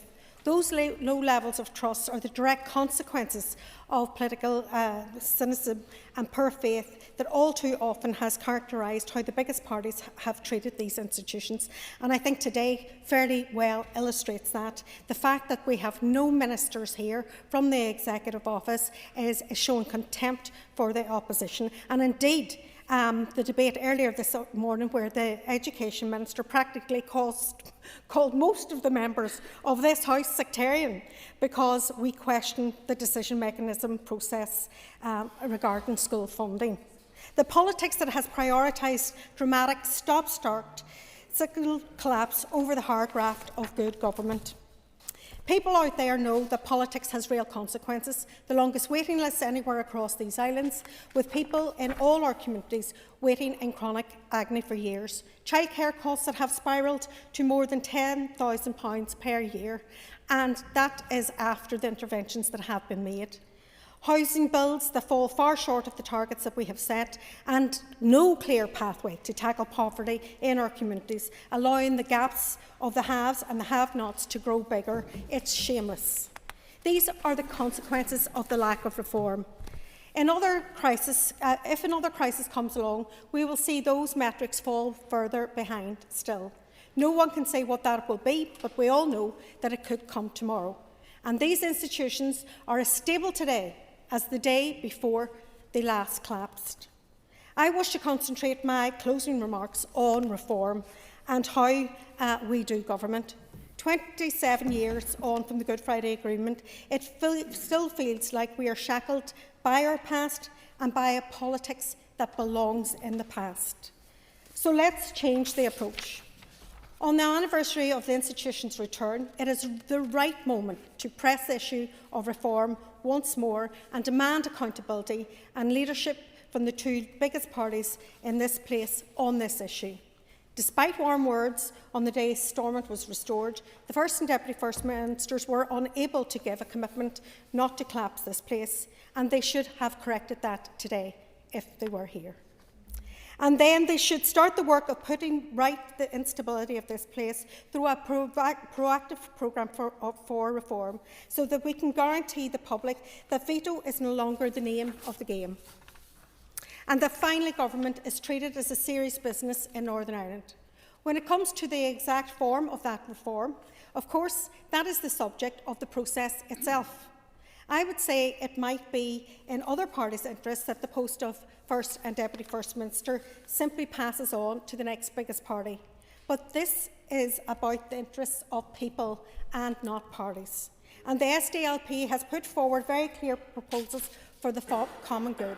It is clear to us that the best way to reform this place is to undo the damage of St Andrews to the original premise of the agreement of the joint election of First Ministers.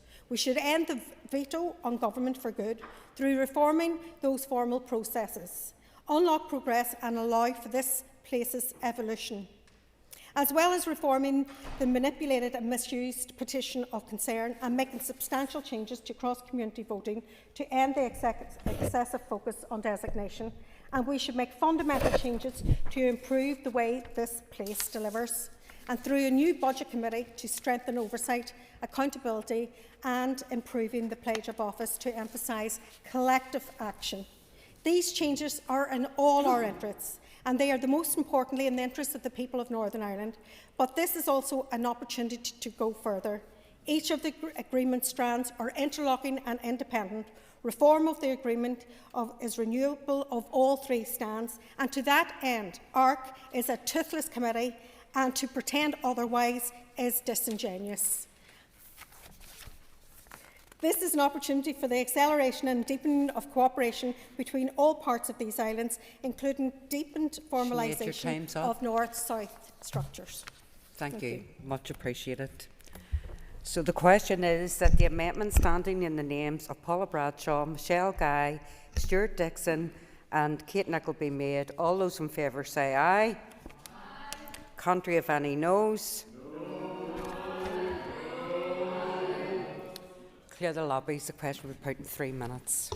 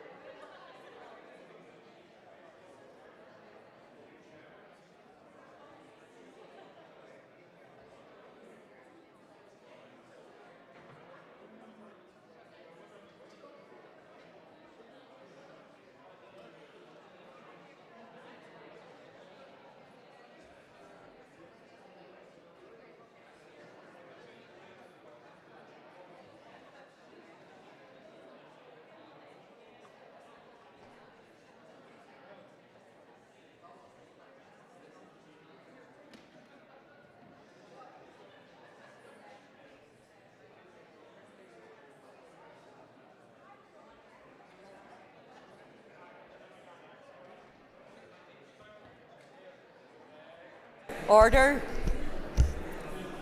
Order, members. Order. Thank you.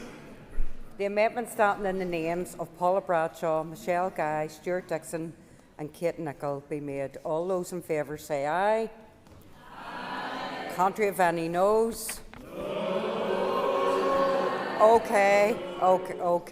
Do we have tellers? Do we have tellers? Okay.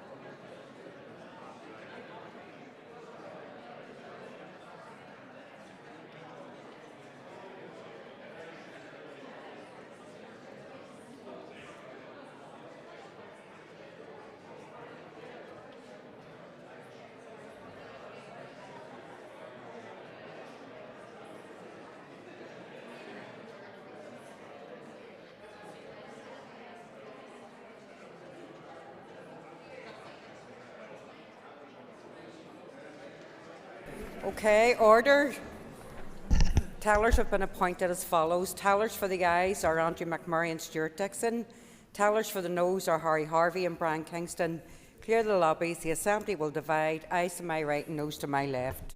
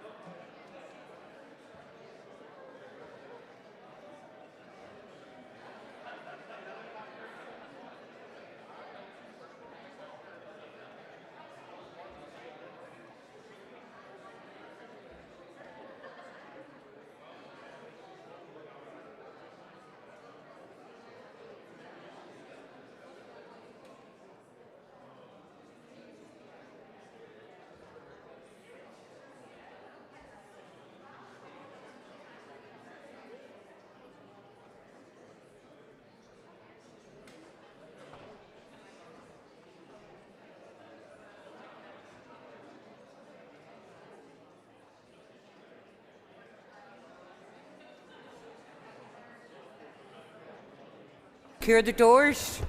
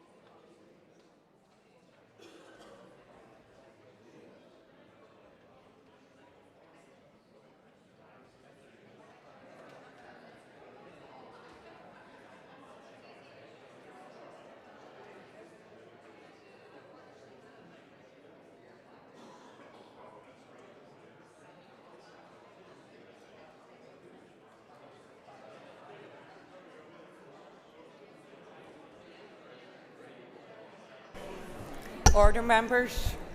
Order, members. Thank you. Clerk, could you please read the result? 49 members voted, 18 members voted aye, 31 members voted no. The amendment therefore falls. The amendment falls. The question is that the motion standing on the order paper be agreed. All those in favour say aye. Aye. Contrary of any noes? No. Okay. I've been advised by the party whips in accordance with Standing Order 27, brackets 1A, brackets B, that there is an agreement that we can dispense with the 3 minutes. Shh.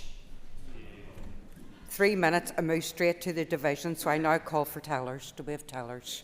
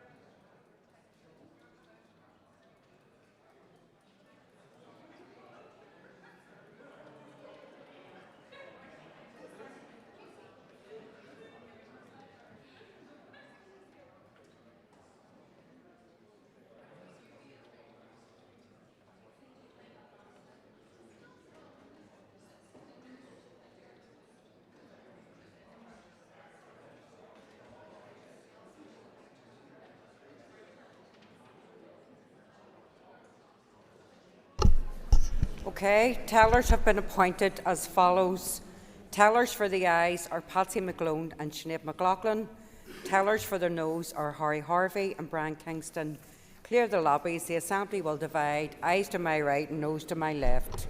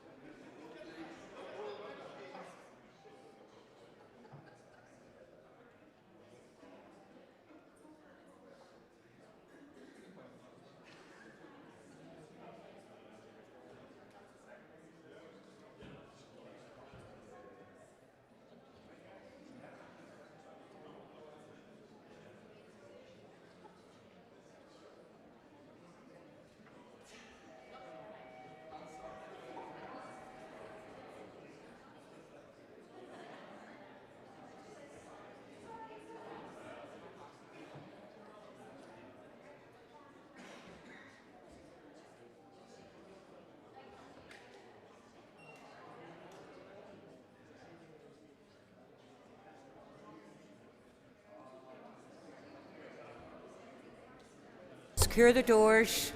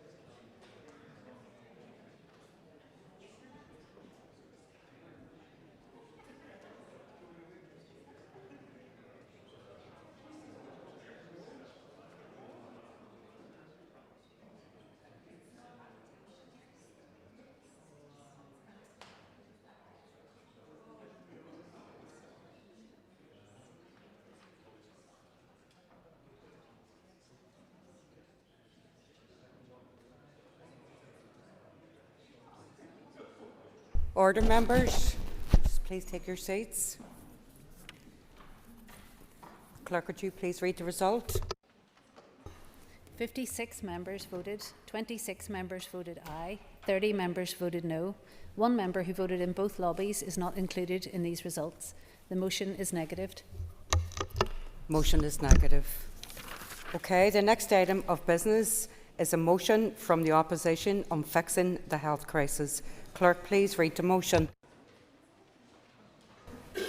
That this Assembly regrets that since the restoration of the Assembly, challenges facing our health service have worsened, with extensive waiting times, an escalating mental health crisis, and severe workforce shortages. Acknowledges that these pressures are not solely due to a lack of funding, but also the failure of successive Ministers of Health and executives to implement meaningful reform, and calls on the Minister of Health to work with executive colleagues to introduce a fully costed and time-bound health service rescue plan to be presented to the Assembly no later than September 2025. Thank you. I call on Colin McGrath to move the motion. Moved. Thank you, Colin. The Business Committee has agreed to allow up to 1 hour for this debate. The proposer of the motion will have 5 minutes to propose and 5 minutes to wind. As an amendment has been selected and is published on the Marshall list, the Business Committee has agreed that 8 minutes will be added to the total time for the debate. Colin, please open the debate on the motion. Thank you, Principal Deputy Speaker, and I'll see how far my voice gets me through this today. But 1 year ago today, this place returned after 2 years of collapse, and upon the restoration of this place, we were told that health was a priority, that we needed to transform health. So 1 year on, are we in a better position? Are people waiting less time for an appointment? Are they getting sick less? Are health service staff getting the right resources to meet people's needs? The answer to all of these is a resounding no. And I don't take any pleasure in saying that. It is just simply a reality check. Now, credit where it is due. There have been some wins, as the Minister stated in his video on Friday past, putting hope back into health. And these included being on course to deliver pay parity, a women's health action plan, and enhanced respite care for children with complex needs. They're all good and positive outcomes. However, people are still waiting unacceptably long for appointments. People are not getting any less sick, and our staff do not have the full resources to meet people's needs. Our health service is situated along the edge of chaos, which is a precarious place between stability and collapse. And I think that we can agree, or at least I hope that we can agree, that none of us want to see our health service collapse. So while it is then that every symbolic step that the department takes towards stability, they ask our health trusts to make hundreds of millions of pounds of so-called efficiency. And we have to call those out for what they are: cuts. Waiting times remain unacceptably long. Primary care practitioners have been depleted, with the only thing that's shifting left being the workload, and our ambulance service being held up for hours outside EDs, forcing our valued ambulance service to wait for hours before they can get back on the road and respond to those in need. They're all systemic and historic issues, so how do we address them? Well, the Minister tells us that he doesn't have any levers to pull. But a minister without levers is like a doctor without medicine. Both can diagnose the problem, but neither can offer any real help. As to the amendment, while we welcome the proposer's commitment to reform of the health service, regrettably the amendment removes accountability from previous health ministers. We have been talking about transformation for years. Do the proposers of the amendment not believe it should have been a priority for Minister Wales, for Minister Hamilton, for Minister Poots? They will undoubtedly say it should have been a priority for Minister O'Neill, but that fault should never be found at their own door. Given that the challenges we are facing are systemic and historic, we cannot support that amendment today. Very quickly, because I don't get extra. Member, would he also share concern about the amendment that talks about taking difficult decisions, which usually means closure, running down of services as well? Would he express concern about the amendment for that reason also? Not necessarily, but Members, that's something that we do need to tease out if we're having conversations, and I wish that we were at least having conversations. And if we're to effectively transform the health service and bring it to a place of genuine stability, it must be a continuous, proactive and strategic process. In order to transform, the Minister tells us that he does not have enough money. The other executive parties say he has more than enough, with half of the total budget. So can we please park the petty party politics? Plenty of people are getting sick, but let me tell you, everyone I meet is sick to the back teeth of the squabbling, of the mudslinging and the lack of delivery from the executive. What we need is from this minister is less media performance and more substance. We have waited a year for the overall strategic plan for transformation, and we haven't got it. It's not the job of the opposition to deliver a government plan. It's our job to hold this executive to account. And so when we are calling on the Minister to deliver this transformation plan by September, that's when we want to see it at the latest. We feel that it is a reasonable task. We are at the edge of chaos. If the Minister cannot deliver this plan by September, if he still then has no levers to pull, then the media mask will finally fall and our health service will move ever closer away from stability towards total collapse. And whose responsibility will it be then? Thank you. Thank you, Colin. I call on Diane Dodds to move the amendment. Moved. Thank you, Diane. You'll have 5 minutes to propose your amendment and 3 minutes to wind. All other speakers will have 3 minutes. Dan, could you move the debate on the amendment, please? Thank you, Madam Principal Deputy Speaker. Lots of people, when asked for their opinion on devolution, say quite clearly that they had high hopes for change, and that change particularly within the health system. And I think that this motion and the amendment reflects the frustration and indeed the cynicism that is out there at the pace of change. And Minister, it isn't a reflection on you personally. I do think that the system is difficult and ponderous, and it's like turning the inevitable tanker a little bit at a time. However, the most significant paper that has been published is now subject to a very long consultation period, and people struggle to understand why consultation is necessary. It's hard to find what's novel in the creating a network for better outcomes document. We've had high-level principles many, many times.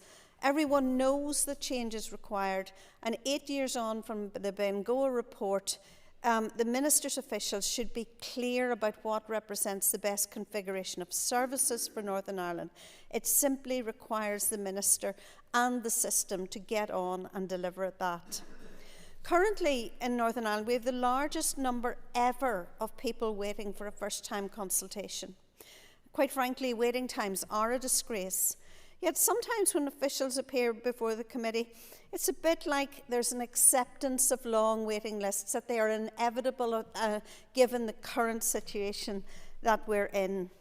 And many of my constituents, and indeed MLAs in this House, talk about a two-tier health system where those who can afford to go private can go private.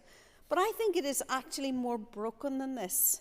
There are deep structural inequalities in the health system in Northern Ireland, different levels of interventions within health trusts, and different responses on social care, particularly respite care for young adults with complex needs. We have our workforce organised dealing with the regular annual workload, and that's fine, but it is not going to clear the backlog. And we perhaps need more honesty in our debates about the unavoidable requirement for much of the elective backlog needing to be carried out by staff outside of our local trust staff. The Department's elective care framework envisages additional hundreds of millions of pounds, still leaving waiting lists extending into years. Yet normal business within the health service continues to grow. And we really have no answer for how we are going to deal with that backlog, so that people waiting for hip replacements will still always be waiting for hip replacements or knees or whatever it is. For breast cancer, Minister, you have moved, but only after performance against waiting time targets for breast cancer collapsed to indefensible levels. And that's evident in the published figures in June of last year, where in the South Eastern Trust, I think only 4.6% of women were actually within the 14-day referral period for a first appointment after discovering something wrong that needs to be investigated. These are time-limited. They are life-saving things that need to be done, and we need to get on and do that. Again, I've pointed out many times in this chamber and in the committee and in written questions the need to have greater productivity. And that is evident when you talk, and last couple of weeks ago now, we had the Royal College of Surgeons at the Health Committee, who are very frustrated that in the lack of coherence within the system means that productivity and theatre sessions can sometimes be very, very curtailed, and that's incredibly important. Minister, I do hope that your bid to the Transformation Fund is successful. But the Northern Ireland Audit Office said that even if it wasn't successful, you should find and reorganise in order to find the money for MDT teams in our general practices. And again, listening to the raw emotion of GPs in the committee on last Thursday, we know how important this is, not just about workload, but about delivery for patients in Northern Ireland. Finally, Minister, the predicted income at the start of your year... Sorry, Diane, the members' time's at your Sorry, thank you very much, Madam No, I hate interrupting you, but appreciate that. Our next speaker is Linda Dillon. Gormayogat Can Corlea, thank you, and thank the proposers of the motion and the amendment for bringing this to the floor today. I think that we really need to be solutions focused, and I think exactly what was said by the proposer of the motion. Let's take the politicking out of it, because I don't think anybody in this chamber at any point ever said that you, Health Minister, have more than enough. And I think I can absolutely stand over that. I think I start almost every debate by telling you, I understand you don't have enough. I think that that's very clear and has been very clear in this chamber by all who speak in relation to health. You do not have enough. Yes, you have a significant budget, you have over half the budget. It's still not enough. But what I think is important is how we spend what we have. So whilst what you have is not enough, and it's not the first time that I will have said this, what is important is how that is spent, how we use those limited resources that we have. So just to say, I totally understand that you need an increase in your health budget in order to recruit more staff and modernise facilities and technology in order to improve our health service. And as I say, whilst the health budget has had a funding uplift and the inflationary increases, the increased service costs as well as significant increases in demand have placed pressures on our resources. But how we spend that, and we've talked before about winter pressures, is no longer winter pressures, it is all year round pressures. So our social care is something that seriously needs to be looked at and invested in, and I know that there's a lot of work going on in that space, and I think it's our job to support that work. It's our job to look at where we can offer solutions. So I would like to see the implementation of a targeted recruitment and retention strategy. That's really important, because we know that where we're failing miserably at this moment in time is in recruiting and retaining, particularly in that social care aspect of our health service. So we really need to look at how we're going to improve on that.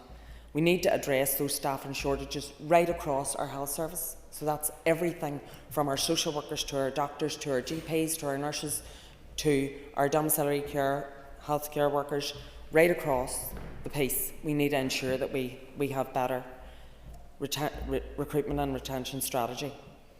We need to introduce measures to streamline patient pathways, because when I'm speaking to people, this seems to be the really difficult part of the health service for them. It's clunky, it's going to your GP, returning to your GP, back to your GP, going somewhere else, back to your GP, and we're finding that there aren't clear pathways. And I know, again, that is very often a resource issue. It is not being able to get people off the waiting list. But I think we need to look at innovative ways of actually reviewing. Some patients maybe are on waiting lists that should no longer be on them, but we're not having those type of reviews to make sure that they're not on waiting lists that they shouldn't be on. And your maybe time's up. Sorry, Linda. No, okay, sorry about that. Our next speaker is Danny Donnelly. Thank you, Principal Deputy Speaker, and thank you to the Opposition for proposing this motion on what is the most critical issue facing us today. It's the crisis in our health service. We've just discussed how important devolution is here in Northern Ireland, and the repetitive cycle of institutional collapse has had a devastating impact on our democracy and on the public's trust in our political institutions. Now, looking at the practical impact of having no Assembly and Executive in place, no Health Minister meant no progress on many of the issues raised in the motion, no action to tackle some of the worst waiting times in Europe, no capacity to address the growing mental health crisis, and as the amendment states, no further progress on the potential for digital capability, innovation and research. The motion rightly states that these pressures are not solely due to a lack of funding, and I respect and acknowledge the difficult position that Minister Nesbitt is in, indeed all ministers. They are dealing with not only an extremely challenging financial settlement, but also with the loss of time which could have been spent developing vital strategies and legislation. We have only had a Health Minister in place for 3 out of the last 8 years. 2 of those were occupied by the COVID pandemic. This left our health service without the necessary leadership and accountability, and the development of a 2-tier health service where many people in Northern Ireland now pay huge amounts of money in savings or borrowings or money that they've got from their families for healthcare. I agree with this motion and the SDLP when they say a key problem here is the failure of successive Ministers of Health to implement meaningful reform, and to date my party and I have been disappointed by the slow progress of the Department of Health in progressing the urgent need for transformation. But we do have to acknowledge that several parties in this chamber are failing to support the need for transformation in their own constituencies, often for short-term, narrow purposes rather than looking at what would be successful in the long term. To give one example, in November last year, Lisburn and Castlereagh City Council debated the closure of Knockbreda out of hours GP services, which is set to move to the Mater Hospital. The current model leads to significant overspending, and this transformation is in line with the Department's No More Silos policy. Transformation will never be delivered if it cannot be allowed to start. The proposer spoke about that we have been talking about transformation for years, so it will be very telling to all of us to see if any members of these parties in this Assembly will be joining protests at healthcare facilities earmarked for transformation. Northern Ireland is not a large place, and we need more efficient health service. This will not be possible if all parties don't commit to the Bengoa principles from nearly a decade ago. And while we support the motion today and cannot disagree with it in principle, it is disappointing that the party who have introduced it has a history of calling for the executive parties to make difficult decisions at the Assembly level while opposing such difficult decisions at a local level. Finally, we welcome the call for a health service rescue plan. As the amendment states, this should include a plan to cut health waiting times as an urgent priority, but it should encompass transformation more widely. We also need progress. Donny, your time's up. Sorry about that, your time's up. Our next speaker is Alan Chambers. Principal Deputy Speaker.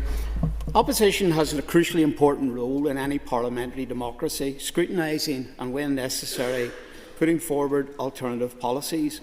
I believe an effective opposition is in everyone's benefit. Unfortunately, on the first anniversary of the restoration of the Executive and the Assembly, this motion falls short of what I would expect from a constructive opposition. I want to focus my initial remarks on the final line, that is the call to introduce a further plan by no later than September this year. Frankly, Madam Speaker, I was surprised to see such a demand, especially one coming from the opposition. I thought they would have believed that there have been enough reports written and strategies published.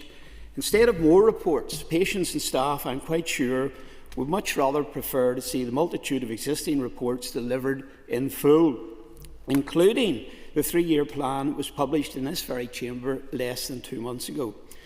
The motion, aided and abetted by the amendment, calls for implementation of meaningful reform. It's clear different people in different parties have a different interpretation and definition of reform, but rarely, if ever, do they set out what they actually mean in practical terms.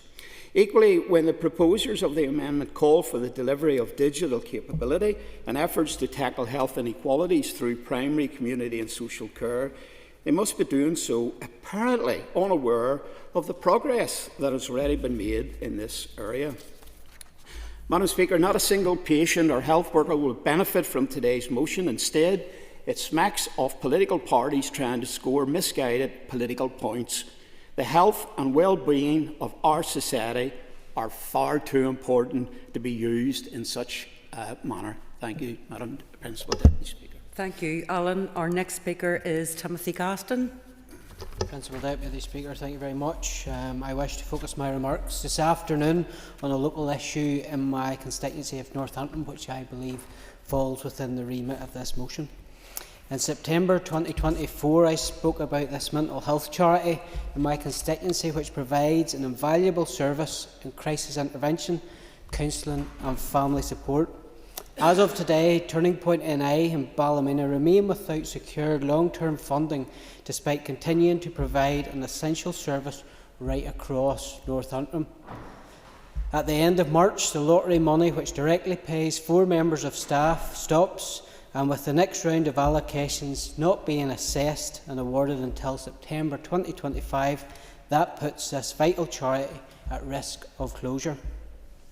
Turning Point specialise in Tier 3 and 4 cases, which includes complex and often dual diagnoses, and those who sadly present as wishing to end their own life. The crisis intervention and de-escalation frontline service which they provide is essential and cannot be left to the wayside.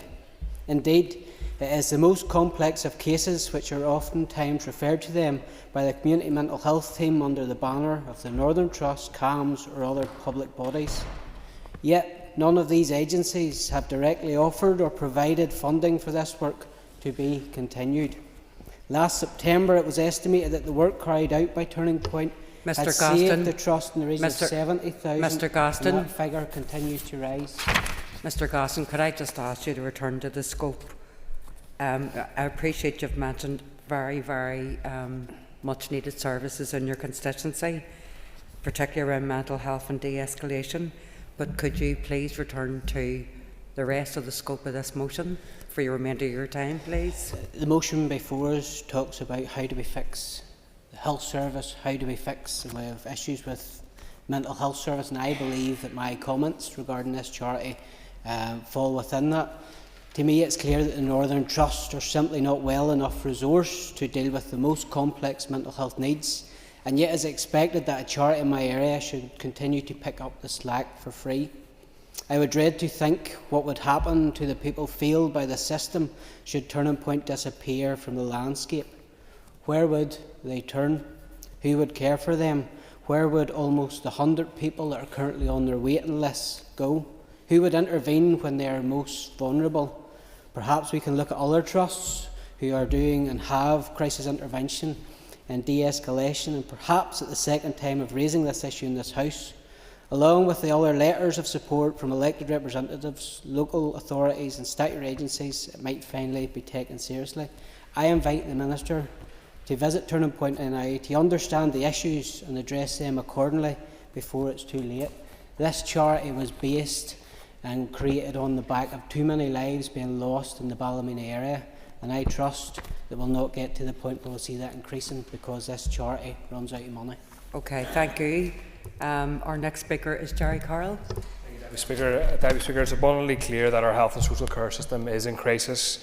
Over the past decade, waiting lists for an initial patient appointment have risen by more than 200%, 200%, which is totally unacceptable. Our waiting lists are by far the worst on these islands. Compared to England, here in the north we wait 7 times longer for hospital care. The morale of health and social care workers has plummeted almost as low as their pay in real terms. At the same time, attacks on health care workers have risen. And since this Assembly has restored last year, we have debated ambulance waiting times, delays in maternity and children's hospital, social care reform, mental health provision, funding for health service transformation, and much, much more. But all this talk, to be frank, hasn't made a bit of difference. And in fact, the crisis facing our health service has only gotten worse a year on from the executive reconvening. It's undeniable that something needs to change. And first and foremost, we need investment in our health and social care workers who should be paid a decent wage and employed under good terms and conditions. We also need to listen to those working on the front lines when proposals for change are being developed. They're the experts, but too often engagement with workers is nothing more than a tick box exercise. Any plans for reform that see a growing role for privatisation should be explicitly rejected. Outsourcing health and social care to the private sector is astonishingly poor value for money.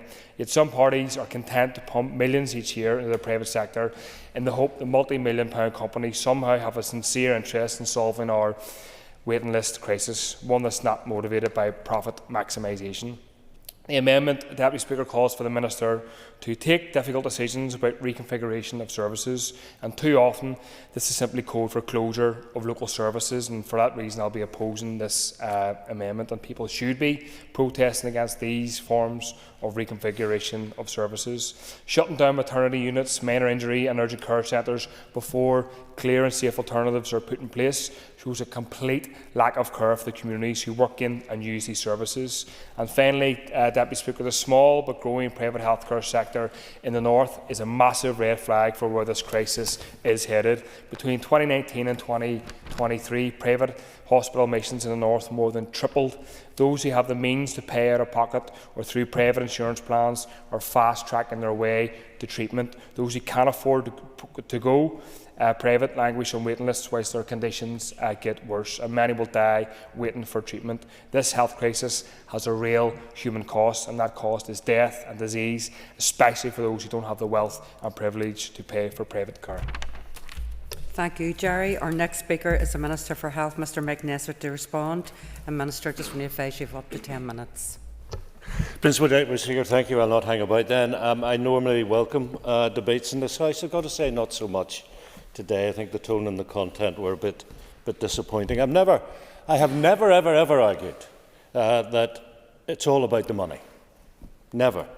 Many of the issues result of over a decade of Tory austerity, repeated instability and stalemate in this place, and frankly decisions that are made in these division lobbies, such as voting for the 24-25 budget despite being warned of the consequences for health delivery. Minister Giveaway. Well, you're a bit quick. I know. Hold on, Minister.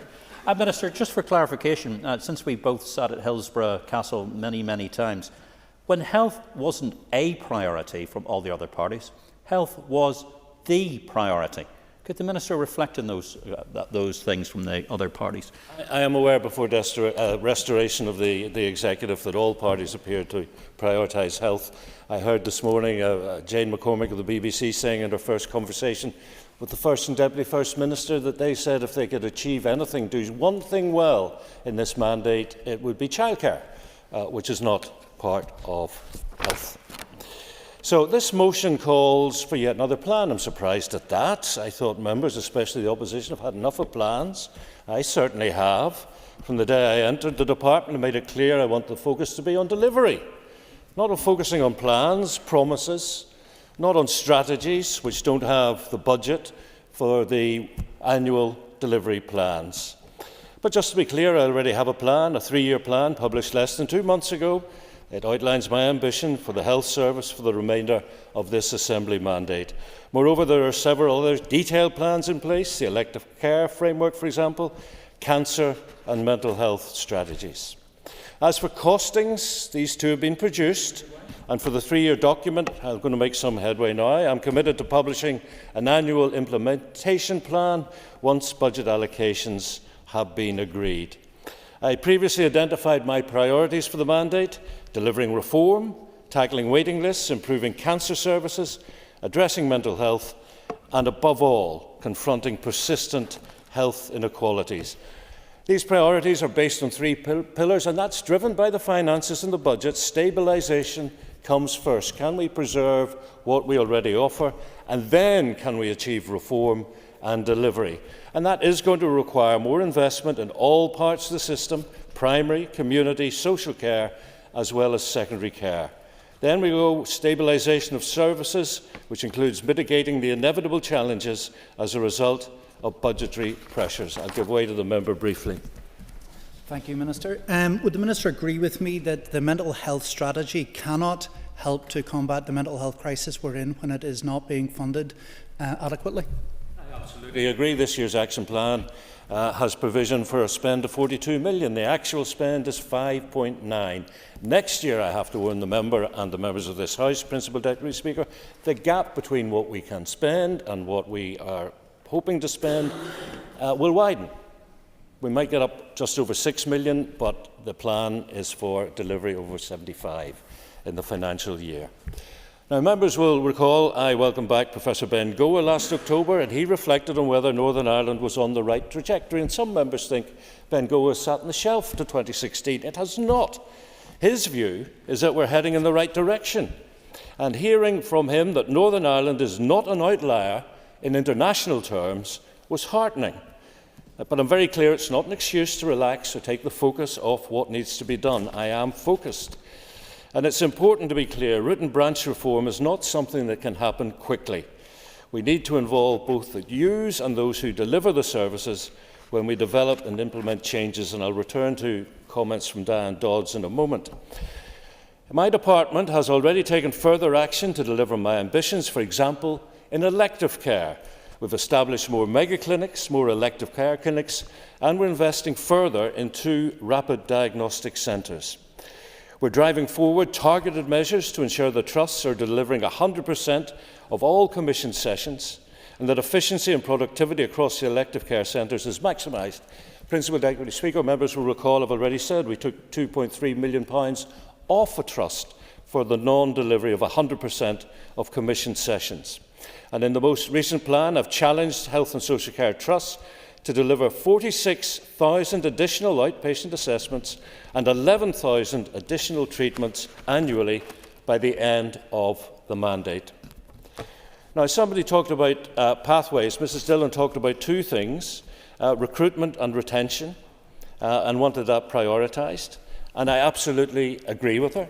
And that is one of the reasons why I've committed during this calendar year to introduce the real living wage within social care. I think that will have a significant impact on recruitment and attention. Mrs Dillon also mentioned pathways, but I have to say to her, we do already validate waiting lists. That does happen. And in terms of going to your GP and going back away and the pathways being overcomplicated, GPs already are beginning to direct to urgent care units in our acute hospitals, bypassing the EDs, and the RQIA report into the temporary dislocation of general emergency services, moving them from the South West Acute up to Altnagelvin, made the point that we have to move away from double EDs assessments. So you get assessed in the SWA, then you get sent to Altnagelvin. You should not have to go through a second assessment in the Altnagelvin ED. You should go straight in to whatever part of the hospital you're supposed to. And Mr Carroll surprises me by talking about the closures of urgent care centres. I've only been at the openings of urgent care centres. If there are any that have closed on my watch, I'd be very happy to hear about them. Let me stress, Principal Deputy Speaker, we're not unique in the United Kingdom. The Westminster Government recently published a health service plan that reflects similar themes and challenges to ours. And this also opens up great opportunities for cross-jurisdictional working. And I've already met counterparts in England, Scotland, Wales and the Government of Ireland to discuss mutual concerns and share issues, and I'll continue to do so with regular engagement at official level as well. As I've said, reform is already happening. However, it's inevitable that the pace of reform is going to be impacted by the level of funding available. Although cutting waiting times is included in the programme for government, I hope members have noticed no additional funding has been made available for this purpose, not a single penny. And indeed, the narrative in the draft programme for government makes clear things will get worse before they get better. So when MLAs from across all parties write to me, as they do daily, asking for things such as the reinstatement of the cross-border reimbursement scheme, I just ask them to realise their decisions on the budget have unavoidable consequences. And just for the record, I would love to bring back the cross-border reimbursement scheme. It works. Mrs Dodds talked about too much consultation, but I have to say to her gently, it's not possible for me to do what she was suggesting, because these changes are affected by the trusts, not by the department, and the trusts have a legal obligation to consult.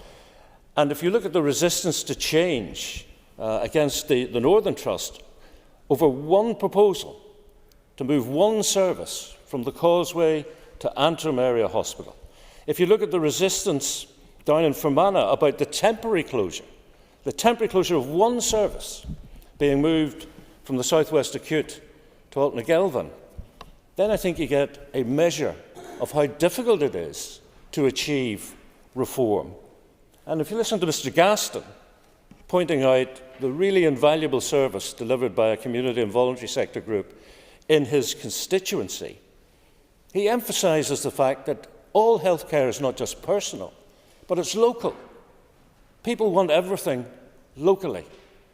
And we can't do it because we can't afford to do it, nor is it the right thing to do because we need areas of specialism.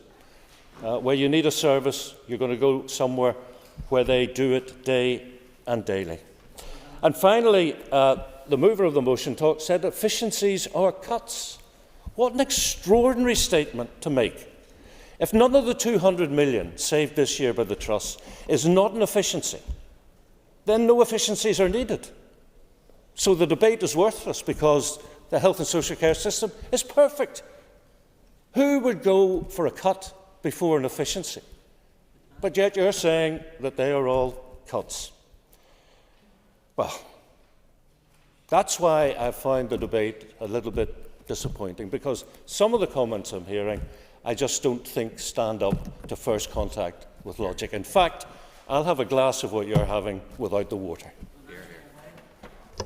Okay, our next speaker is Alan Robinson to wind on the amendment. And just to advise, Alan, you've got 3 minutes. Thank you. Okay, thank you, Principal Deputy Speaker. I think I'm pretty safe ground today when I say that the crisis in the health service isn't some new challenge that has just appeared in the horizon. It's been building for many years, not just in this province, but right across the UK. We have had multiple debates in this chamber regarding our health service.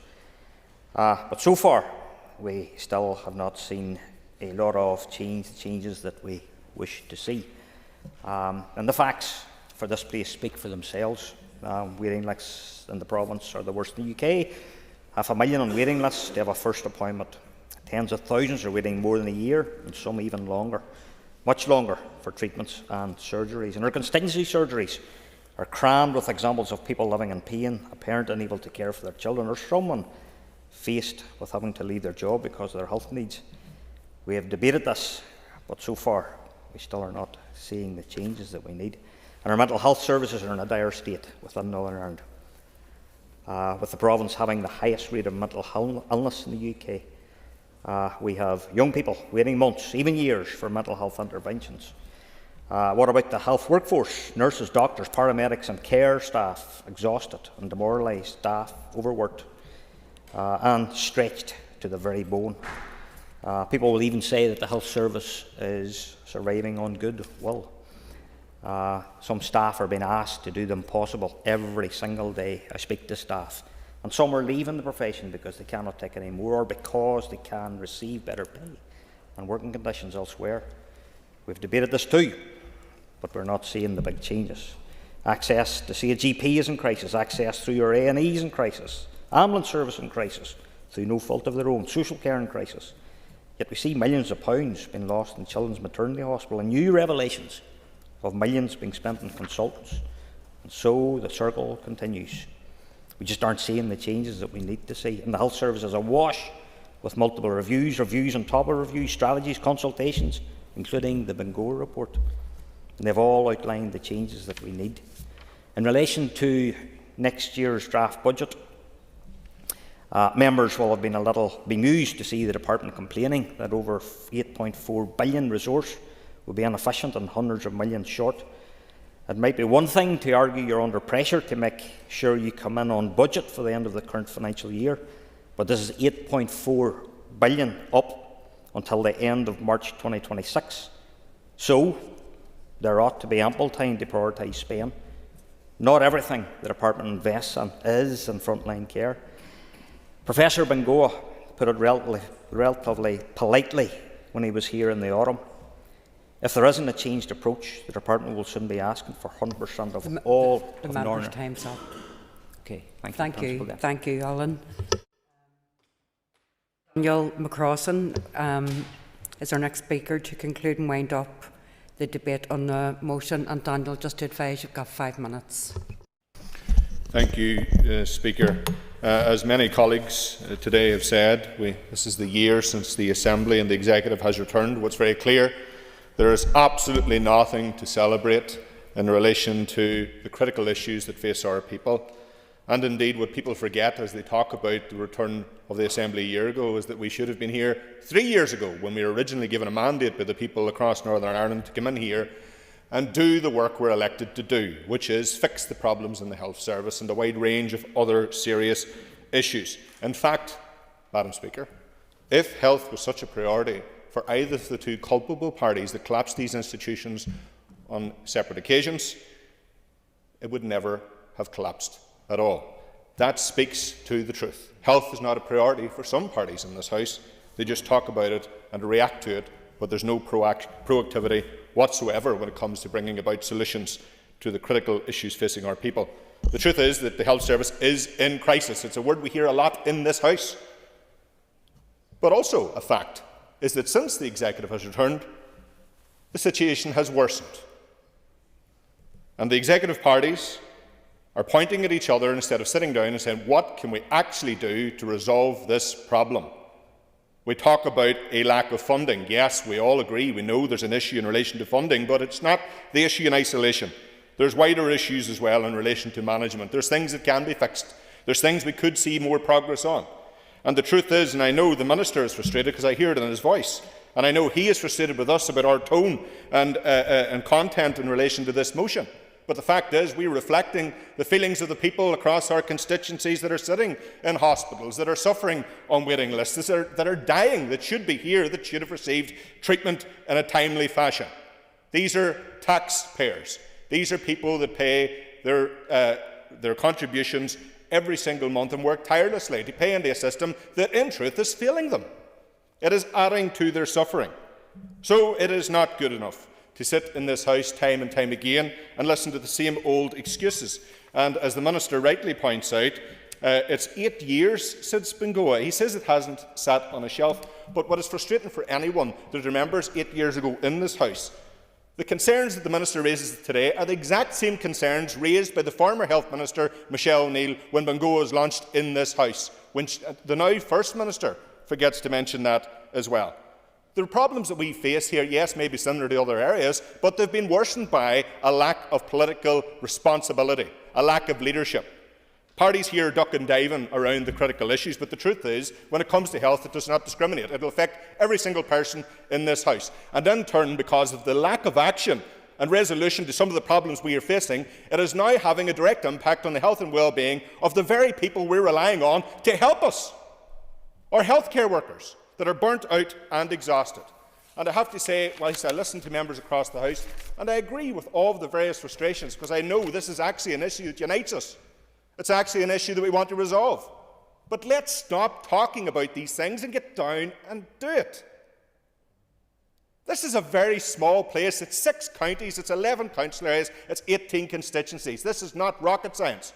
If there was the political will to resolve the problems in the health service in this place, it would be done. And that is why I'm so disappointed by the DUP amendment. Instead of facing up to the emergency, some want to water down this motion with a weak amendment that does nothing but give the Executive an easy way out. And for too long, in truth, the Executive has had too many easy way outs. 400,000 people are sitting on a waiting list. People that are suffering on a daily basis. Countless people sitting in emergency departments for over 20 hours. People struggling with mental health and addiction that are sitting today in desperate need of an intervention.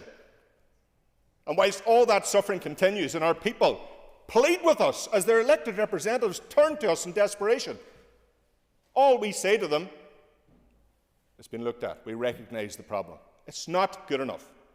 People are demanding better. There was a plan for transformation, a reform budget of 200 million. Again, for the Executive, if it was such a priority, why didn't that entire budget for reform go to the Minister for Health to help him reform our health service? The Minister knows what the problems are. Mrs Dodds knows what they are. Linda Dillon has listed what they are. We all know the problems. But the Minister for Finance, along with the First and Deputy First Minister and Executive colleagues, need to put the funding where it needs to be in health and help drive a reform agenda to fix this problem. Our people have suffered enough. They've listened to the excuses. They've seen the failures of this place. We have one opportunity, and it needs to be fixed now before others continue to suffer. Thank you, Daniel. The question is that the amendment standing in the names of Diane Dodds and Alan Robinson be made. All those in favour say aye. Aye. Contrary of any noes? No.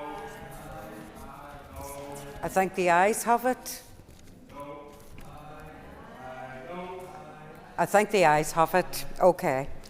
So the question is that the motion as amended be made. All those in favour say aye. Contrary of any noes? The ayes have it. The ayes have it. Members, take your ease, please.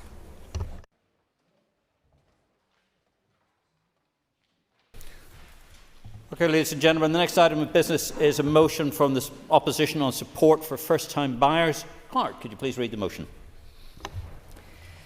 That this Assembly expresses regret that, since the restoration of the Assembly, the challenges facing first-time buyers have intensified, with rising house prices and rental costs creating significant barriers for prospective homeowners. Acknowledges the limited provisions within the housing supply strategy to address the specific needs of first-time buyers, and calls on the Minister for Communities to introduce a comprehensive suite of interventions aimed at supporting first-time buyers, including the rollout of an equity-based Help to Buy scheme to provide meaningful support and improve access to home ownership. Thank you. I call on Mark Durkin to move the motion. Thank you, Mr Deputy Speaker. I rise to propose this motion acknowledging the deepening crisis and moved. Thank you. The Business Committee has agreed to allow up to 1 hour for this debate. The proposer of the motion will have 5 minutes to propose and 5 minutes to wind. As 2 amendments have been selected and are published on the Marshall list, the Business Committee has agreed that 16 minutes will be added to the total time for the debate. Mark, you can now open the debate on the motion. Over to you. Thank you, Mr Deputy Speaker. I rise to propose this motion acknowledging the increasing difficulties facing first-time buyers, making what was once a common rite of passage for many an impossible dream for more. For generations before us, home ownership was seen as the foundation of security, the springboard to stable lives, to a sense of belonging within society and established communities. That has become a pipe dream, no longer a goal for those trapped in the instability of the private rental sector, facing rising costs, short-term leases and little hope of saving for a home of their own. After much delay, we've seen and welcomed the introduction of an intermediate rent scheme, which I hope will improve long-term rental options and give tenants stability. That's part, again, of a long-awaited housing supply strategy, which talks about unlocking supply, but gives no mention to support for first-time buyers. It does promise 100,000 homes over a 15-year period without a real roadmap, in our view, to get us there. I fail to see how this figure can ever be attained at a time when we'll be lucky to hit half of this year's 2,000 target for social homes, and house building is at a 60-year low. Addressing water issues and their impact on housing development barely gets a mention. Again, this is something else driving up costs for first-time buyers and all buyers and renters of property across the north. Another flaw within the strategy is the exclusion of empty homes, or desire to bring 21,000 vacant properties back into use. This approach wouldn't just alleviate pressure on new builds, but also avoids the complexities of water infrastructure connections. We believe that a suite of comprehensive reforms, including a Help to Buy scheme, is contingent on delivering adequate housing supply. One cannot thrive without the other. The average house price in the north is rising faster than wages.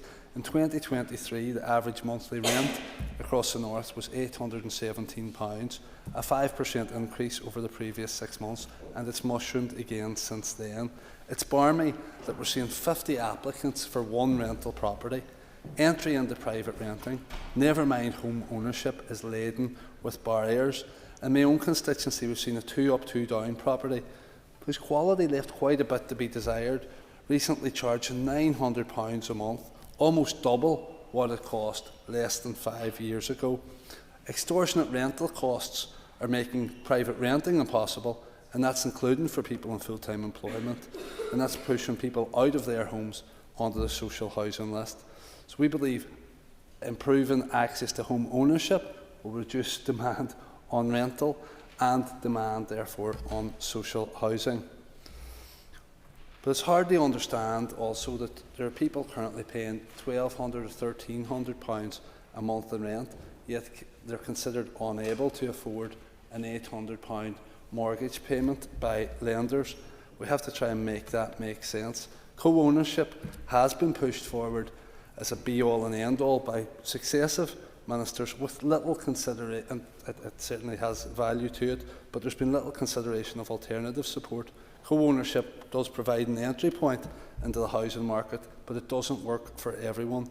Buyers face limited financing options, rising rents and interest rates can make the scheme less affordable over time, and reselling can also prove complicated. I know we also have a rent-to-own scheme run by co-ownership, but believe that on its own this isn't much used, and probably because it isn't or hasn't been that much use. An equity-based, and that's important that it's equity-based, Help to Buy scheme would provide a much-needed lifeline that would reduce upfront deposit and lower the amount buyers needed to borrow.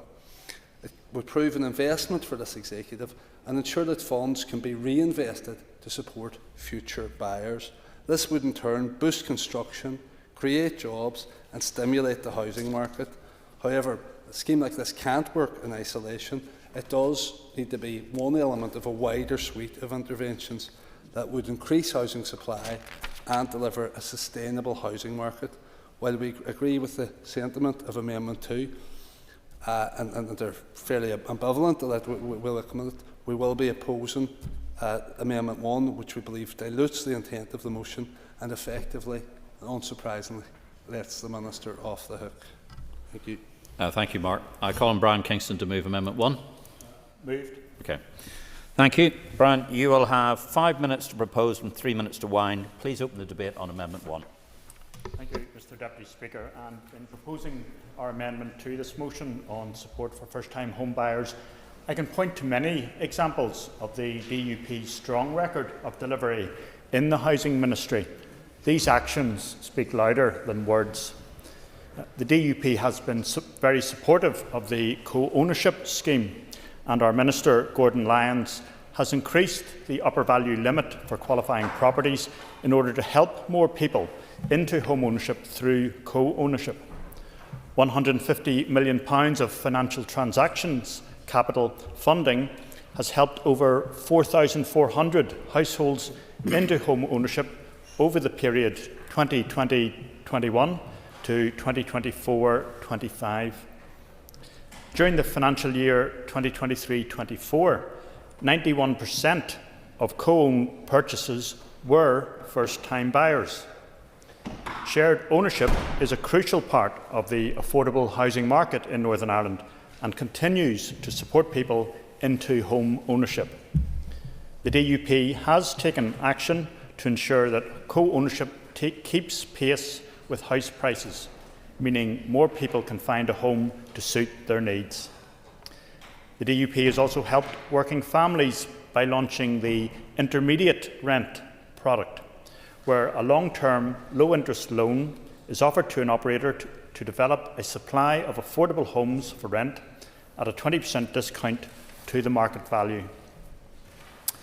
Furthermore, among all the competing demands on the departmental budget, Gordon Lyons provided a 6.4% increase in funding for the Supporting People programme in this financial year. That funding supports a range of statutory and voluntary support services for vulnerable and homeless people. There are clear challenges facing housing in Northern Ireland. However, the DUP and our Minister has tackled these issues head-on. Just last week, the Minister announced the removal of intimidation points that will level the playing field in housing allocation for everyone who has suffered intimidation or threat of violence. While others have talked about this issue, the DUP Minister has acted. First-time buyers are under extreme pressure when trying to secure a home. Simply put, supply is not keeping up with demand. The Chartered Institute of Housing has advised that the number of new houses built here in the financial year 2023-24 was the lowest in a decade. The most recent House Price Index shows that average house prices in Northern Ireland have increased by 5.7% over the past year. That is impacting on the affordability of mortgages and deposits. Economic challenges have been forecast to continue, with the Office for Budget Responsibility predicting that interest rates on mortgages are expected to rise to 4.5% in 2027. Their forecast following the Labour budget expects house prices to rise 2.5% more than in their March 2024 forecast. Housing affordability is a growing problem and has been recognised in Objective 1 of the Housing Supply Strategy, which is to increase housing supply and affordable options across all tenures to meet housing need and demand. There is a steadily increasing gap between supply and demand, and I trust that all members will agree that we need to increase housing supply across all areas, and for this to happen we need to see speeding up of the planning system and ensuring that the necessary infrastructure in particular wastewater infrastructure, is in place. The housing supply strategy has set out the levels needed to increase supply, which includes increasing land availability and improving our knowledge of public land which may be suitable for housing. Housing has been secured as a priority in the draft programme for government. We must provide more social, affordable and sustainable housing. This is a complex issue which requires work right across the departments, especially communities, health, justice and infrastructure, as we work towards increasing the housing supply. The new housing supply strategy has provided a long-term framework for the actions required to increase supply and address the main barriers to supply here. We recognise that transforming housing supply will require not only a collective response from the Executive, but real collaboration from local government, community groups, construction industry and financial bodies, and I commend our amendment to the House. Thank you. Thank you very much indeed. I call on Ciara Ferguson to move Amendment 2. Ciara. Move. Thank you. The Assembly should note that the amendments are mutually exclusive, so if Amendment number 1 is made, the question will not be put on Amendment number 2. Ciara, you have 5 minutes to propose and 3 minutes to wind. All other speakers will have 3 minutes. Over to you, Ciara. Thank you, Deputy Speaker. Whilst we all agree the need to provide meaningful support to first-time buyers and some of the challenges people face, with ever-increasing house prices and rental costs, I would heed huge caution in any attempt to propose a solution for first-time buyers as being the rollout of equity-based Help to Buy schemes. I'm sure members here today have reviewed the extensive body of research which has found such a policy to have the opposite effect than to improve affordability. If one only has to look at a number of pieces of research from the London School of Economics on the economic impacts of mortgage credit expansion policies using evidence from the British Help to Buy model, the rollout of this policy actually contributes to rising house prices. The findings are very stark. It does little to help young, lower-income households. To be honest, it's baffling, therefore, as to how this policy has been pursued for so long, or why it's been advocated for again here today, in the face of such incontestable evidence that it does not work. Let us be very clear across this House today, we absolutely need to help prospective first-time buyers. Far too many right now are struggling to save for substantial deposits, whilst living in spare family bedrooms or within the social or ever increasingly unaffordable private rented sector. They dream of having a foot on the property ladder of an increased sense of stability, security and freedom. What we should not be advocating, however, categorically, is a policy found to push up house prices, to saddle working people with unsustainable, unaffordable debt and to lock the next generation, therefore, further out of home ownership. It is the antithesis of those stated objectives. Inflationary demand-side subsidies have benefited some, yes, but it is not those who need help the most. It has been to the benefit of developers, landowners, not new buyers. What any progressive policy solution should be focused on is the delivery of never-before-seen levels of social and affordable housing.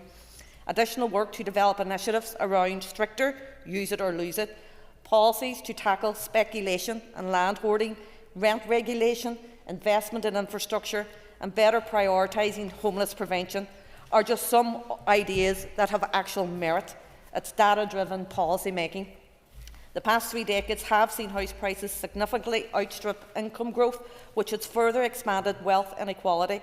This has contributed to home ownership rates for young people falling. A presentation from Properties Pals Jordan Buchanan starkly put it in context. If all other items grew at the rate of house prices since the 1970s, then a loaf of bread would now be costing us £5. People should not be facing an inequality of access to a place they can call home. The current unjust situation whereby home ownership probability in the short to medium term is reliant on having some form of family support or huge incomes cannot be allowed to continue. We have therefore to look at the fact that since 1990 there has been an average of just 900 social homes delivered here per annum, building approximately 3 homes per 1,000 population versus 5 to 6 in previous decades. What is left runs the risk of being lost at significant discounts comparative to what it would take to replace. Despite more recent labour market success, these have not been reflected in significant pay growth. If wages cannot keep pace with inflation, house prices, cost of childcare and average rents, it is little wonder our social housing waiting list as of September 2024 stood at over 48,000 households.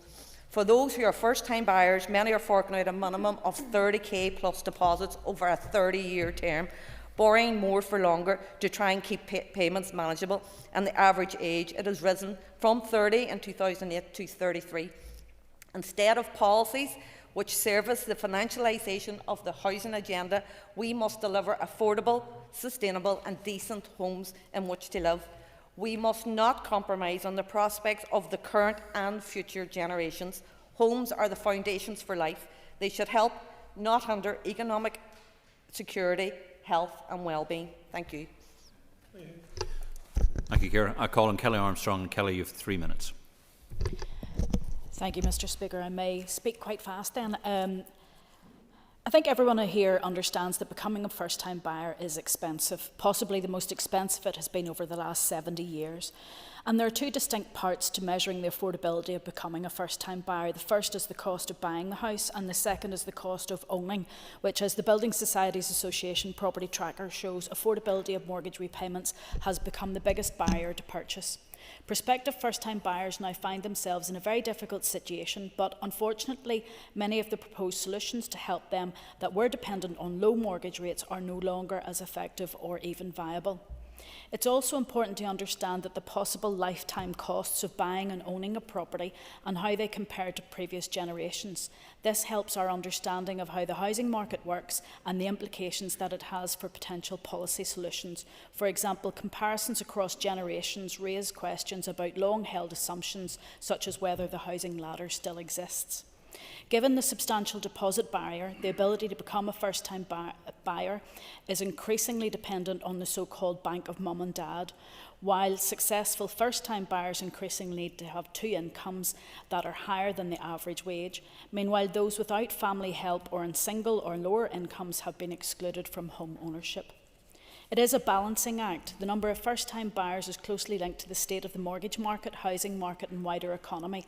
As such, there's an inevitable balance between support given to first-time buyers and the effects of that support on the housing market and economy, both immediate and in the future, as has been raised by Ciara Ferguson. It also works in reverse, with policies that impact the housing market or economy having direct and indirect effects on first-time buyers. An important balance is the compromise between financial stability and first-time buyer numbers. The last decade has seen the balance tilted in favour of financial stability, with the inevitable cost of many being excluded from the home ownership. It's now time to debate those costs and the benefits of the current approach.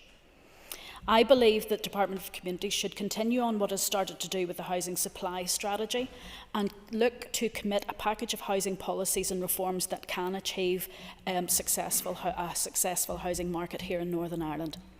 Working together with lenders, the wider housing market industry and the public, communities should aim to make homes more affordable, more available and more appropriate to the needs of those living in them and the world that we live in. And I'll move on quickly because I'm running out of time, but I think that some of the priorities that we have to have is the prioritisation of improving both the supply of existing and new homes, including increased delivery of affordable homes, revise the planning system with greater focus on strategic planning and less focus on development control, and Westminster could reform property taxation to increase market liquidity and encourage more efficient use of existing homes. However, the lessons of using stamp duty, land tax... Kelly, could you bring your remarks to a close, please? ...to favour first-time buyers should not be lost. As such, Alliance supports actually both amendments today to the motion because we believe that more has been done and can be done and will be done. Thank you. Thank you, Kelly. I call on Diane Armstrong. Thank you, Mr Deputy Speaker, and I rise today to speak on this critical issue, which further highlights the deepening housing crisis gripping Northern Ireland. Rising house prices, soaring rental costs and increasing mortgage pressures are making home ownership an impossible dream for too many. As a result, we are seeing greater reliance on social housing, as has been mentioned, placing even more strain on an already stretched system.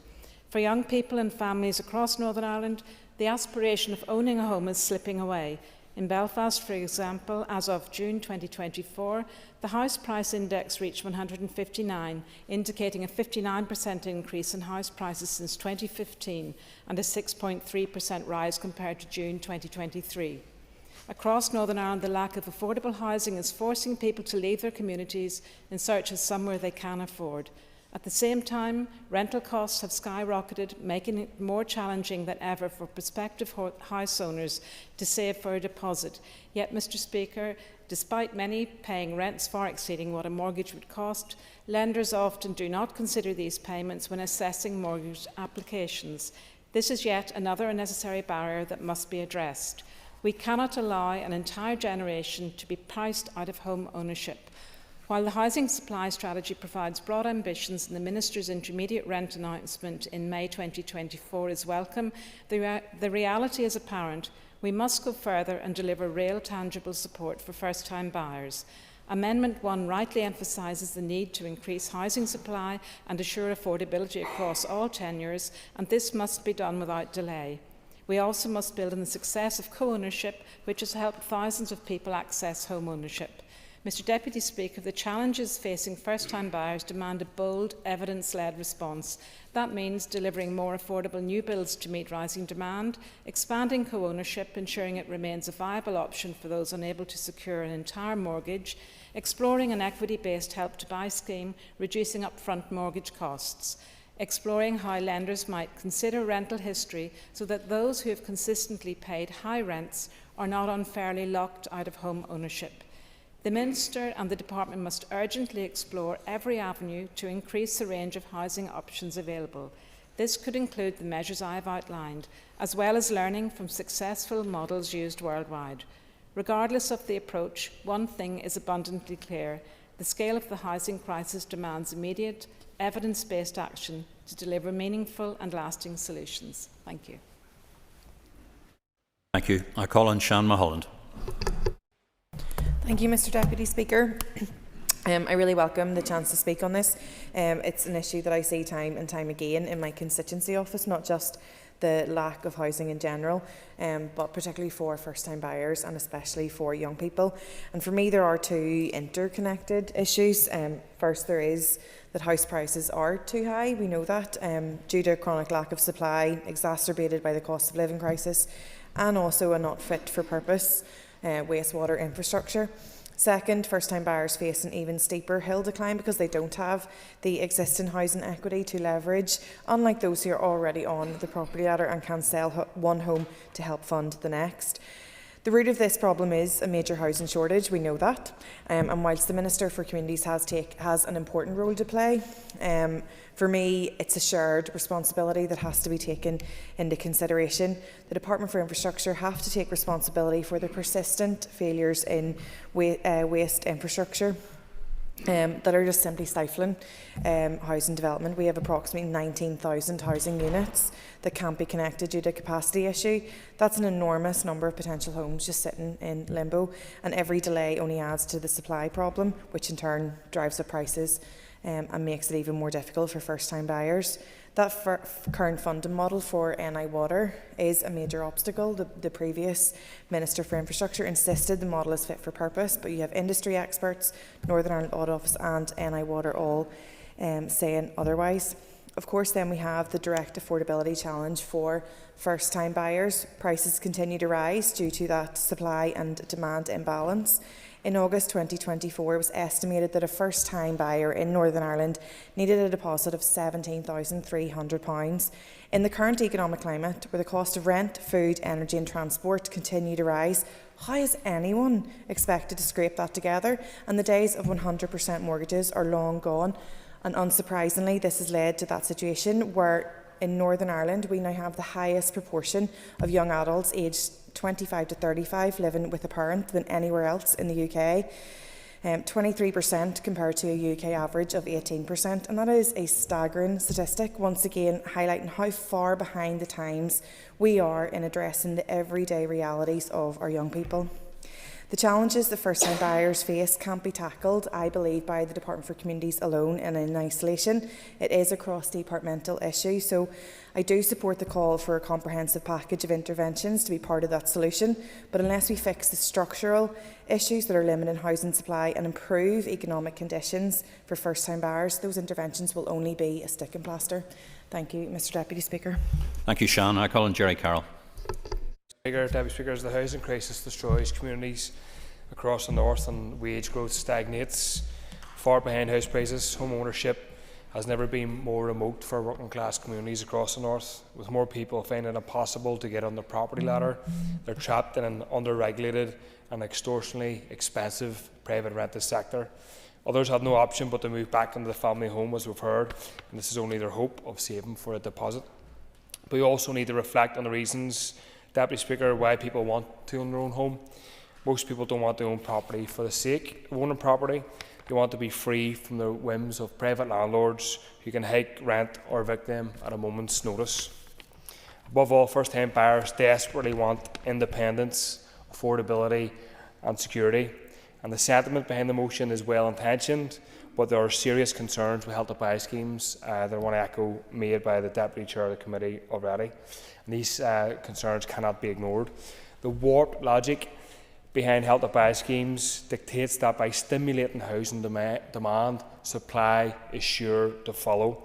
And in practice, Help to Buy schemes have actually pushed up increased house prices and also private rents in the UK and Ireland. The campaign group called Priced Out called the policy Help to Sell, because the scheme only served to prop up house prices when they were already out of reach for working class people. The UK's National Audit Office reports that more than half of the 211,000 people who used the Help to Buy scheme could have bought a home without state support. And as well as giving a hand up to people who could already afford to buy, the scheme massively boosted the profits of developers. Help to Buy is a failed housing policy in the vein of Thatcher's Right to Buy. It's misguided at best to try to resurrect it in the name of supporting first-time buyers. Pumping money, Deputy Speaker, into Help to Buy is not a solution to the housing crisis. Even that well-known radical organisation, the House of Lords, recognised this in 2022. Their Built Environment Committee concluded that Help to Buy, and I quote, inflates prices by more than the subsidy value, and I quote, does not provide good value for money, which would be better spent on increasing housing supply. The Minister and party should take note. So let's focus on what works. That includes cracking down on profiteering landlords who charge extortionate rents and massively expanding the supply of social housing. The Minister and, in fairness, previous ministers have refused to do this. These solutions benefit everyone, including first-time buyers. This is what I'm attempting to do, Deputy Speaker, through my People's Housing Bill, which will introduce long overdue rent controls, rent reductions, and turn empty houses into homes, and encourage members to support that when it comes to the floor of this House. Thank you. Okay. Thank you. Before I call the Minister, I should point out that his business of the order paper is not expected to be disposed of by 1800. In accordance with the Standing Order 10.3, I will allow business to continue until 1900 or until the business is completed, if earlier. Minister, you have up to 10 minutes. Thank you very much. Mr Deputy Speaker, I appreciate the comments that have been made by others in the debate today, and I think that one thing that most of us can agree on is that home ownership is a shared aspiration. It resonates deeply with many of us. It represents more than just bricks and mortar. It offers security, stability, the foundation for building a future. It provides the chance to put down roots, foster strong communities and enhance people's health and well-being. And that's why I am firmly committed to making home ownership accessible to all. Current evidence shows that the first-time buyer market remains strong in Northern Ireland, but I understand for some, especially our young people, the dream of owning a home can seem increasingly out of reach. High house prices, limited supply, and the challenge of saving for a deposit can leave people feeling like they are locked out of the housing market. I'm determined to provide the necessary support to overcome these barriers where it's needed. In the last 5 years, my department has provided more than £150 million to co-ownership, helping over 4,000 households, most of them first-time buyers, to become homeowners. There are currently more than 10,000 households buying their home through co-ownership. Saving up for a deposit is often one of the biggest challenges people face when buying a home, and for working people on lower incomes, the situation can feel impossible. Buying through co-ownership means that deposit requirements are significantly lower than buying with a traditional mortgage. In many cases, there are no deposit requirements at all, and this can be life-changing for anyone who desperately wants to own their own home but struggles month to month to save what they need. Co-ownership and its support for first-time buyers has been an important feature of our housing market for decades. Without it, many more people would find themselves trapped in the private rented sector or forced to live with family or friends. Its track record is impressive, having helped over 33,000 people into home ownership since opening. Ensuring that this crucial initiative continues to receive the funding it needs is one of my top priorities. Now, in proposing this motion, the SDLP calls for the introduction of further schemes to help first-time buyers, including the rollout of an equity share Help to Buy scheme. However, lessons from other places teach us that simply putting more money into the hands of first-time buyers just inflates house prices. The schemes may help people onto the first step of the housing ladder at first, but very soon that first step just becomes even more unaffordable. Again, I find myself repeating it. The answer lies in increasing housing supply. We need to increase the number of houses that we're building. This will reduce pressure across the whole housing system, including for first-time buyers, and that is where we should focus our collective efforts. The Executive's Housing Supply Strategy, published in December, provides a 15-year framework for the transformational change required to deliver increased supply across all tenures. It recognises that housing affordability is a growing problem. The first objective in the strategy is to ensure we deliver more affordable supply and new products across all tenures. Work is underway to set up cross-departmental structures to develop the first short-term action plan. And this work will consider the range of actions to be prioritised over the next few years and align to the 5 strategy objectives. I will give way to the member. Thank you, Minister. Declaring an interest as a first-time buyer myself, can I say that on a number of the viewings I've had recently, agents have talked about cash buyers coming in essentially wanting to turn homes into Airbnbs, and even advised that that is not allowed. They seem to be continuing with that intention. Would you agree with me that there's a need for greater regulation of subletting in that way and enforcement indeed? Well, I do agree with the member. In fact, it's been raised in this chamber many times about the impact that Airbnbs are having on housing in Northern Ireland in particular, some of our tourist hotspots, and how that's driving up cost. This was a topic of conversation that I had with the now former Minister for the Department for the Economy, and I know that work was being taken forward on that to see how there could be greater regulation, and that what the member said is yet more anecdotal evidence of people not caring as well about some of the rules that are already in place. One of the products that I am taking forward is funding the delivery of a new supply of affordable intermediate rent homes, levering in additional private finance through a private operator. And the intermediate rent scheme will provide good quality and affordable private rented housing with enhanced security of tenure to low-income households. And the discounted rents available at 80% of the rental cost of the open market could help those who cannot yet afford to access home ownership to start to save towards a deposit. So we've had a number of contributions today, and I have to say that I think there's actually very broad opposition around the chamber today to the proposal by the SDLP, and I think that it is interesting, and certainly the Deputy Chair was very forthright in her analysis of the situation. And I think people should take note, Mr Deputy Speaker, because whenever Jerry Carroll and I are both on the same page in regards to the impact that equity loans will... Well, that's the member says that was his aim. He's obviously trying to bring us together in opposition to himself, and he's certainly succeeded on that today. And the reason why I think there is such broad opposition to this proposal is that we can all see that by simply injecting more money here, you're just going to drive up the cost of homes. You're going to make it more unaffordable for those who come next. So I don't think that it is an approach that we should take, because it has been tried elsewhere. And where it has been tried elsewhere, it's either been recommended that it be withdrawn or it has been withdrawn. So for goodness sake, let's take an evidence-based approach and see what has actually gone and make sure that we learn from that. What is the key in all of this? The key for us is to increase housing supply. That's exactly what we are attempting to do through the housing supply strategy. We are also continuing to invest in those areas where we have had great success, such as co-ownership. And I will keep pushing to ensure that they have the funding and resources necessary to provide an affordable path to home ownership for everyone who needs it.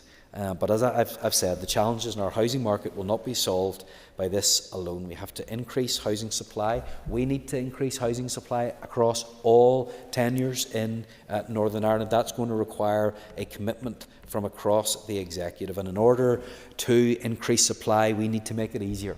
We need to make it more straightforward for us to be able to build homes in Northern Ireland. That means that we have to look at planning regulation. We need to look at the role of statutory consultees, and I'm pleased that having come in to this department, I identified an issue with Historical Environment Division and the length of time it took them to respond to consultation. I have put extra resources in place, and we have seen an increase, a significant increase in the response times. We need to make sure that happens across all statutory consultees. We need to deal with the wastewater issues. We need to deal with zoning requirements, whatever else it may be. Let's have a concerted action working together to making sure that we're making it as simple, as easy and as straightforward to build homes in Northern Ireland. That is what's actually going to tackle this issue, and I look forward to delivering on that, working with my executive colleagues. Thank you, Mr Deputy Speaker. Thank you, Minister. I call on Colin Gildernew to wind on Amendment 2. Colin, you've got 3 minutes. I want to start off by thanking the members for bringing forward the motion. It is important to state from the outset that it has never been more difficult for young people to access the housing market as first-time buyers. Over recent decades, house prices have soared far beyond what most young people could reasonably afford to pay. This has indeed left many young people locked out of home ownership, with little or no prospect of ever owning their own home. As my party colleague Ciara Ferguson has stated, we have serious reservations about Help to Buy schemes as a means of supporting first-time buyers. Help to Buy schemes have been shown to actually contribute to increases in house prices and have made little to no impact on the number of young people in home ownership. Having said that, there is no doubt that more needs to be done to support first-time buyers. What we need to see is the delivery of the housing supply strategy, which will deliver over 100,000 homes in 15 years. Only by delivering the required housing supply to meet people's needs can we drive down house prices to an affordable level. We also need to ensure that wages are increased broadly in line with house prices as much as possible. And creating and sustaining good jobs, particularly west of the Bann, will be an important aspect of improving living standards and wages. I think there's been some really interesting and some valid points made here in the debate this afternoon, Lascian Corlia, and I want to thank members for that. Thank you, Colin. Call on Maurice Bradley to wind on Amendment 1. And Maurice, you've got up to 3 minutes. Thank you, Mr Deputy Speaker. It's a very important motion that's been brought here before us tonight, and while I would be in agreement of some sort of equity-based Help to Buy scheme and broader interventions to support first-time buyers, there could be potential drawbacks. Perhaps a Help to Buy scheme could increase demand without a corresponding increase in housing supply, further driving up house prices and making homes even less affordable in the long run. The scheme would need to be paired with an aggressive housing supply expansion, including incentives for new builds, streamlined planning and public sector development. I don't see much progress on increased house building during this mandate, given the often highlighted lack of infrastructure. I also worry any proposals coming forward could prevent the possibility to purchase those on lower incomes and those who have lower mortgage affordability. I ask, should assistance be limited to first-time buyers only?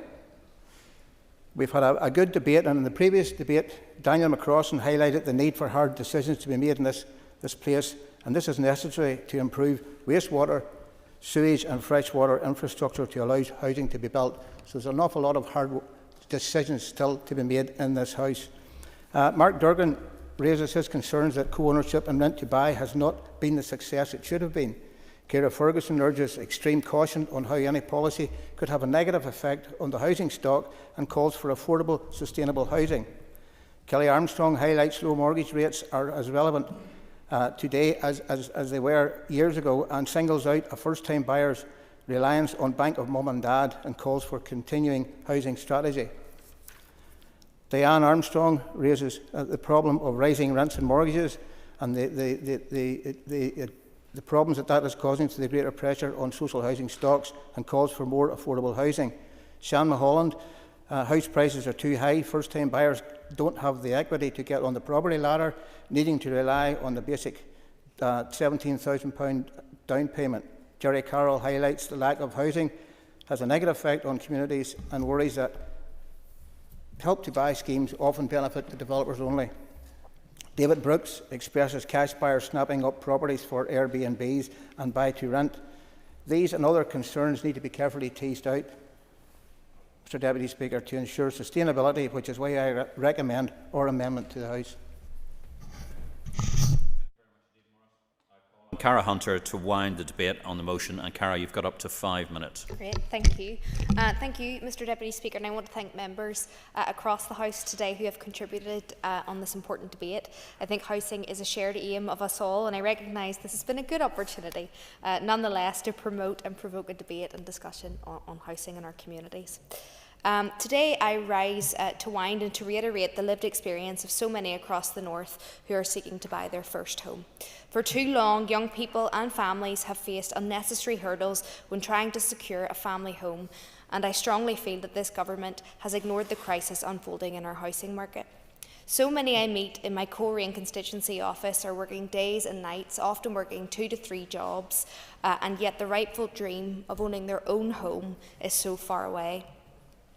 And I feel so strongly, particularly being under 30 for the next year, young people who are very keen to work hard and get on their feet and build a life for themselves and their families are overlooked and really do need increased support.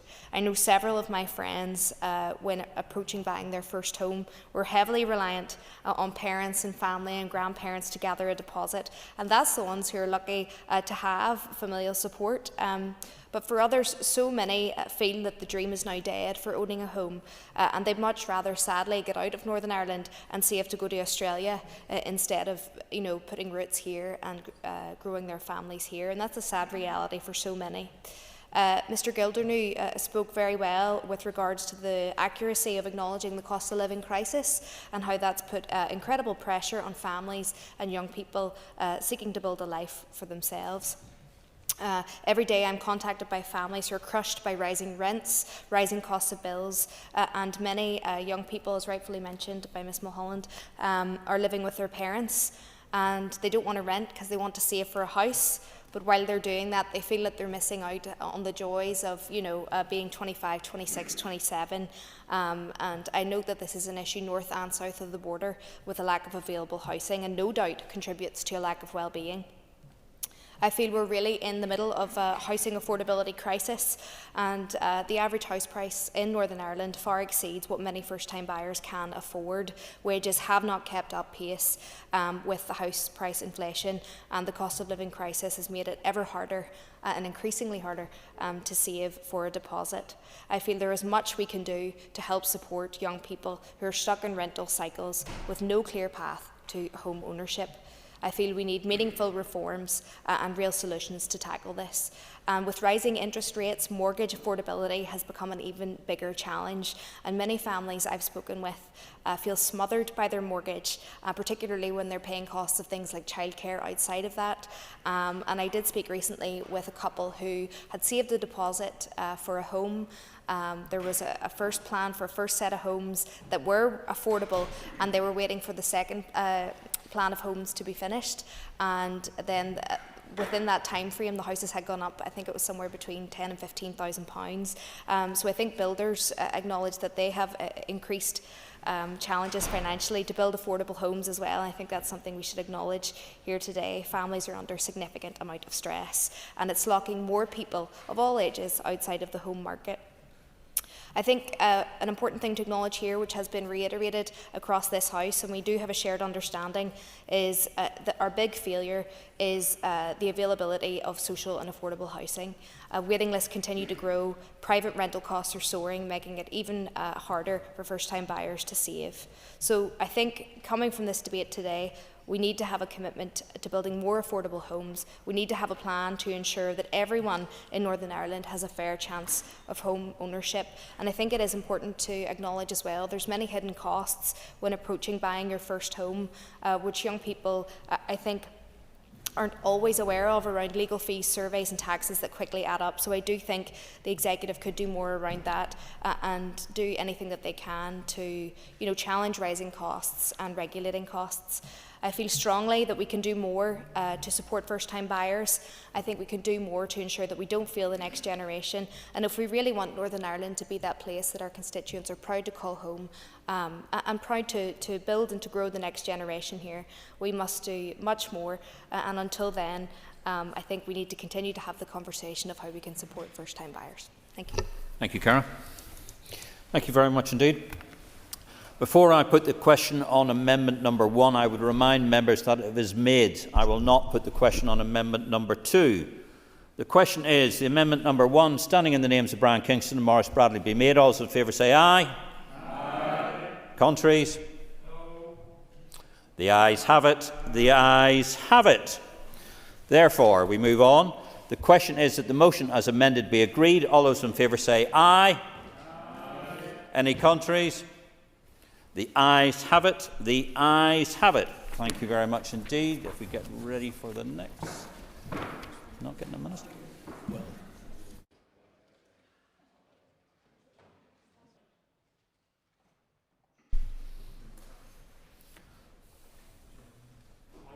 Not at all. Welcome to the Finance Minister. Congratulations, John, and thank you for coming and joining us and gracing us with your presence. But thank you. The next item of business is a motion from the opposition entitled Towards a Shared Island. Clerk, could you please read the motion? That this Assembly recognises the transformative potential of cross-border cooperation on the island of Ireland. Expresses regret that, due to political dysfunction, the North-South Ministerial Council has not lived up to its potential in supporting cross-border cooperation. Notes the range of commitments in the Irish Government's Programme for Government on the Shared Island Initiative, which compares unfavourably with the lack of ambition in the Executive's Programme for Government. Further notes the findings of the recent economic modelling work on an all-island economy undertaken by the Economic and Social Research Institute, and calls on the Minister of Finance to bring forward proposals for shared budgeting between the Northern Ireland Executive and the Irish Government, including, but not limited to, cross-border healthcare, all-island infrastructure and economic development. Thank you. And I call on Patsy McClone to move the motion. Thank you. The Business Committee has agreed to allow up to 1 hour for this debate. The proposer of the motion will have 5 minutes to propose and 5 minutes to wind.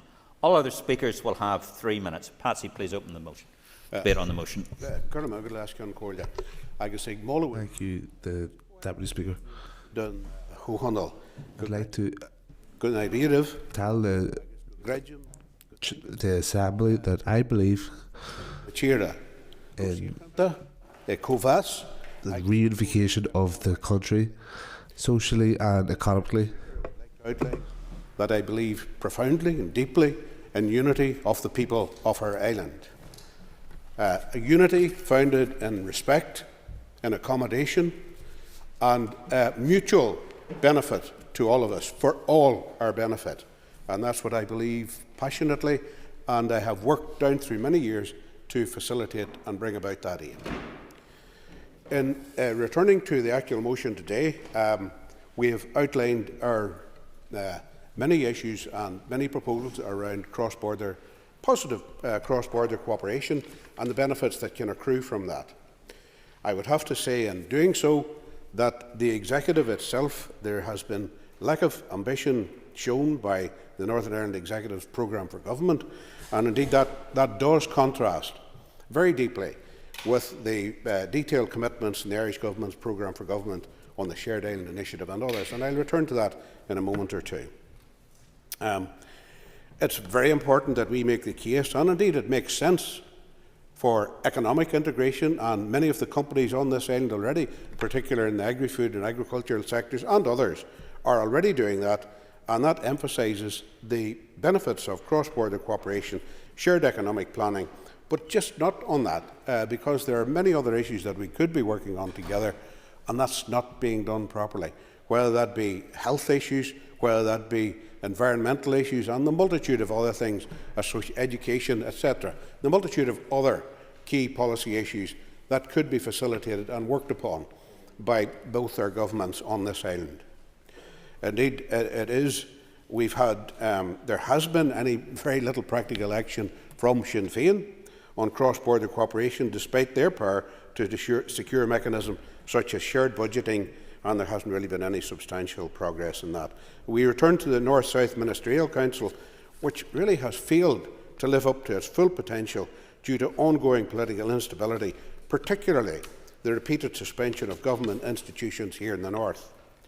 The Irish Government programme for government, the programme for government of the Irish Government does commit to a comprehensive shared island programme, including funding for cross-border infrastructure, economic planning, healthcare integration.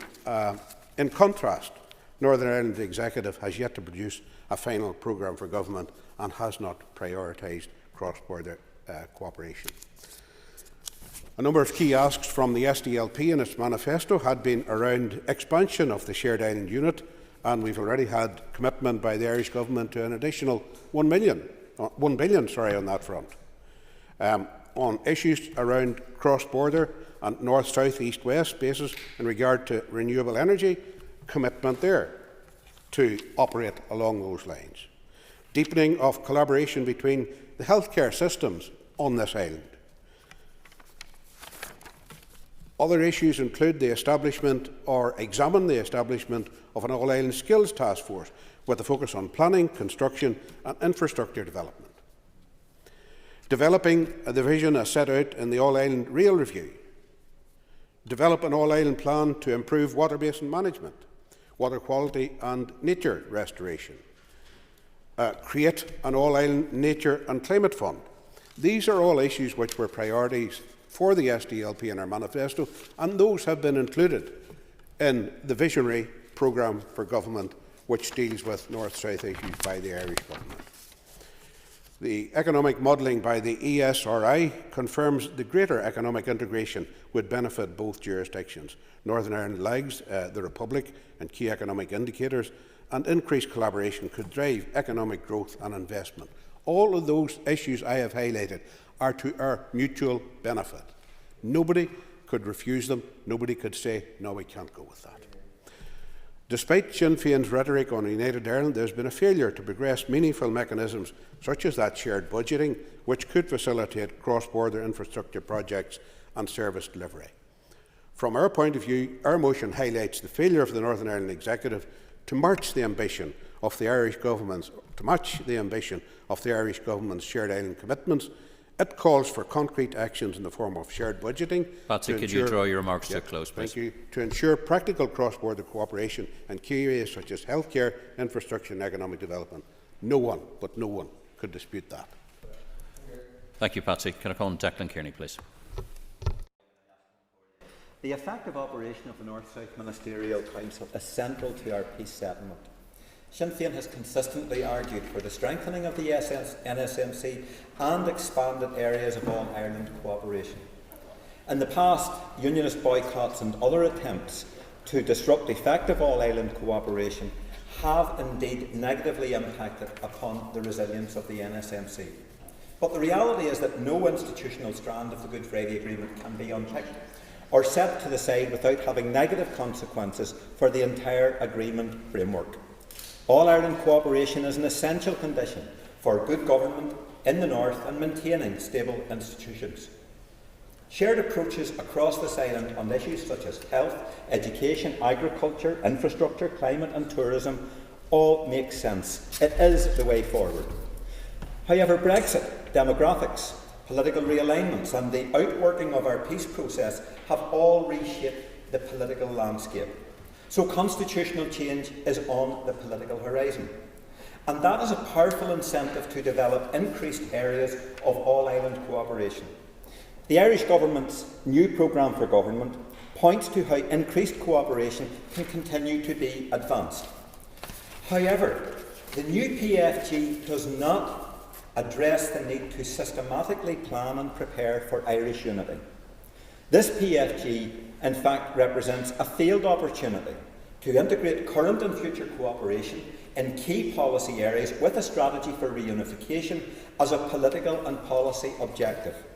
There is no explicit political recognition that a unity referendum under the terms of the Good Friday Agreement is in fact inevitable. This PFG could and should have embraced a step change by designing an approach to support constitutional transition. And that should extend to the establishment of a Citizens' Assembly on unity, publishing a green paper on constitutional change, and indeed establishing a department with a government minister dedicated to the reunification process.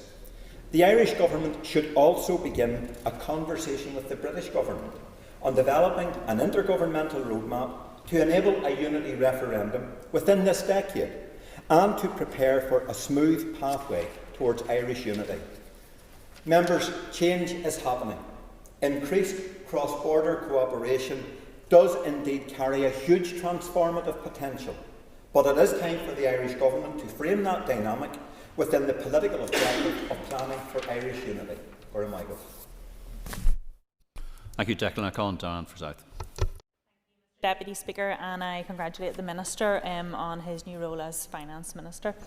The DUP supports practical, sensible and targeted cooperation between Northern Ireland and the Republic of Ireland.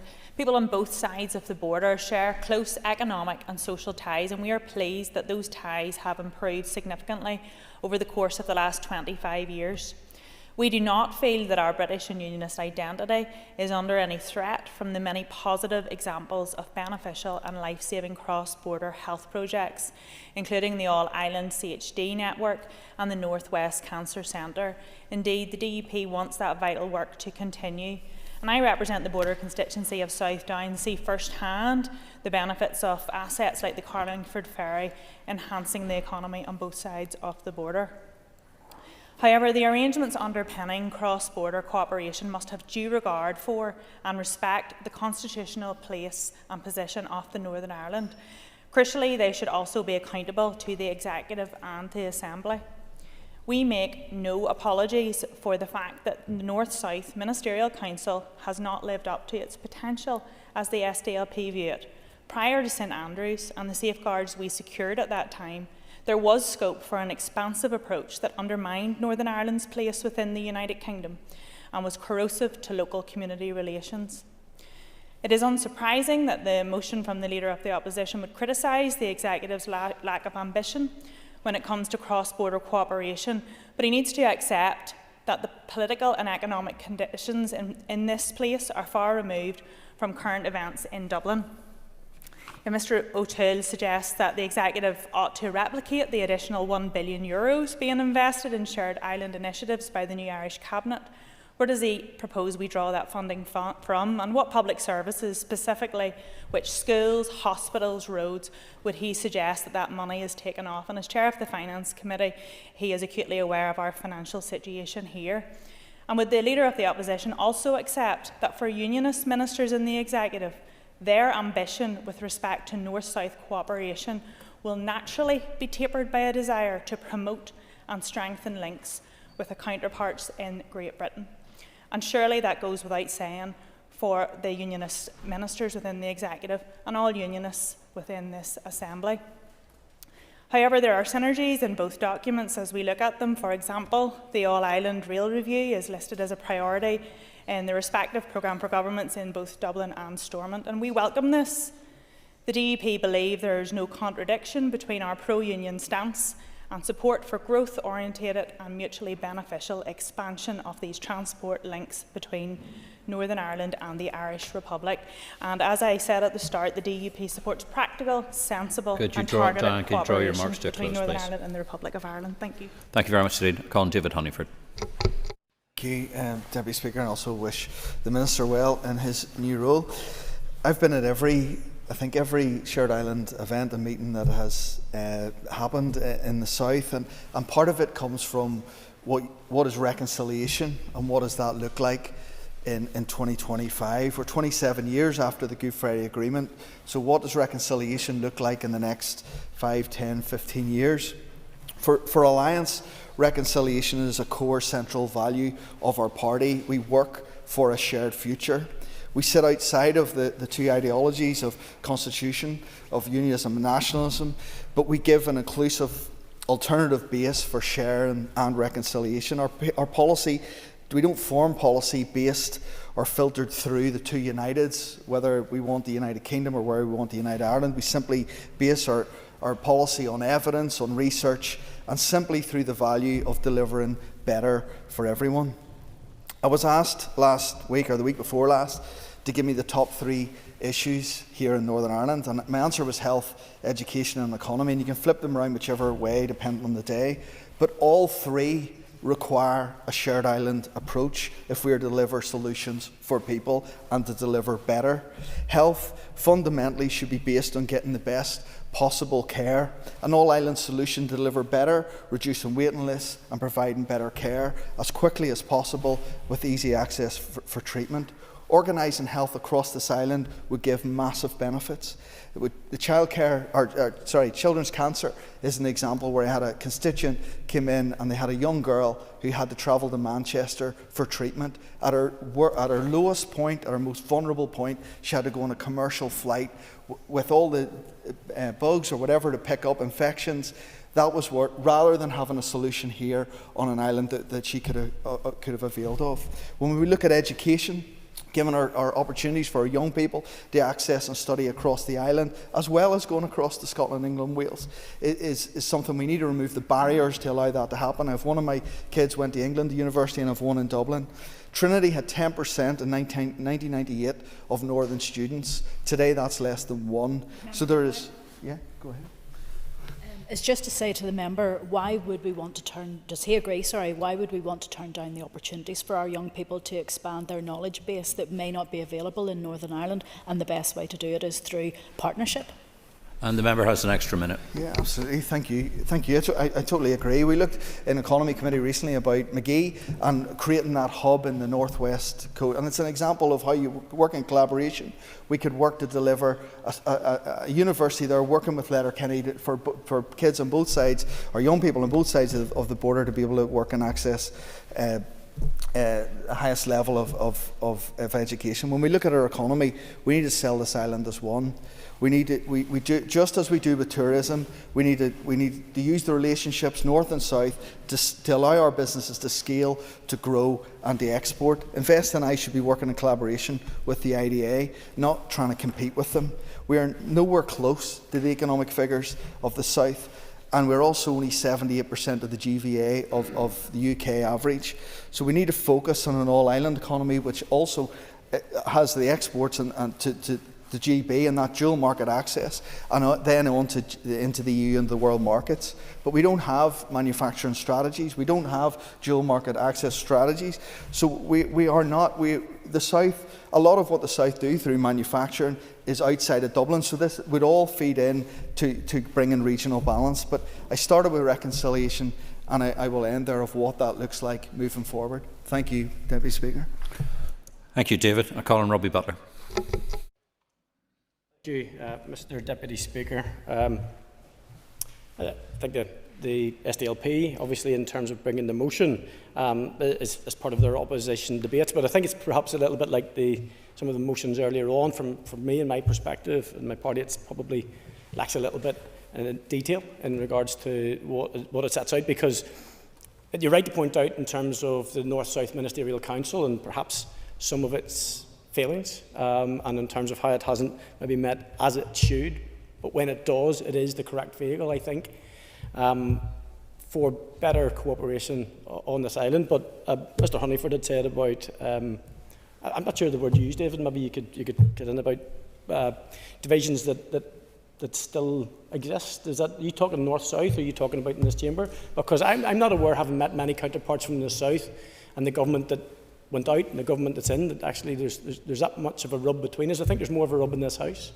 And when Declan Kearney from Sinn Féin spoke, it's like, and I'm not criticising Declan for this because his Republican credentials are there for everybody to see every time he speaks. And he sees this as very much as another opportunity for the project of a united Ireland. And as a unionist with huge ambition for Northern Ireland and these islands, that might be at the core of where the drive is. And I think we've achieved much in 25 years, or however long it's been, 25, 26, 27 years since the Good Friday Agreement. And could we do better? We had a meeting in, just over the border with the North-South Ministerial Council just before Christmas. And we talked about issues of perinatal mental health. We talked about issues of child care. And our compatriots in the South shared similar frustrations as we were experiencing here. And I thought it was a good forum, I'm going to be honest, where we could share experience. And I have no issue with this, but we have serious issues at hand in this government. And I think one of the things that concerns me is that, again, I'm not focusing on you guys, but you sit in opposition in the South and you sit in government in the North, and it's very hard to read when you're critiquing and criticising what's happening in the South as to why it would be of any benefit for the collaboration on some items. Now, there are areas where collaboration is absolutely good, right and proper, and it has showed that it has value. For instance, in tourism. And in one that I used to work in the fire service, cross-border cooperation, where memorandums of understanding that allow services of very different configurations to operate very well together. I think there's certainly more can be done. And we know in the executive, for instance, the Minister did make a bid for the reintroduction of the cross-border reimbursement scheme, but unfortunately it didn't get executive support, and that's something that actually could make a fundamental difference to people's lives. We're driving down waiting lists. So listen, it's a good enough topic from the SDLP to bring as a debate. I think there's a long way to travel before it's exploited and expanded any further, and I hope that some of the things that I've said have registered in certain years. Thank you, Mr. Deputy Speaker. Thank you, Robbie. I call on Paul Frew. Speaker, and I rise to speak on this debate. And first of all, state a fact and a truth, and that is that we share this island. We absolutely share this island. The two states share this island. Many peoples share this island. And so it should be. That's the way it's meant to be. That's the way you'd want to be treated by your neighbour in your development, and that's how you would want to treat your neighbour in your development. It's the same thing with states. And we live in such a small island that surely it shouldn't be that hard. But of course, knowing our history, it has been. And that's a real shame. Because way back in the 1920s, we had an opportunity to share this island. And there was strides to be made. But that was undermined on many occasions. Collins, when he faced down the anti-treaty Republicans, received support by Winston Churchill, of all people, and Britain, and was armed. What did he do with those arms? He used his surplus to arm Frank Aiken, to terrorise Northern Ireland. He undermined the state of Northern Ireland at every opportunity. The border campaign of the 50s, the Provo campaign, euphemistically called the Troubles, which caused great despair and harm to all peoples, including the Catholic population of Northern Ireland. So, when you learn from our history, you can understand why we're not in a healthy place that we should be. But the mood and the trend of this motion can also be equally attributed to sharing these islands. And I would love to see the opposition, who not necessarily are opposing or scrutinising the work of this development or this executive. What they're doing is basically their constitutional position, their philosophy. They're pushing it in to this amendment, which is okay. That's the right to do, put down forward emotions as they see fit. But I would love to see the energy trying to convince our Westminster government to understand this place better, all its arts and parts, all its people, and put more energy into that. And so, when we talk about sharing anything, we talk about sharing understanding throughout these islands. Because, believe it or not, even the British Isles is a very small place, let alone the island of Ireland. So there must be more work done in that regard, and we would get far better bang for our buck if we could convince Westminster to understand this place and all its diverse parts much better. Thank you. Thank you, Paul. I call on Justin McNulty. The motion before us highlights the stark reality that, despite the immense opportunities found in effective cross-border cooperation, the North-South Ministerial Council has not lived up to its potential. The dividends of cooperation and working together are being squandered by political dysfunction. It is vital that we recognise and realise the immense opportunities that lie in building closer ties between the two parts of our island, opportunities that could reshape our economy, our healthcare system and our infrastructure for generations to come. The Irish Government's programme for government, particularly its focus on shared island initiatives, shows a forward-thinking and ambitious approach. It acknowledges the importance of deepening cooperation across the island and fostering collaborative working in practical ways. Can the member give way? Of course. Thank the member for giving way. Does the member find it strange, if not a tad hypocritical, when you have executive parties here criticising the programme for government of the new government of Ireland, when we're a year since getting this place back together, over 1,000 days since the last Assembly election, and we haven't seen a programme for government other than in draft form? And the member has an extra minute. You took the words out of my mouth. Hypocritical indeed. Yet when we turn to the north here, the executive programme for government, where we have our first nationalist First Minister, and there is still no mention of a shared island. Hypocritical indeed. 1,000 days have passed since the last Assembly election, and still we have a draft programme for government.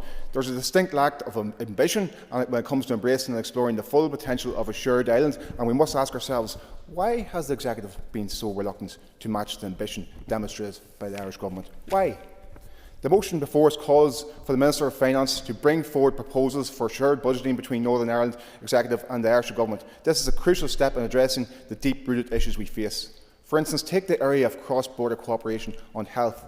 When it was working, the Cross-Border Healthcare Directive acted as a lifeline for people languishing on northern waiting lists. Reimbursement for treatment in the Republic alleviated pressures on their waiting list and, more importantly, provided people with timely access to healthcare and improved health outcomes and overall quality of life. Another example of sensible partnership was found in the North West Cancer Centre, a life-changing initiative which allows people in the North West to access cancer treatment without having to travel hundreds of miles. In my own constituency, I've long maintained that Daisy Hill Hospital is unfairly disadvantaged because of proximity to the border. Daisy Hill is viewed in the eyes of the Department of Health as a peripheral hospital in a peripheral region. But peripheral to what?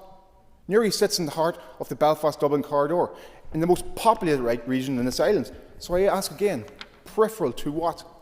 Through the pandemic, we heard repeatedly and writ large that illness does not recognise borders. That is the truth. And if illness does not recognise borders, then why should healthcare?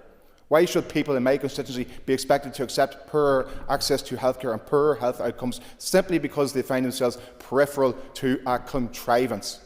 Aren't we entitled to expect a bit of ambition and forward-thinking from our executive? Where is the plan? And even the plans of a plan to establish Daisy Hill Hospital as a cross-border area hospital.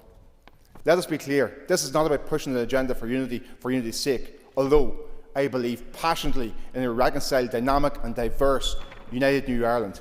This is about recognising the potential for progress, prosperity and shared responsibility. It's about acting on the findings of best practice and expert research and investing in a future where all the citizens of Ireland can benefit and flourish in a stronger, more interconnected island. I would urge this Assembly to support this motion and press both governments to take the necessary steps towards fostering closer, more effective cooperation across this island. And that starts here, not pointing the finger at Dublin. Start it here. For the sake of our economy, our people and our future, let us embrace the transformative power of unity and cooperation. Thank you, Justin. Minister, you have up to 10 minutes. Last Concordia, and can I firstly say that I'm delighted to be here this evening addressing this chamber in my new role as Finance Minister, and also take the opportunity to thank my colleagues in the Department for Infrastructure for all their hard work and assistance over this last year. I also want to pay tribute to my predecessor, Dr. Caoimhe Archibald. I am committed to building on the positive progress Caoimhe has made on our public finances. I would like to thank members today for their contributions to this motion.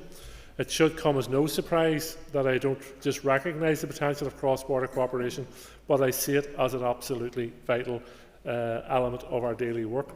It's crucial if we are to improve the quality of and access to public services across the island, particularly along the border and in those more rural areas. And cooperation is also important to growing the all-island economy that will deliver a better standard of living for all our people. We have seen the importance of partnership working, most recently as governments north, south, east and west focused on the urgently supporting people and communities hardest hit by the storm Éowyn. Of course, it was disappointing that the North-South Ministerial Body, our Council, was unable to meet when there was no executive in place. However, since Ministers returned this time last year, there have been 2 plenary meetings, 1 institutional meeting and 10 sectoral meetings, not to mention the separate bilateral meetings that will have taken place either separately between ministers or in the margins of those other meetings. Executive ministers and their officials have been regularly engaging with their counterparts in the Irish Government to deliver for citizens, communities and the economy right across the island. For example, last year my predecessor, Minister Archibald, had separate meetings with both the Irish Finance Minister and the Minister for Public Expenditure, National Development Plan Delivery and Reform, to discuss a range of important cross-border matters of relevance to my department. She also accompanied the Education Minister to the NSMC Educational Secretary meeting last year. In her meeting with Minister Donoghue, they discussed the vital work of the Special EU Programmes Body, which my department jointly sponsors with the Department of Public Expenditure, and in particular how the £1 billion Peace Plus programme was going to be delivered across the north and the border counties of this island. The North-South bodies, of which the SEUPB is one, are perhaps the most prominent example of how cooperation is and can work in practice, with each being funded by both the Assembly and the Dublin Government. Through the current Peace Plus programme and its previous iterations, we continue to work with the Irish Government to deliver transformative shared spaces and strengthen cross-community and cross-border relationship.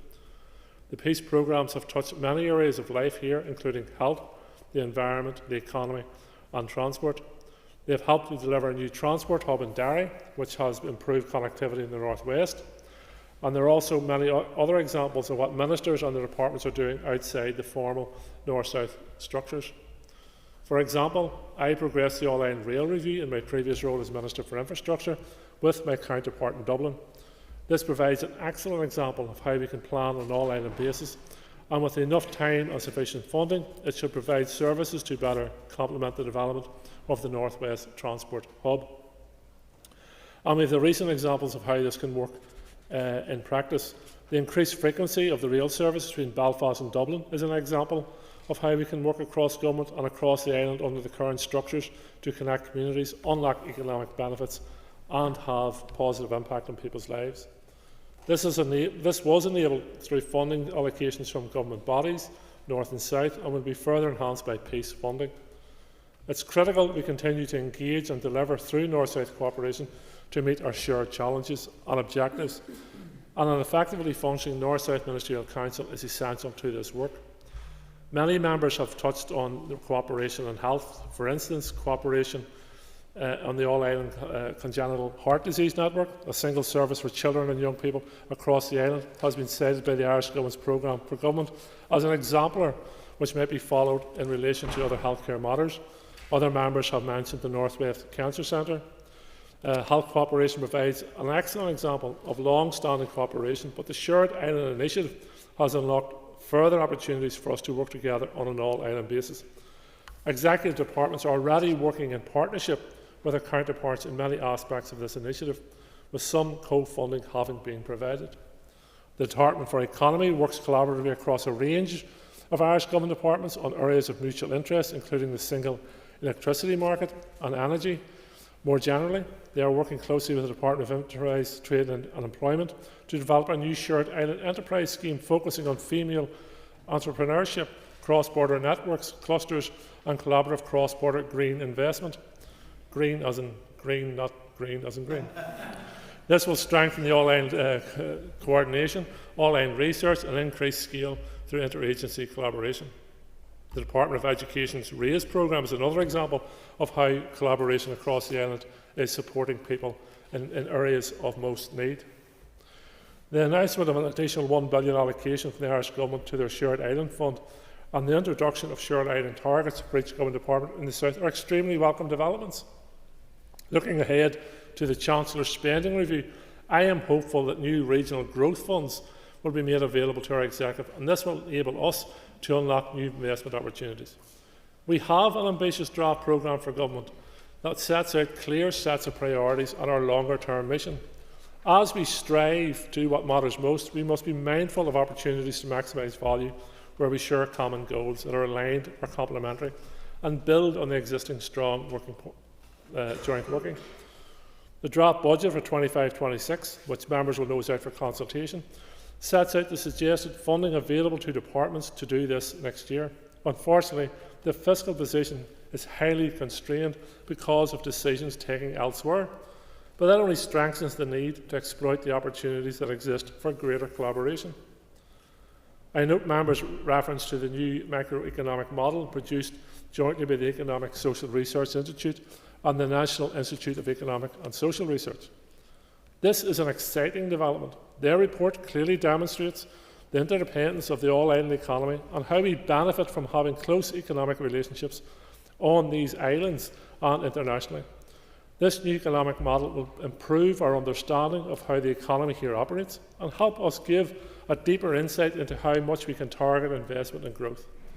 I look forward to seeing how this model is used and evolves over the coming years, and my officials, along with the Department of Economy, are engaging with the researchers to establish how we can harness the model to inform considerations in this regard. The new modelling really helps to show why North-South cooperation is so important. In closing, I have set out how ministers have been regularly meeting on North-South basis since the institutions were restored this time last year, including via North-South Ministerial Councils.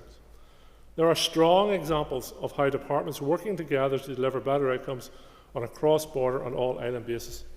Again, just last week, First Minister Michelle O'Neill held discussions with Taoiseach and Taoiseach on the storm, but also on the importance of delivering transformative projects such as the A5 and Casement Park, which have the potential to bring real lasting change to communities across the island.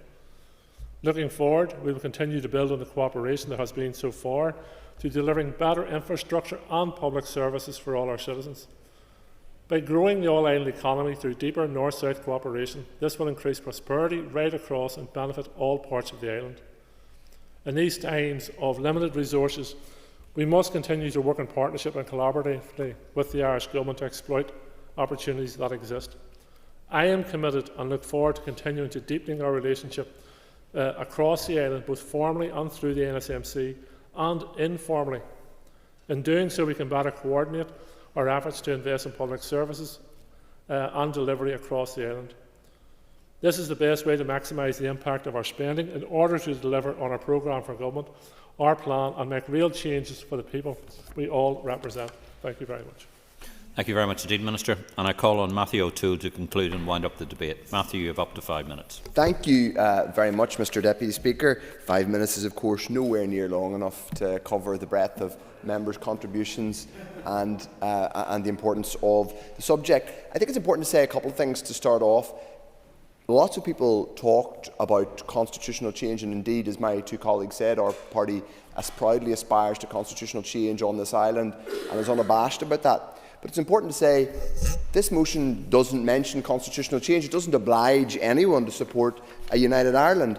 But lots of people went there pretty quickly, and they felt that it was important to critique it from, for example, a unionist perspective, because they felt that it was committing them. I, as a representative who believes in a new and united Ireland, want the Northern Ireland Executive to work as well collaboratively with the UK Government as possible. I want the maximum financial settlement, and I want collaboration. That doesn't undermine or change my view of the constitutional future. That's sensible and obvious. So this motion does not threaten anybody, and it is completely rational. It's completely rational because if you look at what is in this report, and I'm glad, to be fair to the Minister, he did reference it, this joint ESRI-NISR, which is in a sense an east-west collaboration between ESRI in Dublin and the National Economic and Social Research Institute in London. They have found the potential benefits now to look at how to build the model of the Northern Ireland economy, to see how it can interact on an all-island basis, but they list the very real potential for, yes, economic growth, but also joint investment in things like infrastructure. That's why our motion today isn't simply about the end of having NSMC meetings. North-South Ministerial Council meetings are important, and the DUP thwarted them for years on end, which was a crude violation of the Good Friday Agreement and their ministerial pledge of office.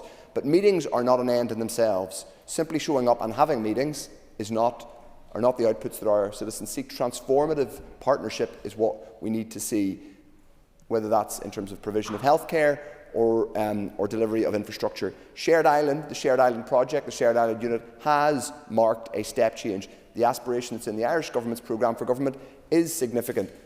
Declan Kearney had some comments about that it didn't go far enough in terms of Irish unity. I think there's some legitimacy to what he says, but I would also say, would that the Northern Executive was able to match that level of executive and even individual Sinn Féin ministers. Sinn Féin ministers at the minute hold the three biggest economic departments: finance, economy and infrastructure. I'd like to see Sinn Féin ministers show what they're doing to build the argument for to build the structures and muscle memory of North-South cooperation, rather than simply push it to Dublin all the time. So I'll hold him to his word, and I'll hold his colleagues to account. I didn't quite hear from the Minister a commitment to push for shared budgeting on a whole range of things, and I do think shared budgeting would be an important step forward. Now, there is some areas of shared budgeting. Just to answer Diane Forsyth, my very able Deputy Chair in the Finance Committee's point, she asked me when it comes to shared budgeting, where did we want to take the money from to match the Irish Government? Well, I'll answer two of her points. Nowhere in our motion do I say that we should exactly match the Irish Government, and here's one of the reasons why we can't afford to. Why can't we afford to? Because their economy is much stronger than ours, because they generate loads more tax than us, because they have a much healthier economy. So that is one of the reasons why I don't think we can match them. I accept the point, and I acknowledge that Diane said that healthy North-South cooperation doesn't threaten anyone from a Unionist or British perspective, and I welcome that. And I think it's important that she acknowledged that, and I think she's right. And I think I have to say in fact, all the Unionist representatives who spoke did acknowledge that, and that's a positive step forward in terms of how we debate these things in this place. David Honeyford, as always, is very engaged in these subjects. I would say, and I say it in the nicest possible way, and I think one or two others, probably from both the Unionist and Nationalist perspectives, do slightly bristle at this idea that having a view on the Constitution, in my view, believing that the island of Ireland will function better when there's not an international border in it, is an ideology, is some profound sort of feeling. It's a rigid ideology, and only the Alliance Party are smart enough and ethical enough not to hold to such rigid, outdated ideologies. That's not me. That's not my party. I will give way, yes, because you're going to give me an extra minute. And I mean this very respectfully. To be fair to members of the Alliance Party, some of the members do hold constitutional views, and in fact, the late Anna Lowe wasn't shy about sharing hers, and was actually commended by Kate Nicholl because she was seen as very brave for having shared that. Well, you put that on the record. Anna Lowe's and the member can have an extra minute. I'd get an extra minute, but I'm going to move on to some other points. But I did just want to tackle that. I won't give away just because I don't have enough time. We can talk about it outside the chamber. It's not really the main thrust of what we're talking about. The purpose of our motion is not to presuppose a constitutional outcome, but to talk about the potential for building cooperation on this island. I have no qualms about saying I think we're going to be much better off whenever there's not a border on the island of Ireland. I think for a whole range of reasons, the best future for this island, for Northern Ireland, is back in a new Ireland inside the European Union. But until we get there, and even if we don't get there, which is the aspiration of Unionist members, we need to grow and deepen North-South cooperation. We need much more ambition than we have in the current Northern Programme for Government, which has very little ambition at all. There are so many ways in which, and Justin McNulty talked passionately as he does about healthcare provision in Daisy Hill. He is exactly right. We should not be, whatever your view on the border in the long term, it should not be the limits of our aspiration in terms of ambition for our people. We should see beyond it, whether that's building an all-island rail infrastructure, green jobs for our people, better healthcare, or all the other opportunities. I commend this motion to the Assembly. Thank you, Matthew. The question is that the motion standing in the order paper be agreed. All those in favour say aye. All those contrary say no. No. No. Clear the lobbies. The question will be put in 3 minutes.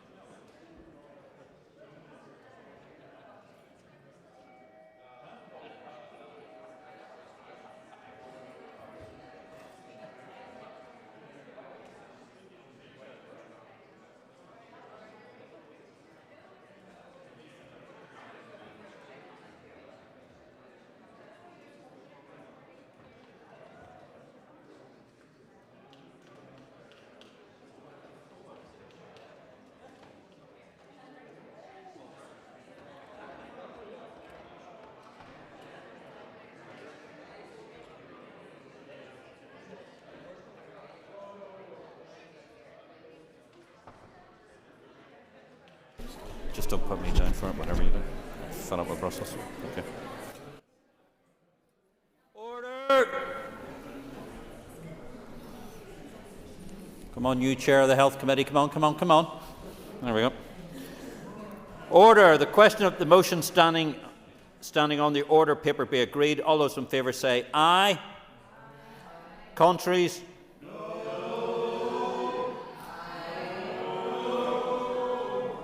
That's it. We just hold on. Do we have tellers?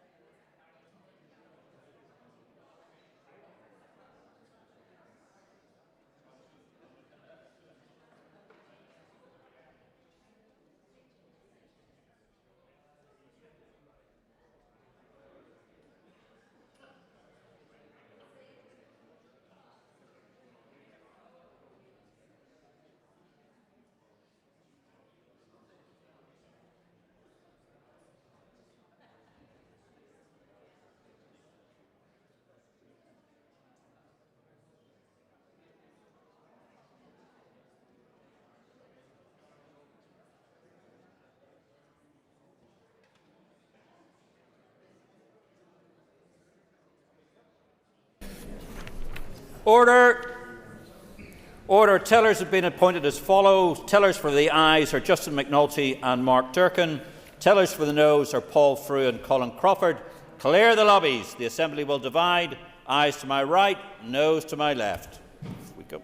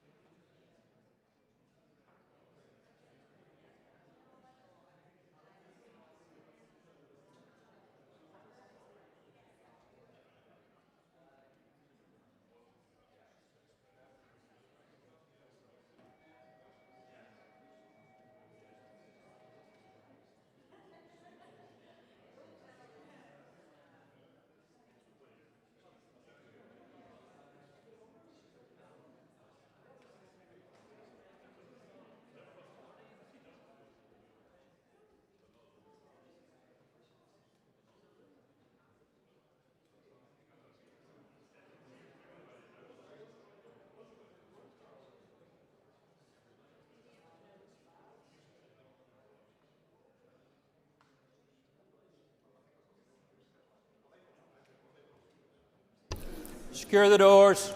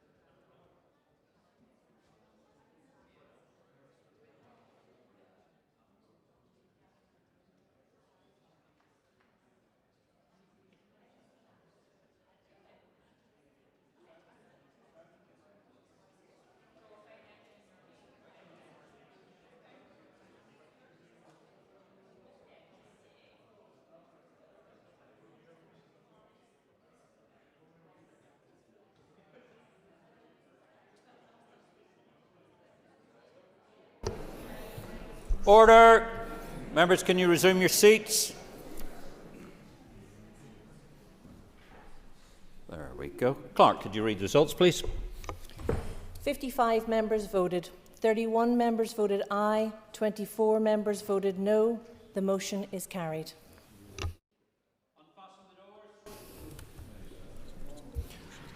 The motion is carried. Next item on the order paper is the adjournment. The question is the Assembly to now adjourn. The Assembly is adjourned. Thank you.